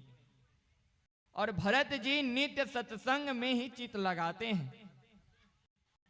सत्संग की आधी घड़ी सुमिरिन परस प्रतास, वर्षावर के एक घड़ी 18 हट फिरे बारहमास। पड़ा रहेगा माल खजाना, छोड़ त्रिया सुख जाना है। कर सत्संग अभी से प्यारे, नहीं तो फिर पछताना है। अभी से सत्संग चालू कर दीजिए, फिर बाद में पछताना है। भरत जी महाराज बोल रहे हैं, भजनों में गा रहे हैं, कह रहे हैं कि सत्संग अभी से कर लो। जब तक आप में सांस है तब तक भगवान का नाम फ्री है। आपको फ्री चाहिए ना, मनुष्य को हमेशा फ्री चाहिए। भगवान का नाम फ्री है, आप जितना चाहो उतना ले सकते हो अभी। लेकिन जब यह सांस आपके तन से निकल जाएगा और सांस जब बंद हो जाएगी तो आप चाहे पूरा संसार का विश्व का पैसा लगा लीजिए, तब भी आपको भगवान का नाम नहीं मिलेगा। इसीलिए आपको जरूरी है कि भगवान का नाम अभी से चालू कर दीजिए। उसकी आयु सीमा नहीं है, कल की कथा में बताया था कि उसकी आयु सीमा नहीं है। आज की कथा में आपने सुना है ध्रुव चरित्र मात्र 5 वर्ष के हैं ध्रुव जी महाराज, आप उनके बारे में सुने हैं ना। अर्थात आयु सीमा इसमें कभी नहीं है, भगवान के अभी से करना चालू कर दीजिए। यह कलिकाल बड़ा प्रभावी है, कभी भी आपको ले जा सकता है। इसमें आयु की कोई सीमा नहीं, कब काल आता और कब ले जाता है। किसी को यह समय का पता नहीं। ब्रह्मा ने जब लिख दिया मस्तक पर 6ठी रात के अंत में, और कौन क्या होगा और कौन राजा रंग बनेगा भिखारी। अर्थात ब्रह्मा जी महाराज ने 6ठी रात के अंत में लिख दिया है कौन राजा कौन भिखारी कौन रंग बनेगा, उसका कोई निश्चित नहीं है। क्या बन सकता है वो लिखा हुआ है वही बनेगा, लेकिन उसको हमको ज्ञात नहीं है। कब हमारा मरण हो जाएगा यह भी ज्ञात नहीं है। इसीलिए आप निश्चित रूप से आज ही, कल करे सो आज कर, आज करे सो अब रे, पल में पर लय होएगी बहुरी करेगी कबरी। अर्थात आज कल करे सो आज कर, आज करे सो अब, पल में प्रलय होएगी, बहुरी करेगी कब। अर्थात कब प्रलय हो जाए कोई निश्चित नहीं, कब हमारा शरीर से प्राण चला जाए कोई निश्चित नहीं। इसीलिए भगवान का भक्ति आप करते रहिए, निरंतर भगवान को अपने हृदय में श्वास में लेते रहिए। और श्वास श्वास में राम की माया, जब ले रे तू सीताराम, राम राम तू गाले माया, जब ले रे तू सीताराम। सीताराम जय सीताराम, राधे श्याम जय राधे श्याम, सीताराम जय सीताराम, राधे श्याम जय राधे श्याम। ले प्राणी गाले रे तू राम की माया जाने ना, ले प्राणी गाले रे तू राम नाम तो खाएगा। भगवान का नाम लेते रहिए, कभी थोड़ा थोड़ा, कभी ज्यादा ज्यादा, जैसा बने आपसे लीजिए, लेकिन भगवान का आप नाम लीजिए, बस इतना। और इस प्रकार से जो भरत जी महाराज हैं मात्र भगवान के ही भजन कर रहे हैं, और सूर्य जी महाराज को प्रातःकालीन अर्घ्य दे रहे हैं और बड़े ही सुंदर मंत्र पढ़ रहे हैं। आदिदेवम नमस्तुभ्यं प्रसीदं मम भास्करा, दिवाकरा नमस्तुभ्यं प्रभाकरं नमस्तुते। एहि सूर्यं सहस्रौ तेजा, राजे जगतपते, अनुकंपया मां भक्तं गृहाणार्धयं दिवाकरा। भरत जी महाराज हैं इस प्रकार से भगवान सूर्यदेव को जलांजलि दे रहे हैं, और सुंदर जलांजलि दे करके तेज रूप रस धाम रवि, किरण माल अविराम, तम हरि भगवान रवि तुमको नित्य प्रणाम। इस प्रकार बहुत ही सुंदर सूर्य नारायण जी को जल दे रहे हैं, और भगवान को फिर अब दीप जला रहे हैं, तो दीप में यह मंत्र पढ़ते हैं। दीप जलाऊं मैं प्रभु आपको, जीवन अंधकार मेरा भरा हुआ प्रकाश करो। मैं दीप आज मैं करता हूँ, और इस दीप में प्रकाश स्वीकार करो।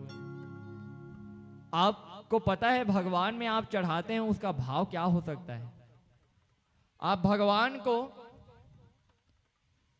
मैं कई गई कथा में बता चुका हूं, भगवान को आप फूल किस लिए चढ़ाते हैं। भगवान को आप फूल किस लिए चढ़ाते हैं। यह फूल देख रहे हैं, यह फूल को जोर से ऐसे करके घुमा से किसी को मार तो दीजिए इस फूल से, तो उसको दर्द भी नहीं होगा। दर्द होगा क्या इस फूल से। हे प्रभु, हम आपके लिए इतना सुंदर कोमल फूल चढ़ा रहे हैं। हे प्रभु, हमारा भी जो वाणी है, हमारा भी जो शरीर है, इसी फूल की तरह कोमल बनाइए प्रभु, और अर्पण कर दीजिए।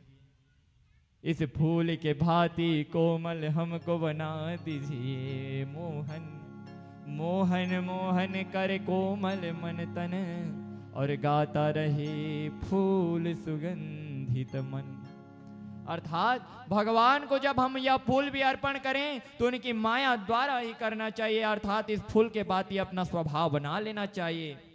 और इस प्रकार से एक दिन भरत जी गणिका नदी में स्नान करके जल से ही प्रणव का जाप कर रहे थे। ओम नमः शिवाय, ओम नमः शिवाय, ओम नमः शिवाय। इस प्रकार से भरत जी महाराज जाप कर रहे थे। उसी समय उसने शेर की गर्जना सुनी और भयभीत होकर के भागने को उद्यत हुए, परंतु उछाल मार करके भागने लगते हैं। अब देखें, वहां एक हिरनी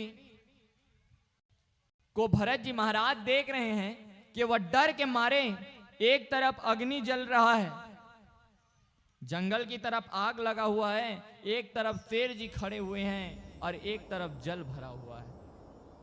अब बेचारे जाए तो जाए कहाँ, और ऊपर से वह गर्भाशय भी है। वो जो हिरनी है वह क्या है, गर्भाशय भी है। अब बेचारी जाए तो जाए कहाँ, उधर जा रही है तो आग लपेटा मारत है, इधर जावत तो सिर हाव हाव चिल्लावत है, उधर कुदत नदी की धार वेग अति भारी भागत है। अब क्या करे वो हिरनी, उसके बंद दरवाजे न जावत है। आज जो हिरनी है वह सोच रही है कि अब मैं कहाँ जाऊं, आज तो मेरा प्राणांत तो निश्चित है। लेकिन वह अपने प्राणों की चिंता नहीं कर रही, उनके गर्भ में जो पल रहा शिशु है उनका चिंता कर रही है वह हिरनी। तस्यम उत्पन्ने अव्रतानाम। अब जैसे ही भयभीत हो करके जो हिरनी है वह नदी से छलांग लगाती है, छलांग लगा करके जैसे ही जाती है, तस्यम उत्पन्नम अत्यगत्वानाम उभरो भायम गलितो योनि निर्गतो गर्भामस्त्रतो नित्पातः। अर्थात अत्यंत भय के कारण उस गर्भवती हिरनी की योनि से निकला हुआ गर्भ नदी के प्रवाह में गिर गया। अर्थात जो गर्भाशय में था वह हिरनी, उनके हिरनी के गर्भाशय से वह उसका जो शिशु है वह नदी में बहने लगा। और बहते बहते जब जाने लगा, दया बिन संत कसाई, दया करें तो आफत आई। देखें, हमारे गुरुजी बताते हैं, हमारे सारा गांव में हमारे गुरुजी हैं जो हमारे शिक्षा गुरु हैं, अर्थात राजेश तिवारी जी महाराज। वह कहते हैं दया ही दुख का कारण है बालक, दया ही दुख का कारण है। अगर तू किसी पे दया करेगा तो वही दुख तेरा बन जाएगा। अर्थात जब किसी के ऊपर दया करेगा तभी कारण होगा, अर्थात तभी आप दुख पाओगे। आप किसी के ऊपर दया करके देखिए, आप जब दया करेंगे तब दुख पाएंगे। और अब जब नए दया नहीं करेंगे, अभिमानी रहेंगे, अपने आप को देखेंगे तो आप दुख ही नहीं पाएंगे, बढ़िया रहेगा जीवन। लेकिन अंत समय में आपको फिर भोगना पड़ेगा भाई। दया दुख का कारण है। अरे दया दुख का कारण है, दुख तो आना ही है, सुख तो मात्र 2 क्षण का है, लेकिन जीवन भर दुख को बिताना है। मात्र जो सुख है वह तो 2 क्षण के लिए आता है। देखिएगा, जब सुख आएगा तो मात्र 2 दिन के लिए, और जब दुख आएगा पूरा जीवन के लिए आता है। आज महाराज भरत ने उन पर दया की, वो जो हिरनी का जो शिशु है उनके पास आज दया करते हैं। और दया बिन संत कसाई बनत है, और दया करी तो आफत आवत है। दया नहीं करोगे तो आप कसाई की तरह कहलाओगे, और अगर आप दया भी कर दिए तो उसमें आफत भी आएगा। तो आप करेंगे तो करेंगे क्या? अगर आप दया नहीं करते तो आपको कसाई कहेंगे दुनिया वाले, और अगर आप दया करते हैं तो आपको आफत आएगा। आपको तो आप क्या करेंगे बताइए? आप आफत से बचने के लिए दया को छोड़ दें, और या दया ना करके कसाई बन जाइए। तो आपको क्या करना है यह आप मन में निश्चय कर लीजिए। और कहते हैं, संत हृदय नवनीत समाना, कहाँ कभी हन पर कहे न जाना। निज परिताप द्रविते नवनीता, पर दुख द्रवहि संत सुपुनीता। उस बच्चे को नदी के प्रवाह में से आश्रय ले आए, तब अब महाराज जी हैं उसको अधिक समय तक बच्चे को पालन कर रहे हैं, बड़े दुलार कर रहे हैं। अब जो हमेशा सूर्य जी को अर्घ्य जलांजलि देने वाले भरत जी महाराज, अब मात्र बच्चे की ओर, जो हिरनी का बच्चा है उसकी ओर ममता बढ़ गया। अब कहाँ मुक्ति होने वाले थे, अब फंस गए माया में। अब भरत कैसे मुक्ति पाए हिरनी की माया से। अब वह हिरण के जो शिशु बच्चा है उनको बड़ा सुंदर दिखते हैं, उनकी माया में भरत जी महाराज हैं, वह फंस गए हैं। अब फंस करके रात दिन उनको दूध पिला रहे हैं, उनको कभी बढ़िया सुंदर सवार रहे हैं। अब भगवान का नाम तो भूल गए हैं, भगवान का नाम अब उनके जीवन में ही नहीं है। मात्र वो हिरण कहाँ है, मात्र दिन भर ऐसे लादे हुए हैं, सवार रहे हैं। अब इस प्रकार से अंत काल में भी रहा मृग नासवक का ध्यान। पूर्व जन्म में मृग हुए राजा मोहनी धान। अब इस प्रकार से अंत काल जब प्राण छूटने लगा, भरत जी महाराज उसी की सोच करते हैं। गरुड़ पुराण में कहते हैं अगर अंत काल में जो जैसा सोचता है वैसा ही योनि को प्राप्त होता है। आज भरत जी महाराज जैसे सोचे हैं उसी प्रकार आज फिर हिरण के रूप में फिर जन्म धारण किए हैं, जो मुक्ति होने वाले थे। लेकिन तत्व ज्ञानी होने के कारण उनको पूर्व जन्म के सभी जितने भी कर्म हैं वो सभी याद हैं उनको। अब हिरण के रूप में बने हुए हैं, तो हिरण चाहे कुछ भी कर ले, चुपचाप बैठे हैं। अब करते हैं बिचारे उपराम तो भी नहीं वह तन छूटते हैं। अब वो चाहे कितना भी भगवान का नाम कर ले, अब हिरण का योनि छूटने वाला नहीं है। अर्थात जो हिरण का योनि है वो अब छूटने वाला नहीं है। भरत जी महाराज के चाहे कितना राम राम कह ले, कुछ भी कर ले, अब वो तो योनि को भोगना ही पड़ेगा। उसके बाद जब मनुष्य योनि मिलेगा तब जा करके फिर वह भरत जी महाराज है वह मुक्ति को प्राप्त कर सकेगा। अभी इस प्रकार से यम यम व्यापी स्मरणम भावम त्वजयनम कलेवरम तम यद्यवीतम कांतई सदा तदम भाव भाविता। अर्थात गीता में बताया गया है जैसे जैसे हम कर्म करते हैं, जैसे जैसे अंतकाल में स्वभाव भावी करते हैं उसी प्रकार होते हैं। इस प्रकार सुखदेव जी महाराज कहते हैं कि हे कुंती पुत्र के पुत्र, शरीर त्यागते समय मनुष्य जिस जिस भाव का स्मरण करता है वह उसी भाव को निश्चित रूप से प्राप्त करता है और होता है। अब तो मृग बनकर भी इनको पूर्व जन्म का ध्यान रहा, सोचते हैं मैं कितना अभागा हूं निकला। राज का, पुत्र का और पत्नी का मोह त्याग करके मैंने एक हिरण का मोह का अपमान अर्थात उसको अपना लिया। देखिए जो इसके लिए मुक्ति के कारण के लिए, मुक्ति पाने के लिए भरत जी महाराज हैं वह अपने पुत्र, अपने ममता, अपने राज्य पाठ और अपनी पत्नी को त्याग करके जंगल में आए थे और भगवान का ब्रह्मचर्य होकर के पालन कर रहे थे।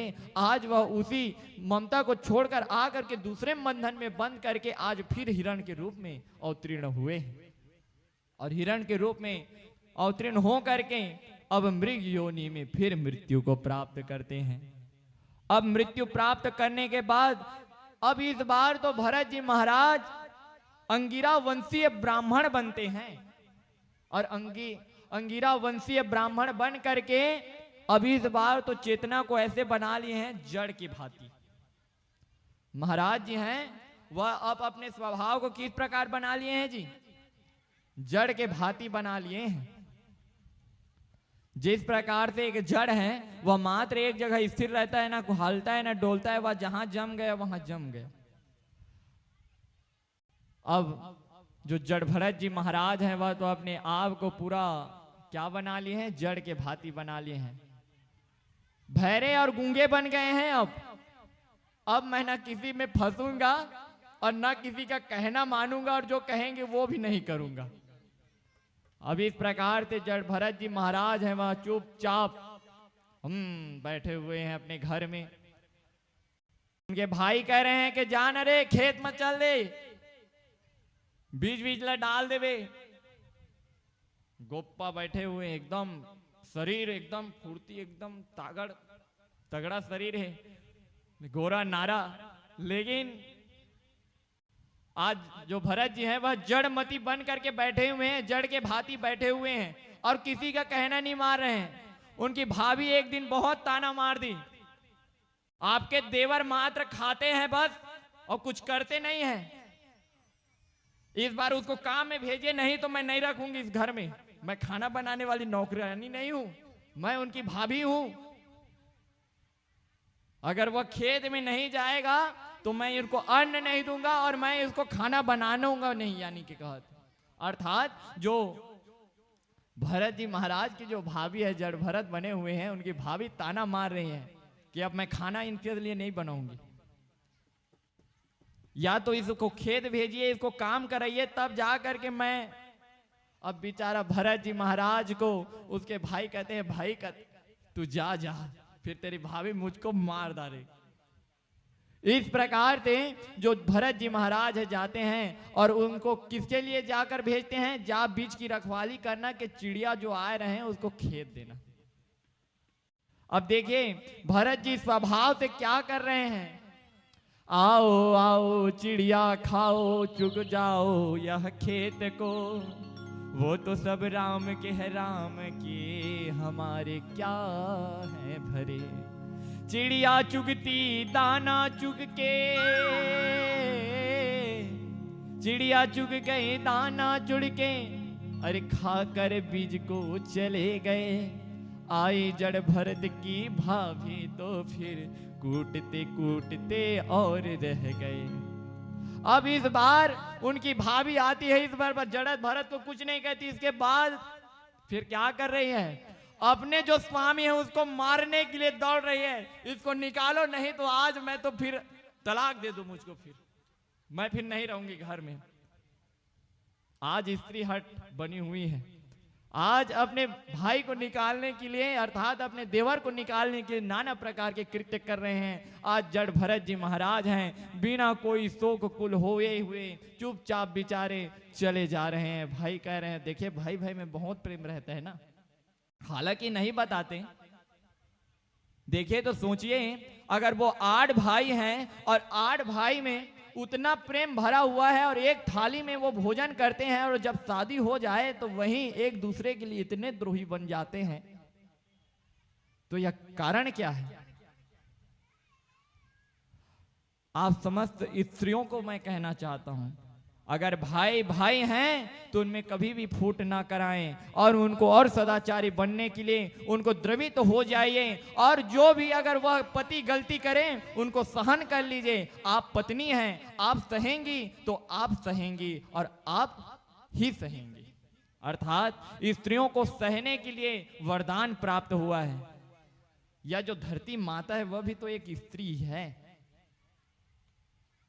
सोचिए तो यह धरती माता है, वह जब कोई बालक इसी धरती में थूकता है और इसी धरती के द्वारा वह अन्न प्राप्त कर कर अपन जीवन भरण करता है, तब भी इस धरती पर गोड़ पटकता है। यह धरती माता है हमारी।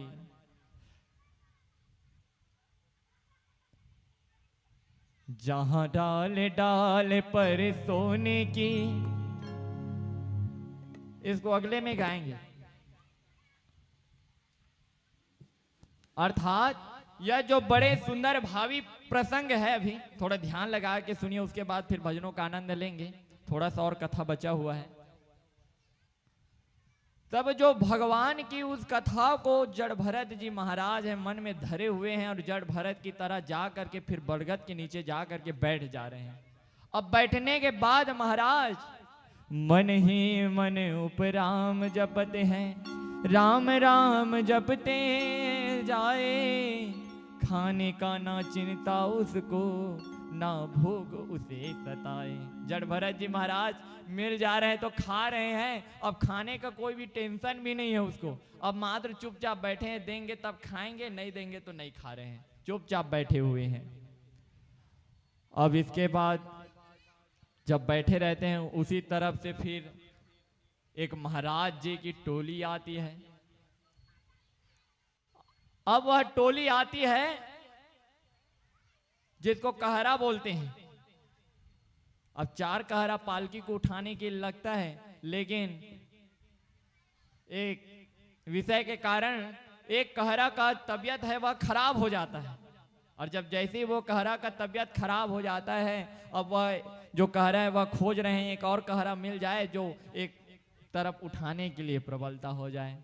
तब कहरा खोजते खोजते देखते हैं कि एक हट्टा कट्टा गोरा नारा बैठा हुआ है बरगद के नीचे, पेड़ के नीचे। कहता है भाई चल तो थोड़ा राजा का पालकी उठा देते। अब इस प्रकार से वह कह रहा है जो जड़ भरत जी महाराज है, जो जैसे करते हैं चुपचाप चले जाते हैं। बेचारा बिना सवाल जवाब किए मुझे क्या मिलेगा क्या नहीं, उसका कोई उसको लालच नहीं, मात्र चुपचाप जड़ के भांति चले गए। और चले जाने के बाद वह कहरा के रूप में राजा के पालकी को ढोने के लिए तैयार हो गए और अब ढो रहे हैं। अब राजा का पालकी है आगे बढ़ने लगा। अब भरत जी महाराज नीचे जमीन की तरफ देख रहे हैं और देखते देखते भरत जी महाराज देख रहे हैं जमीन में कि कोई चांटी ना हो। अगर एक चींटी भी मेरे से पैर से खुंदा गया तो फिर मेरा ये जो जीवन है जड़ के भांति हूं, फिर मैं दुर्गति को प्राप्त होकर फिर किसी योनि में चला जाऊंगा। इसलिए वो बचा बचा के चल रहे हैं कि पाप ना हो जाए। अब एक बार चींटी की कतार वहां से चल रही होती है, भरत जी महाराज जोर से उछाल मारते हैं और जैसे ही उछाल मारते हैं पालकी में जो राजा बैठा होता है फट से उसका सिर पड़ता है। अरे कौन है रे, ढंग से नहीं चलना आता क्या? तब एक कहरा बोलता है महाराज नया नया है, सीख जाएगा, आप चिंता ना करिए, एक बार हो गया अब दोबारा नहीं होगा, नया नया है महाराज, क्षमा कर दीजिए। अब उसके बाद जैसे फिर दूसरा, अब इस बार तो एक सर्फ रेंग रहा है, अब इस बार तो सांप को देख करके फिर खुंदा जाएगा तो मरना हो जाएगा मेरा। तुरंत फिर ऐसे छलांग मारता है, जोर से जंप मारता है, उसके बाद तो इस बार सिर को लगा, फिर इस बार रुधिर बहने लगा। अब इस बार तो राजा अपना उसका क्रोध अग्नि अब इस बार संभला नहीं, इस बार तुरंत जैसी राजमहल में चला गया, फिर जो जड़ भरत जी को पेश करके इसको कारागार में डाल दिया जाए। जैसे इस प्रकार जब जड़ भरत जी सुने राजा होने के कारण, उसको उपदेश देने लगे कि अरे मूर्ख राजा, तुझे इतना भी प्रबलता, इतना भी बुद्धि चेतना नहीं कि तू अपना स्वयं शरीर का बोझ नहीं उठा सकता, दूसरों के द्वारा तू ढोआता है, तू बड़ा मूर्ख है। अर्थात कभी भी किसी को अपना वजन तू इस प्रकार ढोआता है, तुझे लज्जा नहीं आती? देखिए जड़ भरत जी महाराज तो एक तो कभी भी बोले नहीं थे, इस बार जड़ भरत जी महाराज बोल रहे हैं और बोल रहे हैं कि ऐसे बोल रहे हैं कि जो राजा हैं, और राजा और कोई नहीं, पिछले जन्म का जो बच्चा पाले हुए थे हिरण, उन्हीं के योनि में आए हुए राजा राहुगण जी हैं। अर्थात वो राजा कोई और नहीं है, वो जो हिरण बच्चा पाला था ना, हिरणी का बच्चा, वही अगले जन्म में राहुगण बनकर आया। और राहुगण आ करके बन करके वह, देखिए कैसा भविष्य है, कैसा यह योग है कि वह जहां पर जैसी करनी होती है, जो बिगाड़ा होता है, जैसी करनी वैसी भरनी भरती पड़नी है। और उसी प्रकार आज झड़त भरत जी जिसके कारण मृग योनि में चले गए थे, आज फिर उसी मृग को मनुष्य के रूप में राजा के पद में प्राप्त होकर के राहुगण नाम के द्वारा उसको प्राप्त किया। अब इसके बाद फिर जड़ भरत जी महाराज इस प्रकार उपदेश करते हुए राहुगण बड़े ही शरणागति हो गए, और शरणागति हो करके भगवान की वंदना करने लगे। और भगवान की वंदना करते करते वह जो राहुगण है वह बड़े ही विस्तृत हो करके जड़ भरत जी के शरणागति हो गए। अब जब राहुगण की अनेक प्रकार के शरणागति हो गई, स्थलयस्यं कायसं व्याध्य अद्य चाद्रिक्षणं भाय कलेजरे च निद्रारति नमयधम सोचो देहनम जायति हिमे वसंत। हे राजन, शारीरिक मोटापन, दुबलापन, मानसिक रोग, भूख, भय, प्यास, कलह, इच्छा, जरा, निद्रा, क्रोध, अहंकार और मद, ये सब शरीर के साथ जो अभिमानी होता है उसके लिए, ना कि मेरे लिए। हे राजन, जहां स्वामी सेवक भाव होता है वहीं आज्ञा पालन का नियम लागू होता है। अगर जहां पर राजा सेवक के भांति प्रजा की पालन करता है तो प्रजा है उसे राजा मानते हैं, या नहीं कि जो रौब बताए। अगर महाराज नियम धर्म से पूजा कराएं तो वह महाराज की उपाधि में प्राप्त होते हैं, या नहीं मात्र नाम से कोई बड़ा नहीं होता, कर्म से ही बड़े होते हैं। अरे काहे को लिखाया नारायण, क्या नारायण तेरे में होते हैं। अर्थात अपने आप को तो नारायण लिख ले हो, क्या आप नारायण बन सकते हो? नहीं, आपके नाम से वह नारायण आप नहीं बन सकते, आपको कर्म करना पड़ेगा। रामचंद्र जी, मात्र रामचंद्र जी राजा थे, लेकिन उनके कर्म हुए तो वो मर्यादा पुरुषोत्तम श्री रामचंद्र जी बन गए। वह मर्यादा के खान थे, इसीलिए मर्यादा पुरुषोत्तम श्री रामचंद्र बन गए और कर्म प्रधान हुआ। इसी के कारण भगवान श्री कृष्ण ने अनेक लीला रचा करके, अनेक मायापतियों को नचा करके, और जो बड़े से बड़े ब्रह्मा हैं उनको भी अज्ञानता मिटा करके भगवान श्री कृष्ण है वह लीला पुरुषोत्तम बने हैं। तो वह मात्र कर्म के कारण। भगवान कभी भी अपनी ऐश्वर्य शक्ति को लेकर नहीं आते इस धराधाम में, वह तो मात्र एक तुच्छ के भांति आते हैं और तुच्छ के भांति आ करके मात्र अपने प्रबल कर्म के कारण वह भगवान कहलाते हैं। कोई नहीं जानता कि वह भगवान हैं, लेकिन उनके कर्मों की जब गणना होती है तब मानते हैं कि यह तुच्छ मानव की कर्म यह नहीं हो सकती, अर्थात यह तुच्छ मानव यह कर्म नहीं कर सकते, यह तो मात्र भगवान ही ऐसे कर्म कर सकते हैं। तभी उनको भगवान का घोषणा करके उनको भगवान मानते हैं, और उनके बड़े बड़े जो विद्वान जन हैं उनको भगवान के अवतारों के नाम में गिनती किया जाता है। तो आप कर्म करेंगे तब आपका नाम होगा, नाम लेने से कर्म नहीं होगा, आप जब तक कर्म नहीं करेंगे। इसीलिए कर्म करना बड़ा जरूरी है। और कहते हैं राहुगढ़ जी महाराज कहते हैं, कस्त्वम निग्रणम द्विजानम बृहस्पम सूत्र कमक्तो वधु। हे ब्राह्मण, आप कौन हैं? आपके गले में यज्ञोपवीत दिखता है, क्या आप मरीचिदैक अर्थात मारीची की तरह आप ऋषियां हैं, या कोई रूप में बनाए हुए स्वयं नारायण हैं जो मुझे उपदेश देने के लिए आए हैं, या कभी दंत्रत्रय के अवधूत में आप कोई हैं? हे महाराज, आप कोई भगवान के अवतार रूपी हैं जो आप मुझे इस प्रकार उपदेश देने के लिए आए हैं। इस प्रकार से आप किसके पुत्र हैं, कहां से आए हैं, किसके लिए आए हैं, या साक्षात कपिल भगवान जी मुझ पर कृपा करने के लिए पधारे हुए हैं? ना हम विसंख्यम सुरम राज व्रजानाम त्रिक्षलीन शूलनाम यस्यानाम दंडपाताम ज्ञानम कर्म सोमां नलिता परक्षणेन कयन्यः भृतां ब्रह्मकुलानमानवान्तः। हे ब्राह्मण देव, मैं तो न इंद्र हूं, न व्रज से, न महादेव के त्रिशूल से, न अग्नि सूर्य वायु चंद्र और कुबेर के अस्त्रों से, न साक्षात यम के दंड से भयभीत होता हूं, किंतु मैं ब्राह्मण के अपमान से डरता हूं। हे महाराज, मुझे क्षमा कीजिए, मुझे नहीं पता था कि आप एक ब्राह्मण हैं। मैं तो मात्र ब्रह्मा अर्थात ना मैं इंद्र से डरता नहीं, मैं ना यम से नहीं डरता, ना मैं और कोई से नहीं डरता, मैं तो मात्र डरता हूं तो ब्राह्मणों से डरता हूं। महाराज, मुझे क्षमा कर दीजिए, क्षमा कर दीजिए। इस प्रकार से राहुगढ़ है वह कह रहे हैं, विप्रेताप बिनु सुनी महिपाला तोरे नास नहीं कवन काला।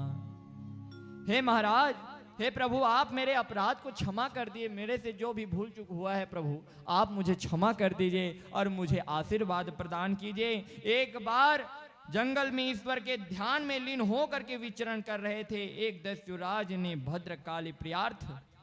देखिए, इसी में एक कथा आता है, एक बार जड़भरत जी महाराज जब इसी प्रकार फिर चले जाते हैं और उनके स्वभावों को देख करके एक बार भद्रकाली महाराज को जो तांत्रिक हैं वह लान करके जड़भरत जी को बलि देने के लिए ले आते हैं। अब जे लेकर आते हैं पशु रस्सा, इस प्रकार से नर बलि लेकर के आते हैं, लेकिन वह बलि पशु रस्सा तोड़ करके भाग गया। तो उसके अनुचर इन जड़ भरत को ही पकड़ कर ले आए।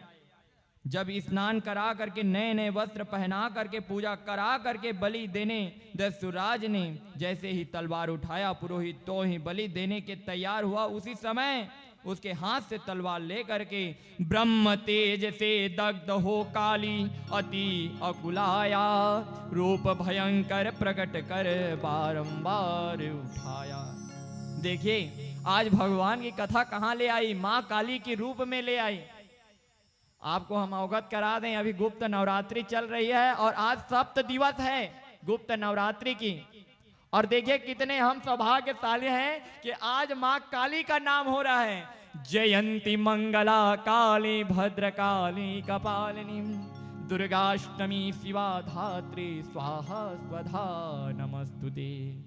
मयां त्वं काली भद्राणी महां किल्कनी मुंडमालां धारिणी खप्परं लौहं महां पापं चरम नष्टं महाकाली विक्राणी। आइए सुंदर माँ काली के रूप में एक भजन सुनते हैं, उसके बाद फिर कथा की ओर बढ़ते हैं। आज गुप्त नवरात्रि की सप्त दिवस है, इसीलिए आइए माँ काली का एक भजन। सभी उठेंगे, गुप्त नवरात्रि है काली माँ का, ठीक है। राधे राधे, जय माँ काली।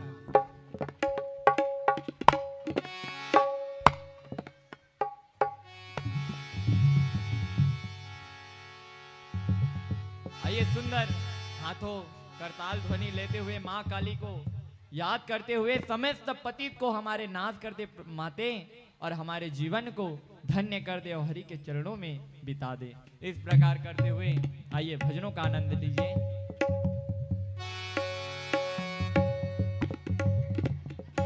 बोली दुर्गा मैया की जय।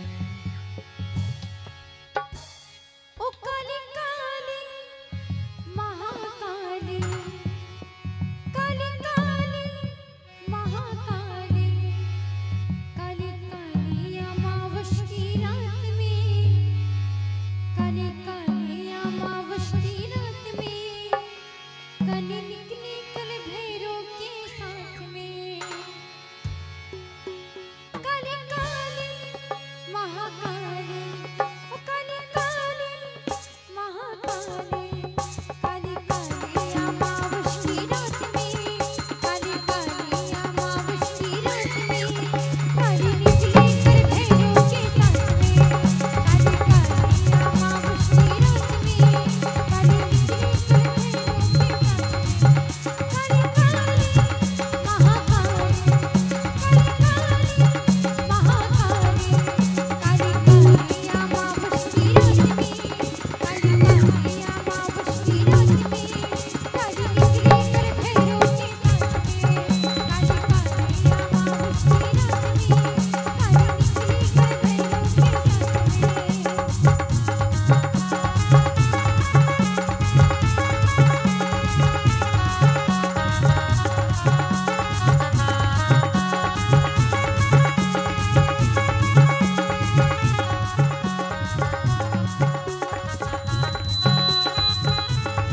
बोलिए काल रात्रि माता की।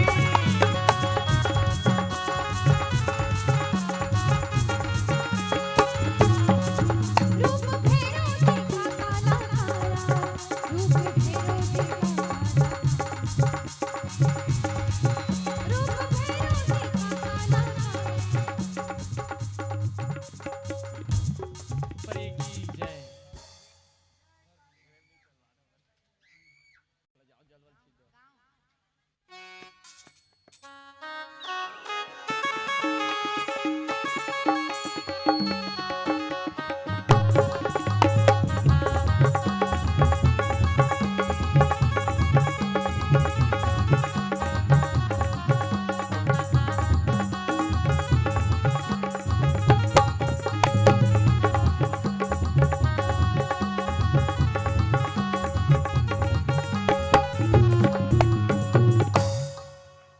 जावा जल्दी।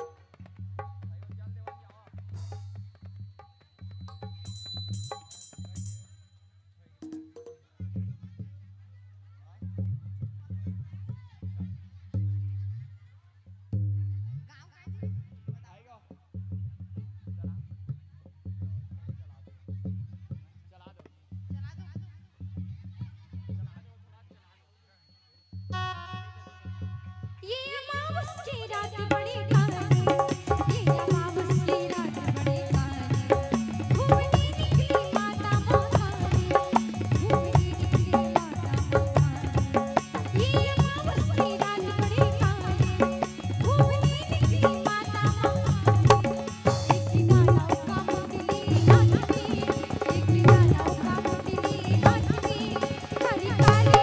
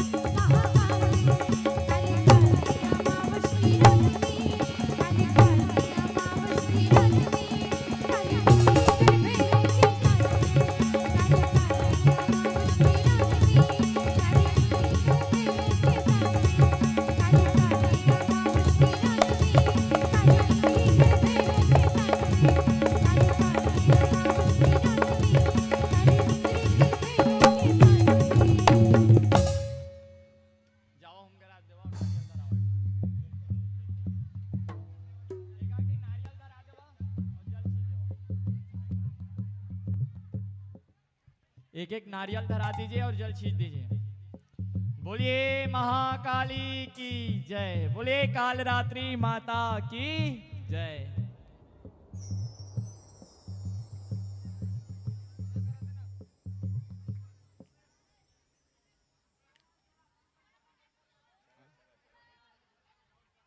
अब भाइयों सब अपने अपने जगह में बैठे। सब ठीक है, अपने अपने स्थान पे बैठ जाएं चलिए शांति सभी से। अपने अपने यथा स्थान पर बैठ धन्य भाग हमारे कि साक्षात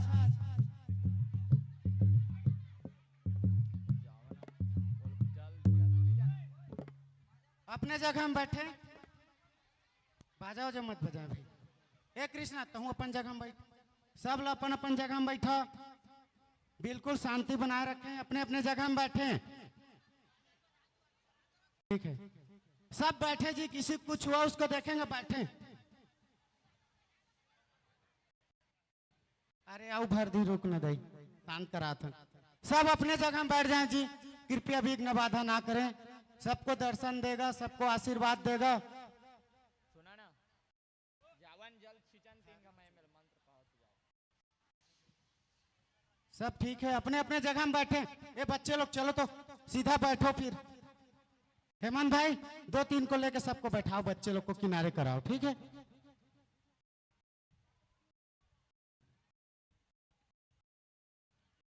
बैठ जाएं, कोई इधर भीड़ कर लिए सामने में ना आए।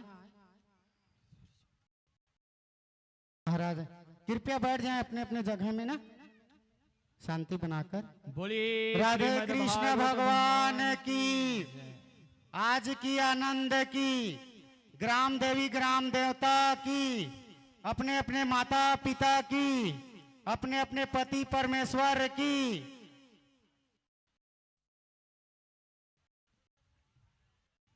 बोलिए दुर्गे मैया की जय, आदिशक्ति भवानी की जय। बोलिए जगत जननी माता की जय। त्राहि मामं शांति देवी शांति प्रभान कर्वणि, महां भूरि विनाशानि शांति त्राहि मातुरणे। ओम आत्मानां शांति रक्षते भ्याम नमः सर्वस्तोः शांतं दुर्गे दुर्गे दिव्ये नमः, दुर्गे दिव्ये दिव्ये नमः, जगते दुर्गे दिव्ये नमः, दुर्गे दिव्ये नमः, क्लीं क्लां क्लं क्षेभ्यो नमः। ओम ह्रीं क्लीं चामुण्डाय विक्षे, ओम ह्रीं क्लीं चामुण्डाय विक्षे, ओम ह्रीं क्लीं चामुण्डाय विक्षे महाकालिके रूपेणे नमः। प्रथमं शैलपुत्री च द्वितीयं ब्रह्मचारिणी, द्वितीयं चन्द्रघण्टेति, चतुर्थं कुष्माण्डे, पंचकं स्कन्दमातेति, षष्ठं काले कात्यायनी, सप्तम कालरात्रि च, अष्टकं सिद्ध महागौरी, नवम सिद्धदात्री चम्यं प्रकृतार्थं, दशम नृत्यं पूजनं श्रीवं महादेवी नमस्तुते। बोलिए दुर्गे मैया की जय, आदिशक्ति भवानी की जय। आइए सभी अपने अपने यथा स्थान पर बैठ जाइए। थोड़ा सा और अपना कथा, स्थान उसके पर- बाद फिर आरती की ओर बढ़ेंगे।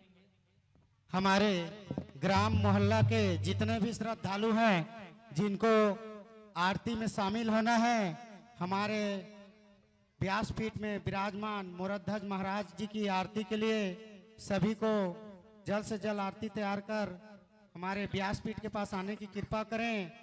आज गुप्त रात्रि को और महाकुंभ 144 साल बाद इतना पवित्र जगह, कल हमको मिले या ना मिले, इस जन्म में मिले या ना मिले, मैं तो बोलता हूँ इस जन्म में हमको ऐसा कथा नहीं मिलेगा, क्योंकि 144 साल बाद ऐसा लग्न, ऐसा गुप्त नवरात्रि शायद हम लाखों जन्म ले तो भी किसी को नहीं मिलेगा। क्योंकि 144 साल बाद जो कुंभ का माहौल है, और कहा जाता है जिस जगह पे भागवत भगवान होते हैं वहाँ सारे तीर्थ, सारे यक्ष, देवी देवता और कुल देवी ग्राम देवी, सारे 33 करोड़ देवी देवता विराजमान होते हैं। आज यहाँ पर जितने विराज हैं किसी देव पुरुष हुए होंगे, उन्हीं के अंश हैं। इसीलिए सभी को नमन करते हुए श्री मुख जी से भागवतमय कथा का आनंद उठाएंगे। इसी तरीका से शांति बनाए रखें, बच्चे लोग को कृपया अपने पास रखें, और ऐसा आनंद बार बार नहीं मिलेगा। शांति बहुत जरूरी है। विघ्न बाधा में पाप लगता है। बोलिए श्रीमद् भागवत महापुराण की जय। इस प्रकार से वह जो महाकाली के जब समक्ष जब जड़ भरत जी महाराज को बलि देने के लिए अवगत हुए, तब वह तलवार है वह हाथ से छूट गया और महाकाली जी है वह प्रकट हो गई और उसे आशीर्वाद प्रदान किया गया। और इस द्वारा यह जो कथा के उपरांत जड़ भरत जी महाराज की जो कथा है वह इस प्रकार से बड़ी सूक्ष्म रूप से बताए हैं, और जिसमें यह जो हमारे अजनाब राज्य जो कहा जाता है वह पूरे उसी जड़ भरत जी के द्वारा यह जो हमारे अजनाब देश का है उसको आज से भारत देश कहते हैं। आइए सुंदर भजनों का आनंद लेकर इसके उपरांत फिर आरती में गोता लगाएंगे। समस्त माता और बहनों से निवेदन है कि वह अपने अपने घर से थाली की आरती ले आकर के आरती दीप जला लेंगे। बोलिए दुर्गे मैया की। जहां डाल डाल कर सोने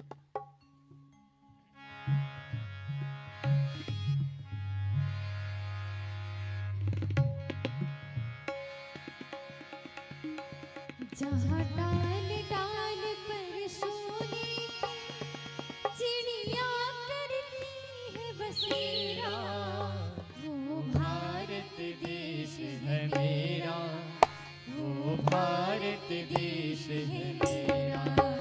वो भारत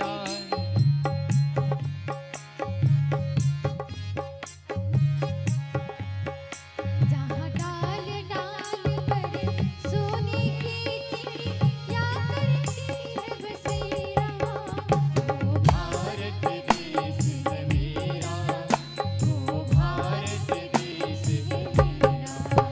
जहाँ सत्य अहिंसा और धर्म का पग पग लगता डेरा, वो भारत देश है मेरा, ऐसा भारत देश है मेरा, वो भारत देश है मेरा, वो भारत देश है मेरा। ये धरती माता ऋषि मुनि जपते हैं नाम की माला, जपते हैं नाम की माला। जहाँ हर माल की एक मोहन है और राधा एक एक बाला, और राधा एक एक बाला। जहाँ सूरज सबसे पहले आकर डाले अपना डेरा, वो भारत देश है मेरा, वो भारत देश है मेरा। देखिए यह भारत बड़े स्वाभिमानों और बड़े बड़े ऋषि मुनियों के द्वारा यह परित्याग करते हुए अपने जीवन में निर्वाह करके और बड़े ही सुंदर यह महाभारत जहाँ श्री कृष्ण श्री रामचंद्र जी अनेक अनेक प्रकार के बड़े बड़े समस्त भागीरथ जहाँ गंगा बहती है यह उस देश की भूमि है। वैसे यह जो गाना में डाल डाल पर सोने की चिड़िया करती है बसेरा, जब इस गाना को जब पहुंच चला तो जितने अंग्रेज आए सब वो सोने की चिड़िया को चुरा कर तो ले गए, लेकिन अब क्या कहना है, हर घर घर में अब हिंदू हैं श्री राम नाम बस गाते, वो भारत देश है मेरा, वो भारत देश है मेरा, वो भारत देश है मेरा, वो भारत देश है मेरा। जहाँ गंगा जमुना कृष्ण और कावेरी बहती जाए, कावेरी बहती जाए। जहाँ उत्तर दक्षिण पूर्व पश्चिम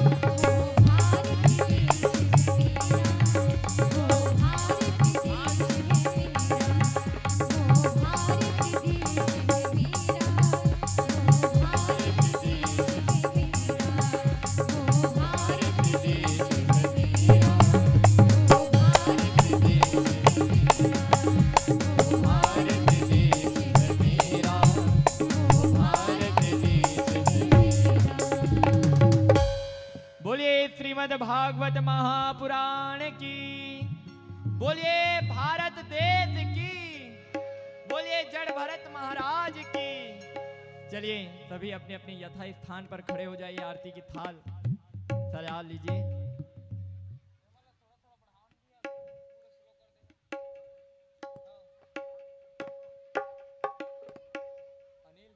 आरती से पहले सुल्तान अपना टीम लेकर महाराज जी से आशीर्वाद प्राप्त करें कि भोजन हम सबको कराते हैं, तो आशीर्वाद पहले आप ले लो। आ जाइए महाराज जी से आशीर्वाद लीजिए,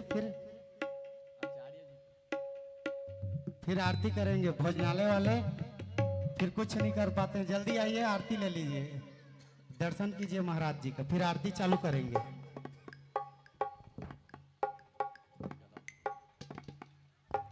अतिथि देवो भव में भोजनालय का सबसे बड़ा हाथ रहता है। उनके बिना अन्नदान, गौदान तो भोजन दान, मतलब भूखे को और प्रसाद भोजन जो भी कराए, वो लोग महादान कर रहे हैं, महायज्ञ कर रहे हैं। इसीलिए हमारे कुल परिवार की ओर से हम उनको तहे दिल से नमन करते हैं, शुक्रिया अदा करते हैं, जो इस यज्ञ में मुख्य रूप से भोजन का सेवा प्रदान किए हैं और निश्चित रूप से मेरे यज्ञ में बहुत बचौती किए हैं। क्यों? अगले बार 16-17 हजार में भोजनालय ला रहे हैं, इनके आभार मैं इस जन्म में नहीं चुका पाऊंगा। इतना बड़ा यज्ञ है, 1-1 रुपए का जरूरत पड़ता है, तो इन लोगों ने 16-17 हजार का दान किया, ऐसा समझ लो, सेवा देकर इस यज्ञ में। इनका कुल परिवार सदा सुखी रहे।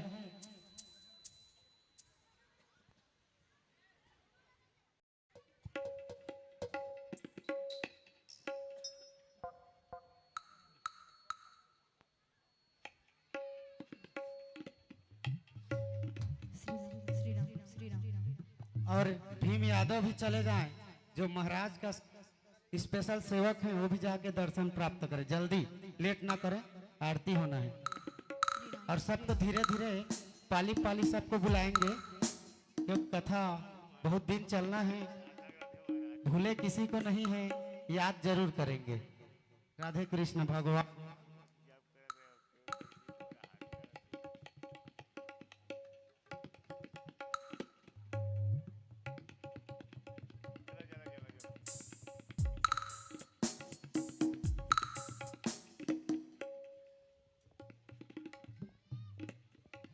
बोलिए श्रीमद् भागवत महापुराण की जय। सच्चिदानंद स्वरूपाय विश्वोत्पत्त्यादिहेतवे पापत्रय विनाशाय श्रीकृष्णाय वयं नमः। वसुदेवं सुतं देवं कंसचारूणमर्दनम्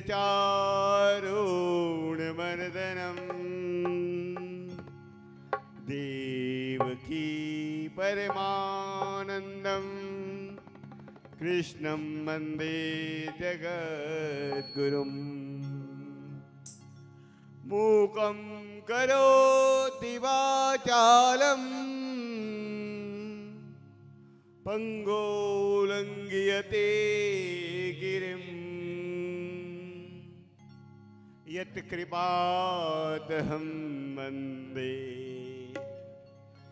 परमानंद माधव। साज्यां छवरति संयुक्तं वहिनं योजितं मया दीपगृहाण देवेश त्रैलोक्यं दिव्यरावहम्। कदलीगर्भसम्भूतं कर्पूरं तु प्रदीपनम् आरतीहकं कुर्वे पश्य मां वरदां शुभं भवम्। बोले सच्चिदानंद भगवान की जय, राधा कृष्ण भगवान की जय। आरती।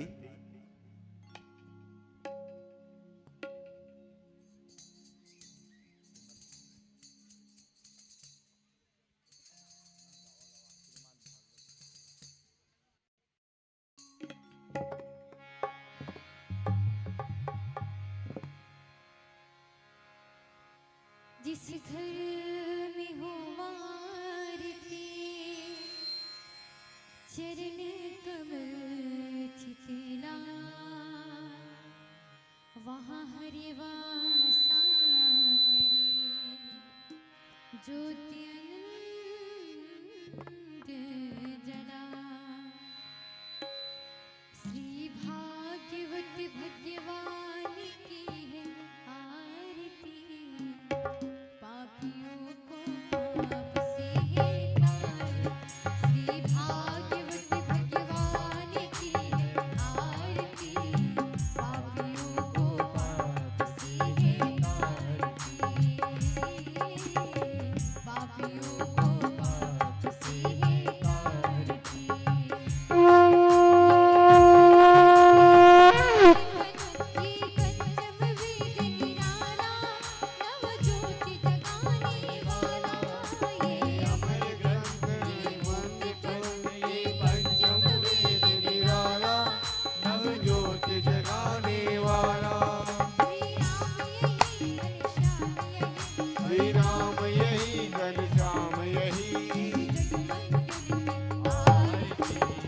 पापियों को पाप से है तारती। श्री भागवत भगवान की है आरती पापियों को पाप से है तारती। ये संत गीत पावन पुनीत पापों को मिटाने वाला हरि दर्श दिखाने वाला। ये शांति गीत पावन पुनीत पापों को मिटाने वाला हरि ज्योत जगाने वाला। ये सुख करणी ये दुख हरणी ये सुख करनी ये दुख हरणी श्री मधुसूदन की आरती पापियों को पाप से है तारती। श्री भागवत भगवान की है आरती पापियों को पाप से है तारती।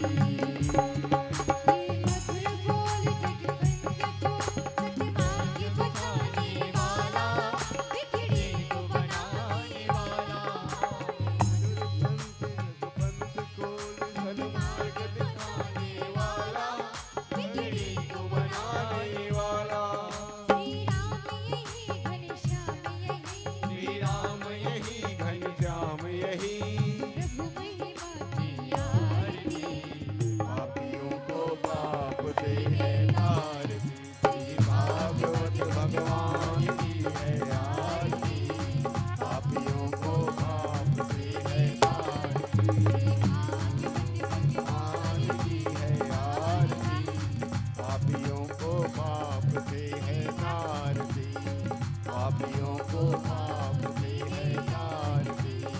पापियों को पाप से है तारती। बोलिए श्रीमद् भागवत महापुराण की जय। श्री बाके बिहारी तेरी आरती गाओ। श्री बाबा के बिहारी तेरी आरती गाऊं। गिरधारी तेरी आरती गाओ। गिरधारी तेरी आरती गाऊं। आरती गाओ प्यारे आपको मनाओ। आरती गाऊं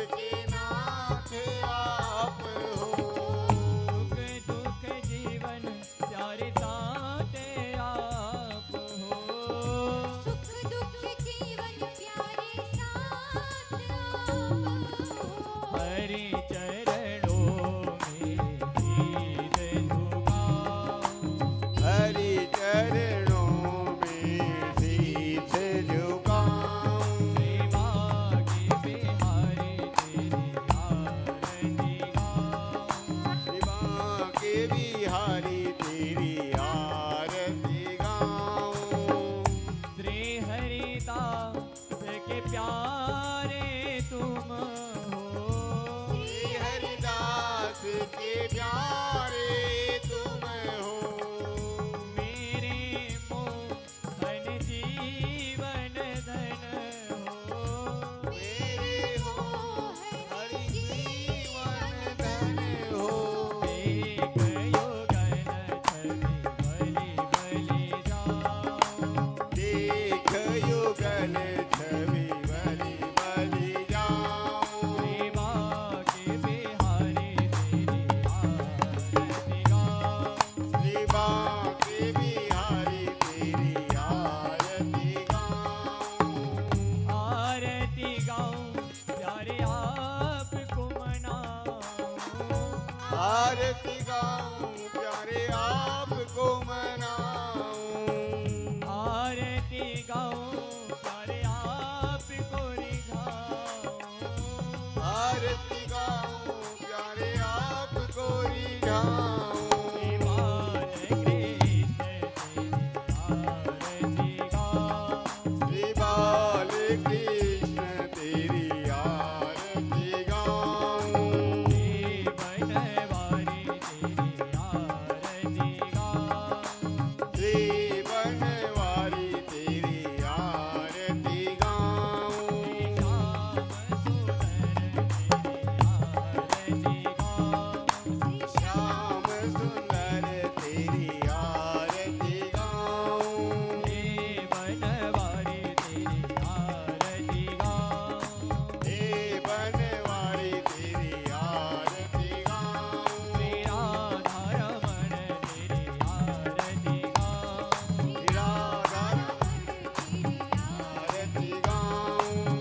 राधे तेरे हर चरण में जाऊं। राधे तेरे हर आरती गाऊं।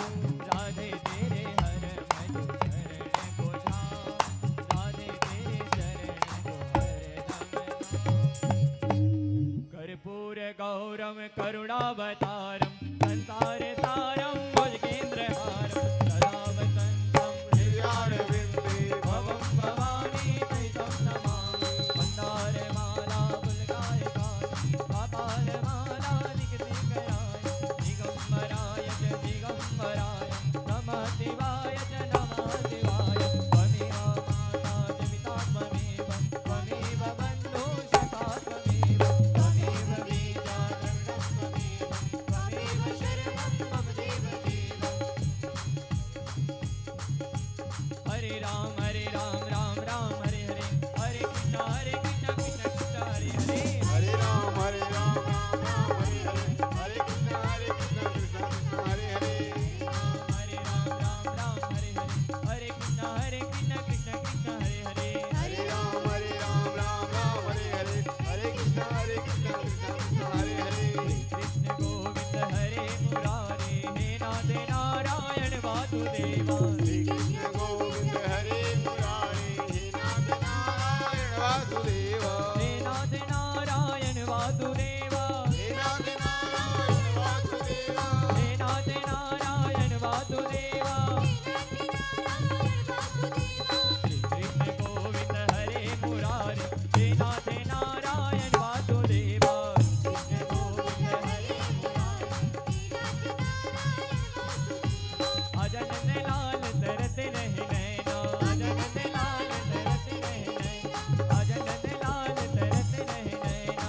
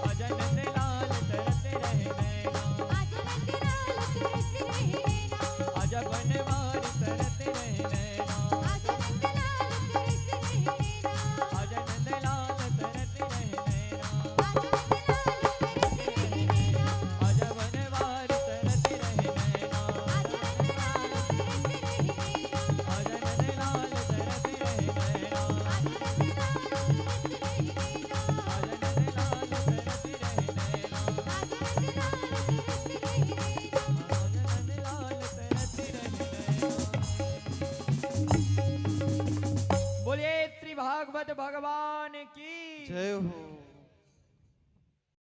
बोलिए सच्चिदानंद भगवान की जय। सभी हाथ में अक्षत पुष्प ले लें पुष्पांजलि के लिए। हरि ओम। यज्ञेन यजमयजन्त देवस्तानि धर्माणि प्रथमन्नासा तेहनाकं महिमानः सचंत्र यत्र पूर्वे